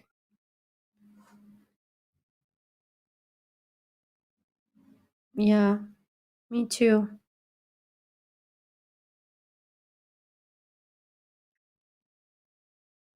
So now Dragon B70 is thinking if taking the knight on e6 or the bishop on f5. I guess I will take the bishop on f5, right? Like, looks like solid and still annoying for black, but he goes to e6. He wants actually some action. Ay, ay, ay.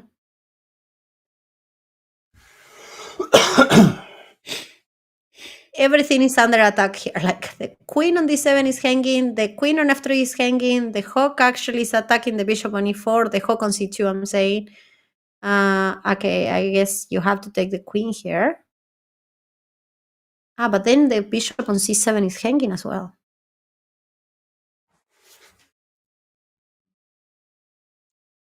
Bruce, share your wisdom, your knowledge here. What's going on? I Kind of don't told get us it. what happened to Black's queen. Yeah, that was unfortunate, actually. Whoa, he preferred actually taking the hawk and not the queen.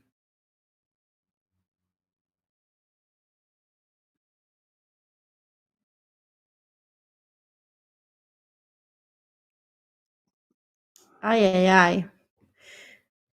I think this is hard for... This is really hard for Black to even try to... Hope? Hope. Yeah. I mean, there's not even hope, because if maybe here, like even taking, the hawk here, like queen takes the d5, even that position must be like super comfortable for white, isn't it? Because there's a pawn on e7. Bishop somewhere.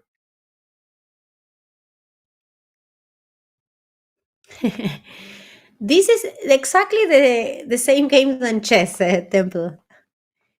Just the two extra pieces makes Now it's chess. Now it's only chess. Yeah, indeed. We don't have any hawk and elephant. So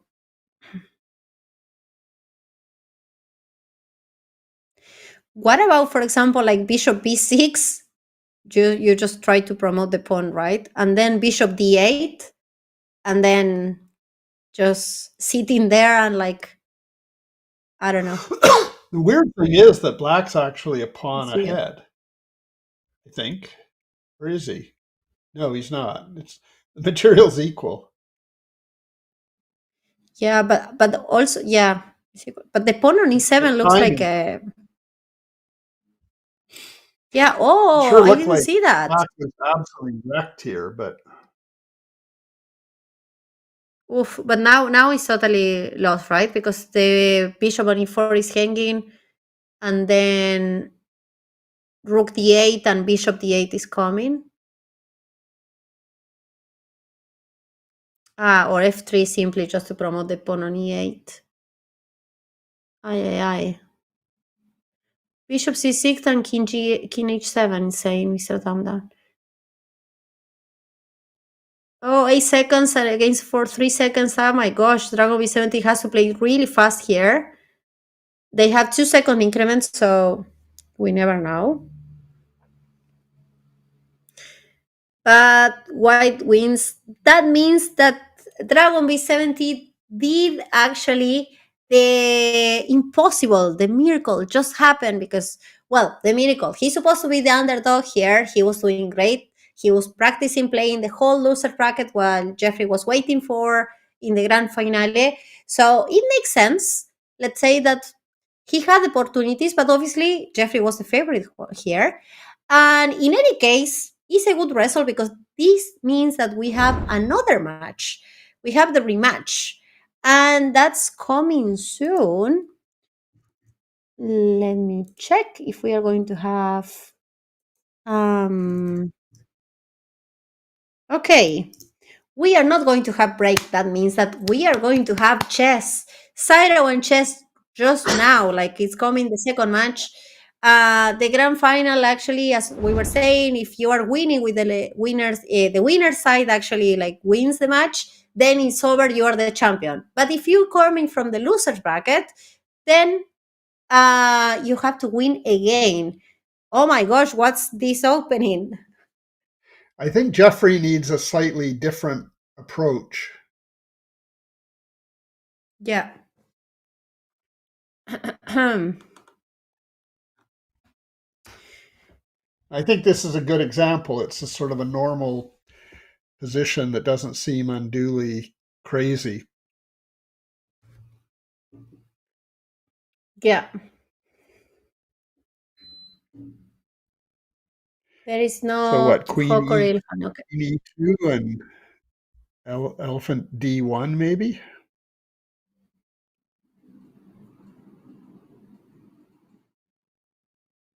Yeah, queen e2 and then.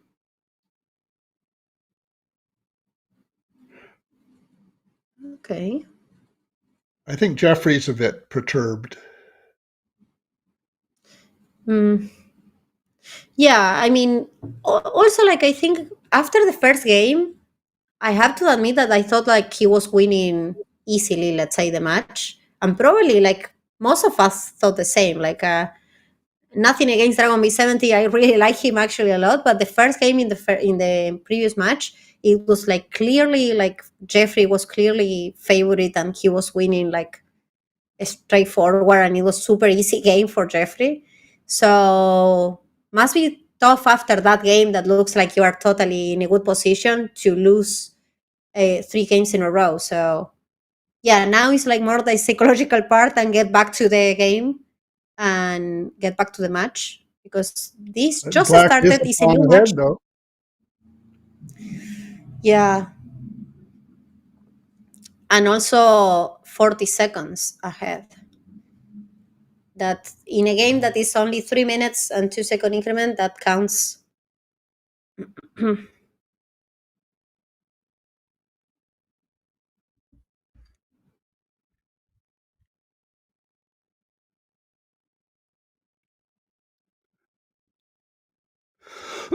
But Black still has some development to do. Hmm. This one's complicated.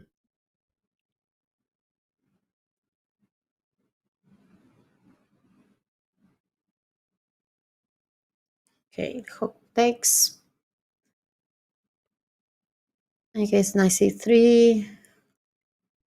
Yeah, there we go.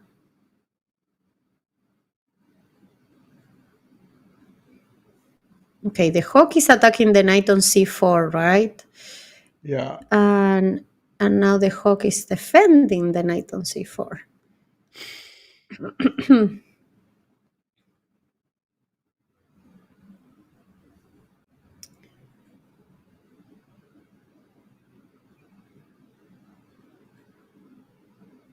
But it's true, for some reason, actually, this. Well, now Dragon B70 is thinking a lot, but for some reason, this is like not. I don't know, like the most wonderful game for Jeffrey, considering that there's an extra pawn for Black. But he's trying, and I like the attitude. G4, pushing the pawn, attacking the elephant, and now F5, attacking the hawk. Don't you get the feeling that Black should have played bishop c5 instead of castling? Yeah, indeed.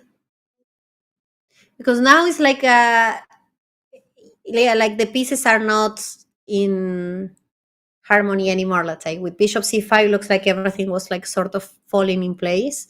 But now, if you have to move the hawk and then the c5 square is not any longer something that you can use.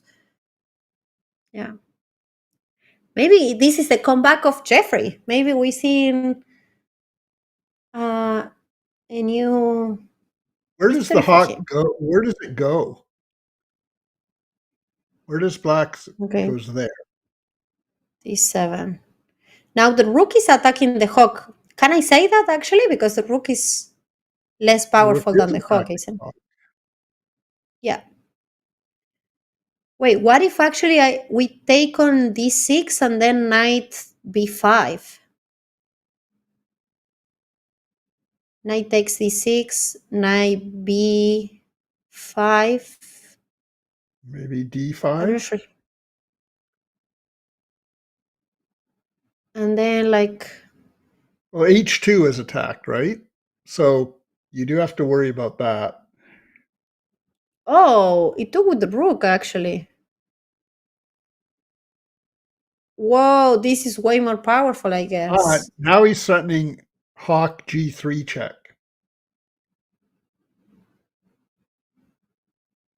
Yeah.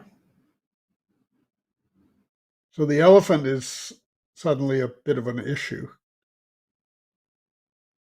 Yeah. Rook G3. Oh my gosh, 5 seconds. And he Actually, missed it. But you what can. if he played elephant H3 check? What? Oh, wait. I think that okay. Now intermediate move. He saw it, but like I think it's because of time travel though. Oof. Wait, Rook to F4 check and then attack the. Ah no, but it's a check. Jesus, I didn't see that. Oh lord. This 6 wasn't seconds to Dragon B70. this wasn't handled very well. Yeah. So now there's an elephant for a hawk and a knight. That means the elephant is 8 point. Like, yeah, black actually has an extra power here. But those pawns, they might do something, I guess. F6 and try to push, push, push. Or maybe take the pawn on E4 now. Elephant takes E4. Yeah, I don't know. Is that doable? Ah, no, the rook is hanging. The hawk on is A6 actually threatening. That's why you have to move. 4 seconds for Dragon B70. And 47 for Jeffrey. You have to play on the clock, Jeffrey, now. I think that's legal and that's actually like clever, I will say now. I think black's winning Oof. now. Yeah. Wow. I Yeah, don't the know. hawk there is. Were we imagining, or he could have just won the guy's elephant for nothing? With the hawk on G3, you say? Yeah, hawk on G3 check, but also black could have played. Aye. He could have given the check first. So very strange. Yeah.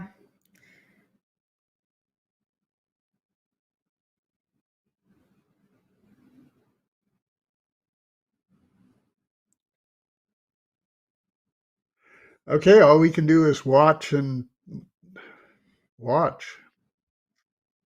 Yeah.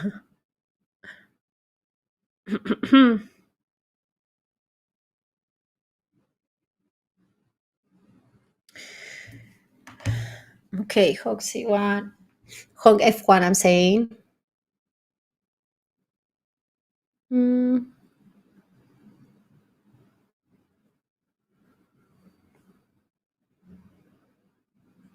Right, there's pressure on D4, but black also has half his pieces to get out.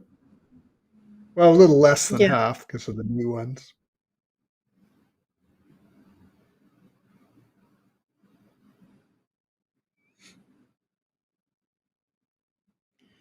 Maybe swap queens. Okay, this is actually good for Jeffrey, I would say. Yes. I mean, I'm not sure how much. Yeah, you cannot take the knight because the elephant is attacking the queen. I was about to say, I'm not sure what about the pawn. What? Yeah. Oh, Okay. I see. He defended. Okay, he With covered the elephant. F3. Yeah. No, that. No, but this must be super good. This must be super good for black, isn't it? Like. Well, it looks like he's going to get away with it. Yeah. Castles is nice.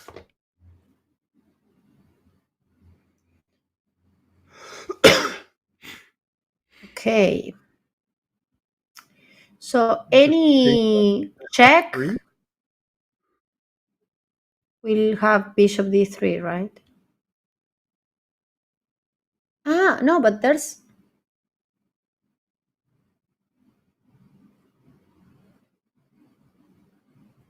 I assume he goes hawk F3.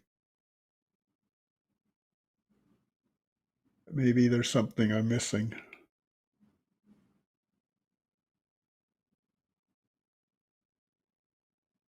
No, that looks like a good move, right? That's happening. Yeah, and also hawk to d1 isn't in checkmate? Yeah, that's actually pretty funny. Because if the elephant takes, the queen takes. Yeah. Oh, the hawk is so beautiful. But actually, I think white might be lost. Yeah. Because if he takes on f3, he takes with the queen, and then hawk g3, bishop d6, where he inverts Wait, the wait. order. Wasn't check. Ah, no, because the rook protected. Sorry, you were saying? Well, no, it makes sense given what they did. Yeah.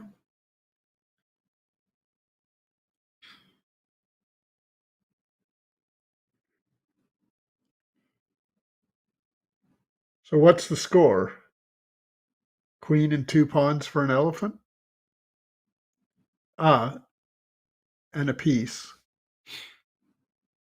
Yeah. No, the hawk could actually take the elephant, by the way, but I'm not sure if that's something that we want. I was thinking about this move just only to, I don't know, try Screw the guy to. up. Yeah.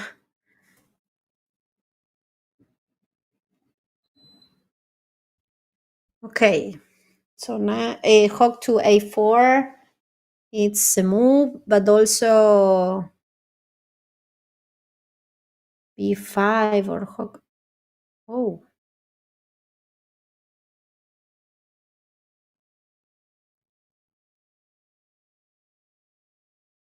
Wait, hawk to f5 check. Has to go king Then a4. only move, right? Yeah. But then Only what? move and enough. And then he But can't go then, back.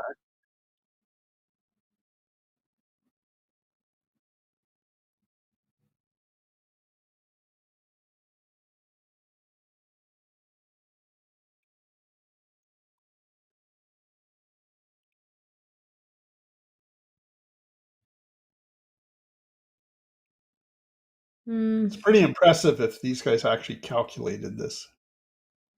yeah. Check here. Okay, it's happening, but what now? Because the king is attacking the hawk. It's true that actually, like the king is like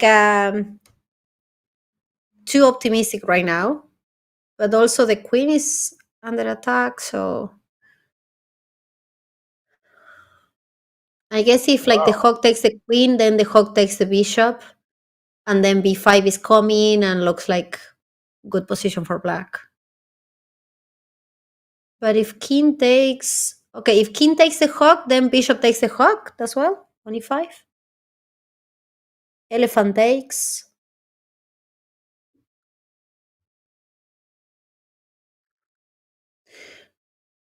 I was thinking, what if like queen c2 first and then this move? But maybe this is better actually to do it. It's kind of hard to see the mate. Yeah.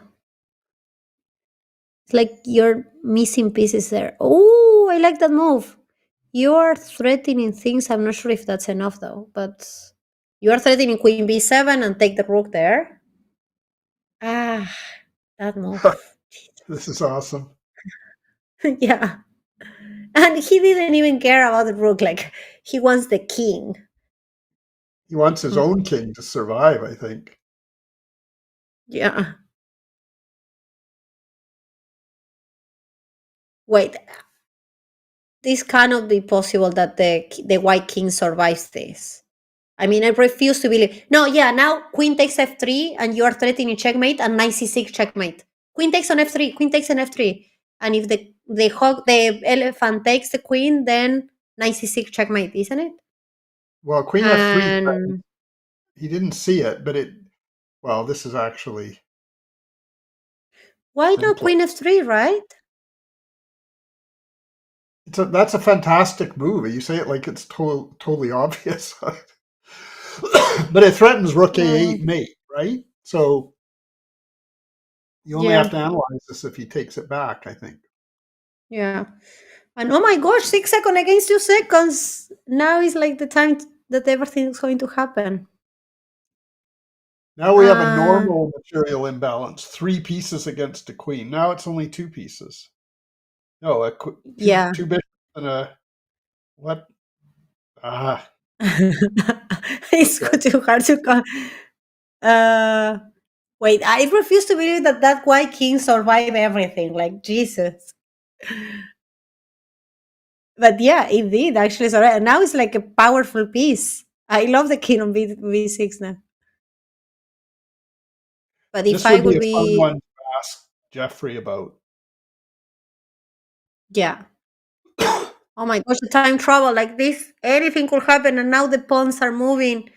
Ah, yeah, G3, A2. Like what? You have to move the rook to sacrifice the rook for the queen that will promote there. But maybe He made a bishop? what? Right. That doesn't make sense.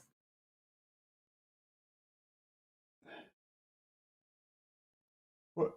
What? No. I'm leaving. Bye, Bruce. You I'm could have leaving made a tonight. hawk and you made a bishop. Okay. I'm kidding. What happened there? Okay, well that game we may want to look at when this is all done. Yeah. I'm not sure. Like, it's 11:30 p.m. on a Friday night. So I'm for me, I'm in Barcelona right now.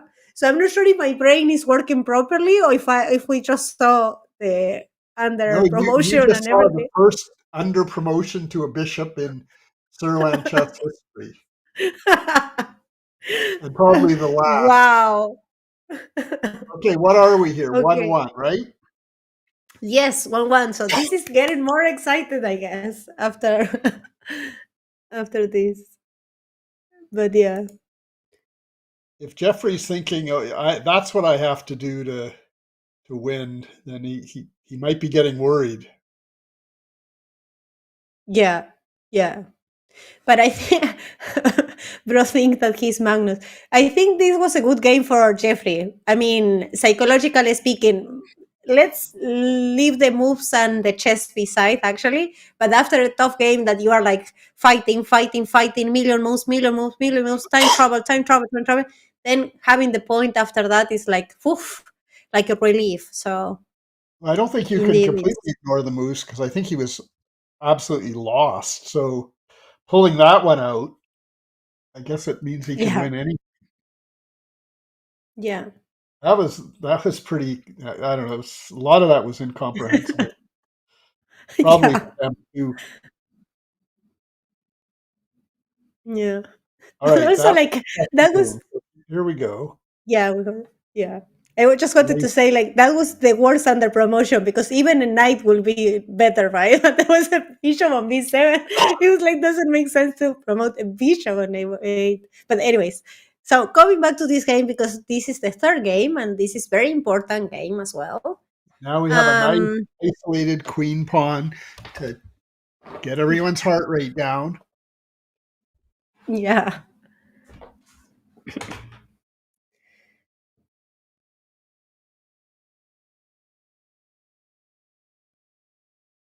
So, hook to e7.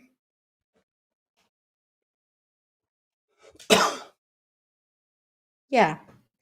Now it's like this is also like the doctor prescription, right? After that game, we needed to calm down. Here you can look away for 10 seconds. You won't miss too much. Yeah. So Yeah. White's going to want his rook probably on c1, which means some maneuvering. And Black's going to maneuver, so his elephant isn't on the c file, and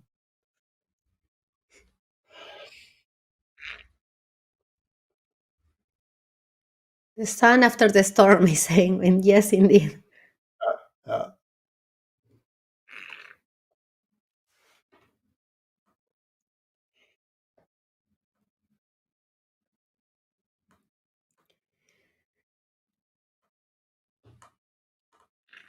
but I kind of like White here, unless that wins a piece. In which case, I don't like White, but But how can you actually avoid here? Like, what's white move? I think we're going to call it a sacrifice.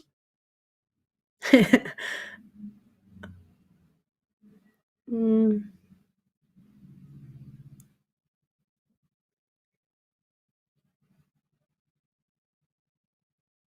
That's funny. I okay. thought he was going to stick with the pawn, but Prefer keep the bishop there. so Attacking White's the pawn on argument, I believe, h6. is that, I have all these extra pieces. Your king's open. What's a piece? We were talking about that, but it's a lot easier to talk about it than to actually do it. Yeah. But he's threatening the h6 pawn. Yeah. And also the e5. Well, the bishop. Ooh.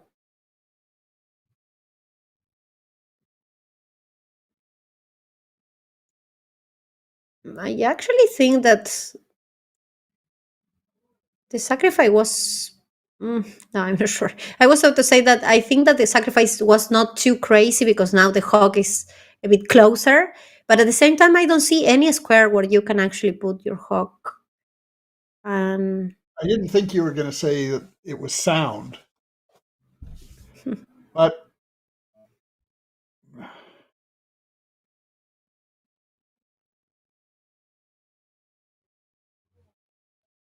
okay, queen f3, getting closer. sorry. No, I'm saying like with the queen f3 and queen g3, like you are getting closer to the king, to the black king. But So many advanced moves, we forget about simple pawn forks. That's so true. maybe that's what happened actually. Pawns are still the soul of chess. Yes. So how does White get anywhere here? Yeah. Now the hawk is under attack, right? The hawk on d3. So you That's better do something.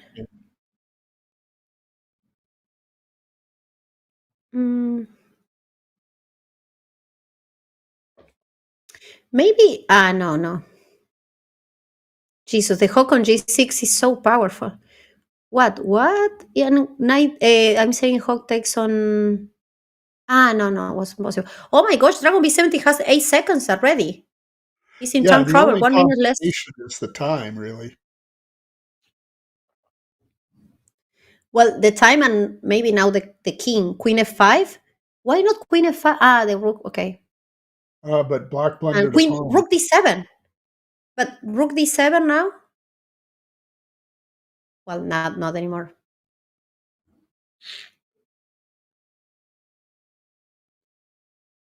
Maybe queen d3. Well, you think about this, it looks like now will be 3 pawns. I don't know if he can really take that, but I guess he does. Yeah. So it's a piece for 3 pawns, and it's not so bad, I guess. So now it's normal chess. We don't have any hawk, any elephant. And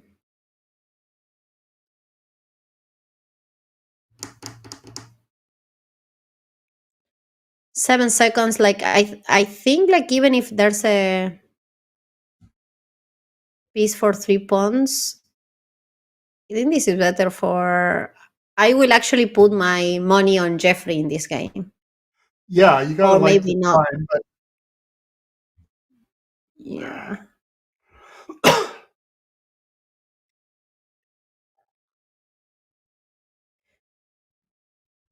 Yeah, h5 and then rook d1, rook a d1, I guess. Bring the other. Yeah, but I don't know. Yeah, I'm not sure if you want to have the rook there. Oh my gosh, it's coming like to time travel for also for Jeffrey. My heart started like beating fast now. We're about to see again like some craziness. But yeah, Dragon has survived the sort of attack that Jeffrey tried.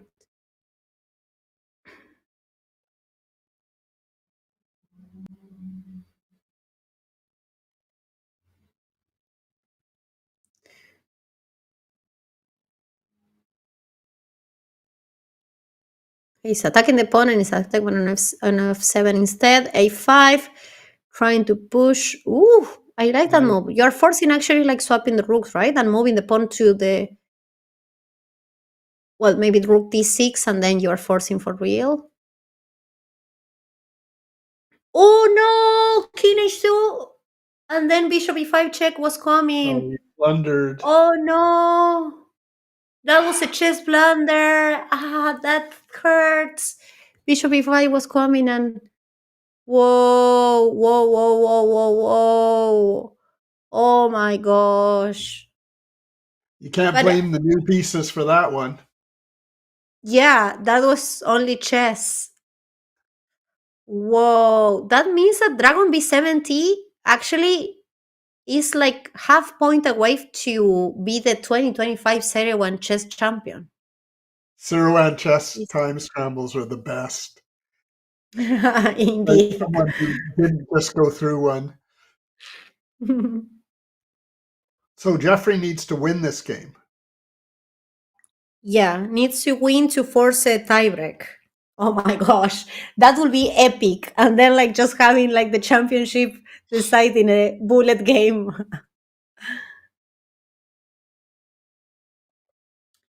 Okay, the elephant on h1 is back. Elephant g3.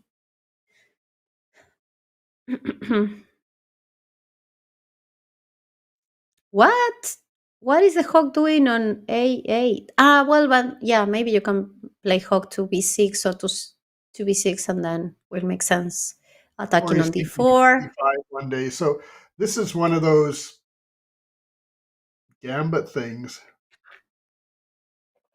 Yeah. Where you would think that the extra pieces help white, but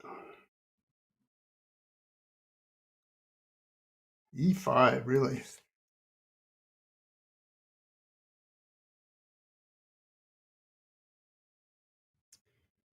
Okay.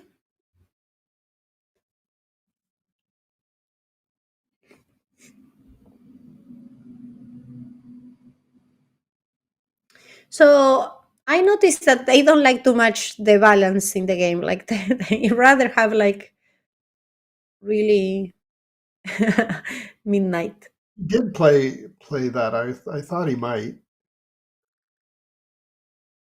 Yeah. So he's trying to get him on g2. Yeah. What about elephant g6 then? Well, I guess the bishop goes back then. To g3, right? Yeah. So now the idea is that if he, wow, okay, he's got the position he wants at least. Well, if we take the pawn on e6, I guess like the problems are in the e file, right? But now, yeah, and if white takes on e6, then we'll have problems on the diagonal there because bishop takes f3. But then, like, oof, Well, it's if he too goes, complicated. white takes on e6 with the pawn, which he didn't.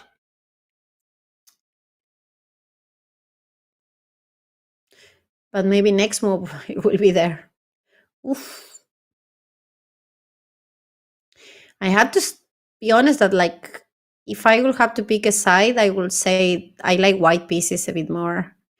I think the black queen is. Black's coordinating here. Yeah. All right, that's a nice move.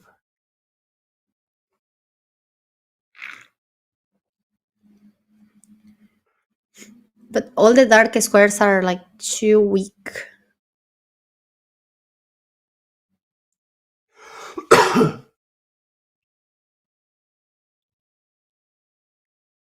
Oof.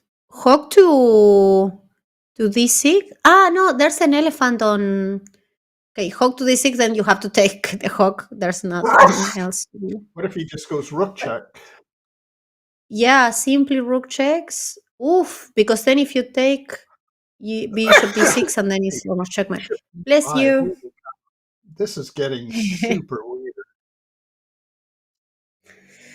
Ay. And Dragon B70 with the white pieces only needs a draw and wins actually the game after this. And that means that we have the 2025 Seirawan Chess Champion. That is Dragon B70. Congrats, Dragon B70. That was actually like a wow match. He won 3-1 the first match and the second one as well. And yeah, like this was incredible. He won actually against the two GMs in this final that we had actually here. We had Alexander Bortnyk, we had actually Jeffrey John. He won against Cesar Talledo, against Jonathan. And it has been an amazing championship. He won 3-1 two times against Jeffrey John, who actually did a great tournament. Like, we had amazing games in the winners bracket while he was winning there, and in the grand final as well. The grand finale was amazing. Like, I think it was super entertaining. Like, a lot of good chess. And Bruce, what do you have to say about these guys and this final and the champion? Well, I mean, Dragon B beat everyone, didn't he, in the end? I mean, of course, whoever wins this does, but he did it the hard way. He just kept winning match after night, beating Jeffrey twice in a row at 3-1. Okay. Wow. And what game, Sancho? What a match. Lord, it has been amazing to follow. And let me actually double check. I'm not following here. Okay, we will have actually like an interview with the 2025 champion. So let's actually have a very short break, and then we are coming back with the 2025 Seirawan Chess Champion, that is Dragon B70 Nan Minto. So see you in a few minutes.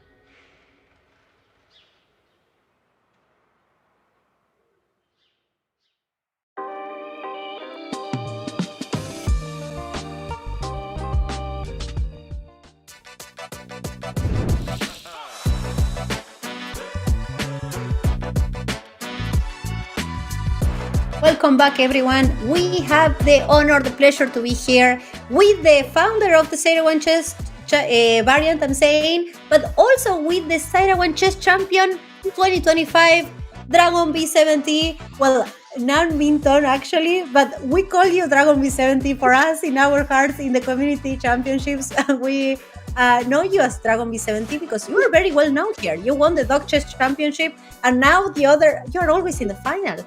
Congrats! How do you feel after winning another championship? Thank you. I feel very tired because I lost in the first match and I have to play all the games. I had no break. Yeah, you've been actually playing non-stop, but don't you think that that was actually one of the key maybe for the grand final, in the sense that you had a lot of practice while Jeffrey John was a bit had to wait and like didn't practice that much? Wasn't like maybe maybe that helps, or No, I don't think so. It made me very tired. I would have preferred to so what was have a rest and what was the key Go in ahead. your what do you think that was the key for you to win against someone like Jeffrey John, that was obviously the favorite in the tournament?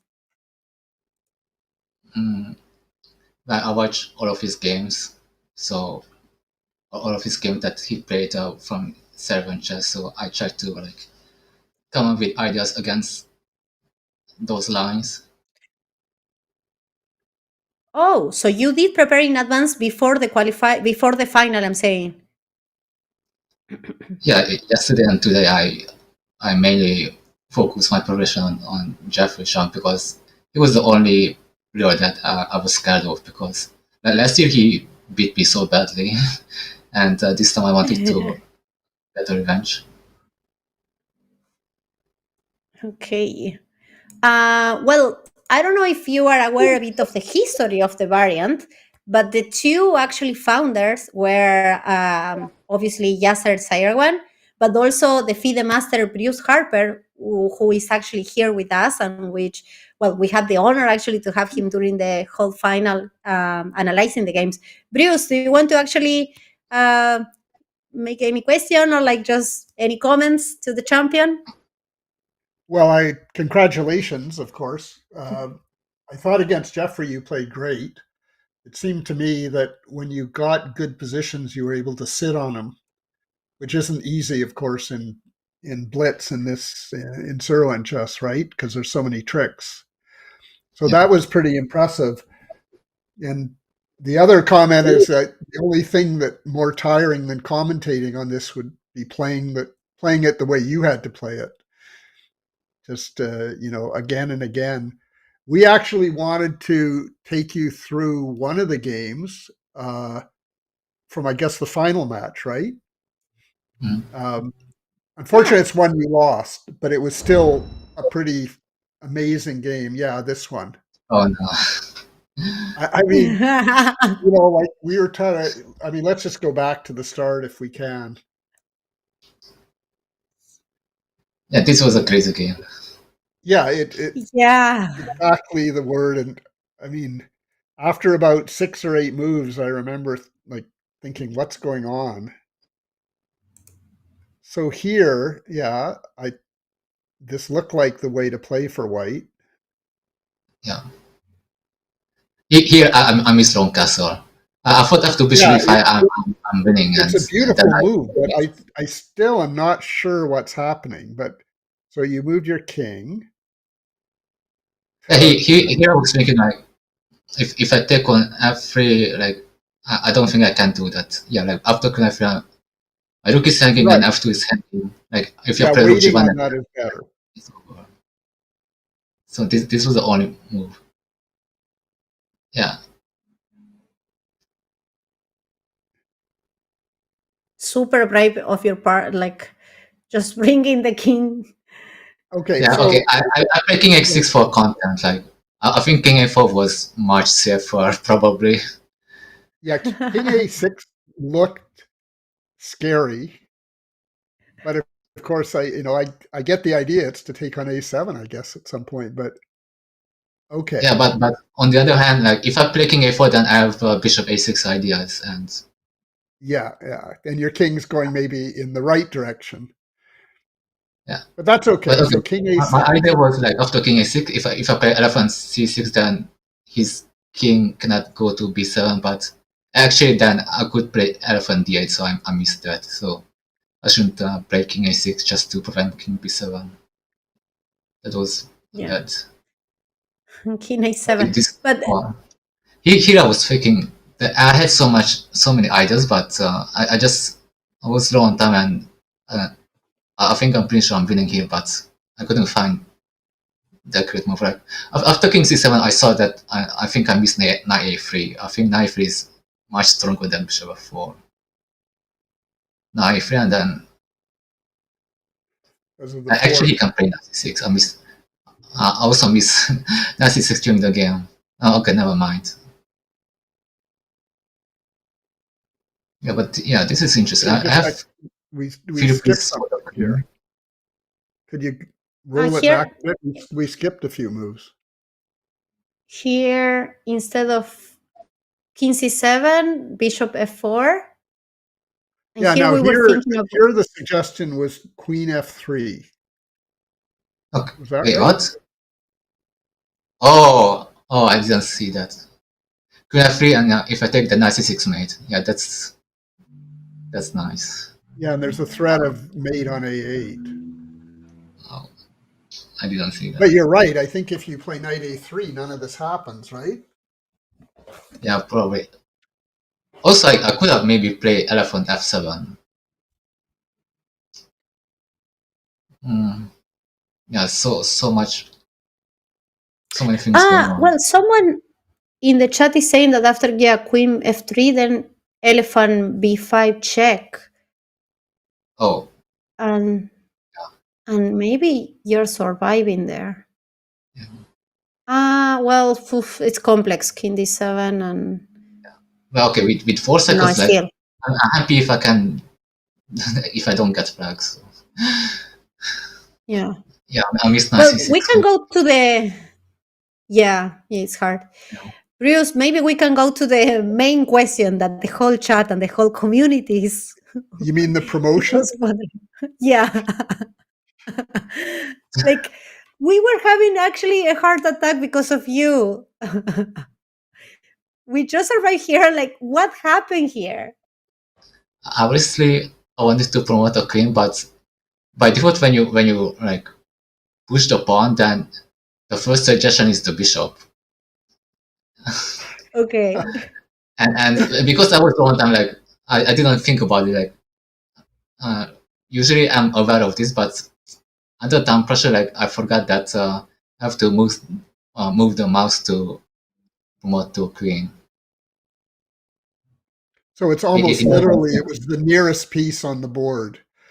So yeah, the bishop is the nearest piece, so that was quite unfortunate. Well, I think this is the first time there's ever been a bishop under promotion in Seirawan Chess. So double congratulations. Thank you. Yeah. Okay. And we have some questions from the chat as well.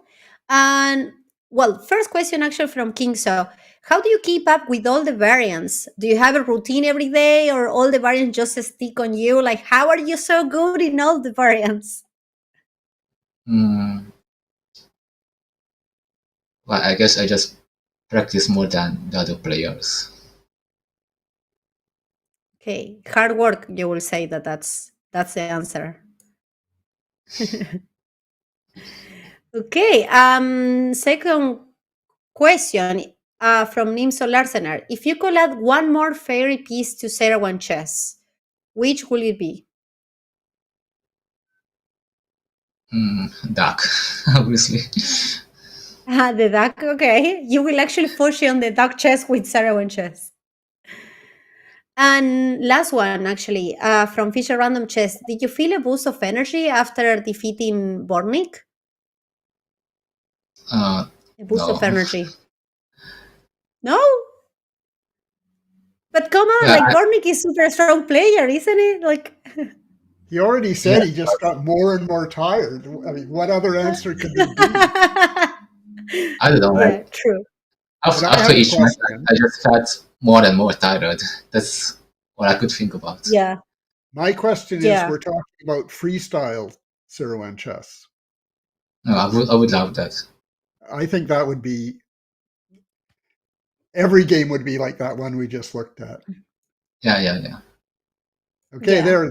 We got one player signed up for it already.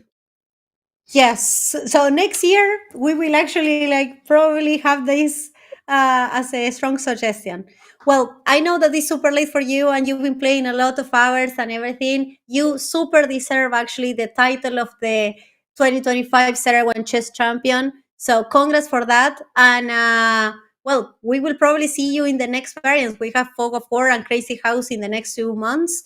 So thank you for everything. Thank you. Good job. Well, and that was it, actually, the Seirawan Chess Championship 2025. We've seen actually the winners quarterfinal, the winners semifinals, winner final, and we are right to the grand final with Jeffrey John and Nan Minto. And after all, Nan Minto play actually the whole losers bracket to arrive to the final and win the grand final and the grand final reset to actually clinch the Seirawan Chess Championship. So, Bruce, thank you so much for joining. Congrats also for inventing, actually creating such a wonderful variant. Let me see. Wait, here we are. Yes, I just wanted to say first of all, thank you for creating together with Yasser Seirawan this variant. I think it's super cool and super refreshing also for the chess world to have something new and dynamic and everything. And yeah, I don't know if you want to say some last few words before we wrap up.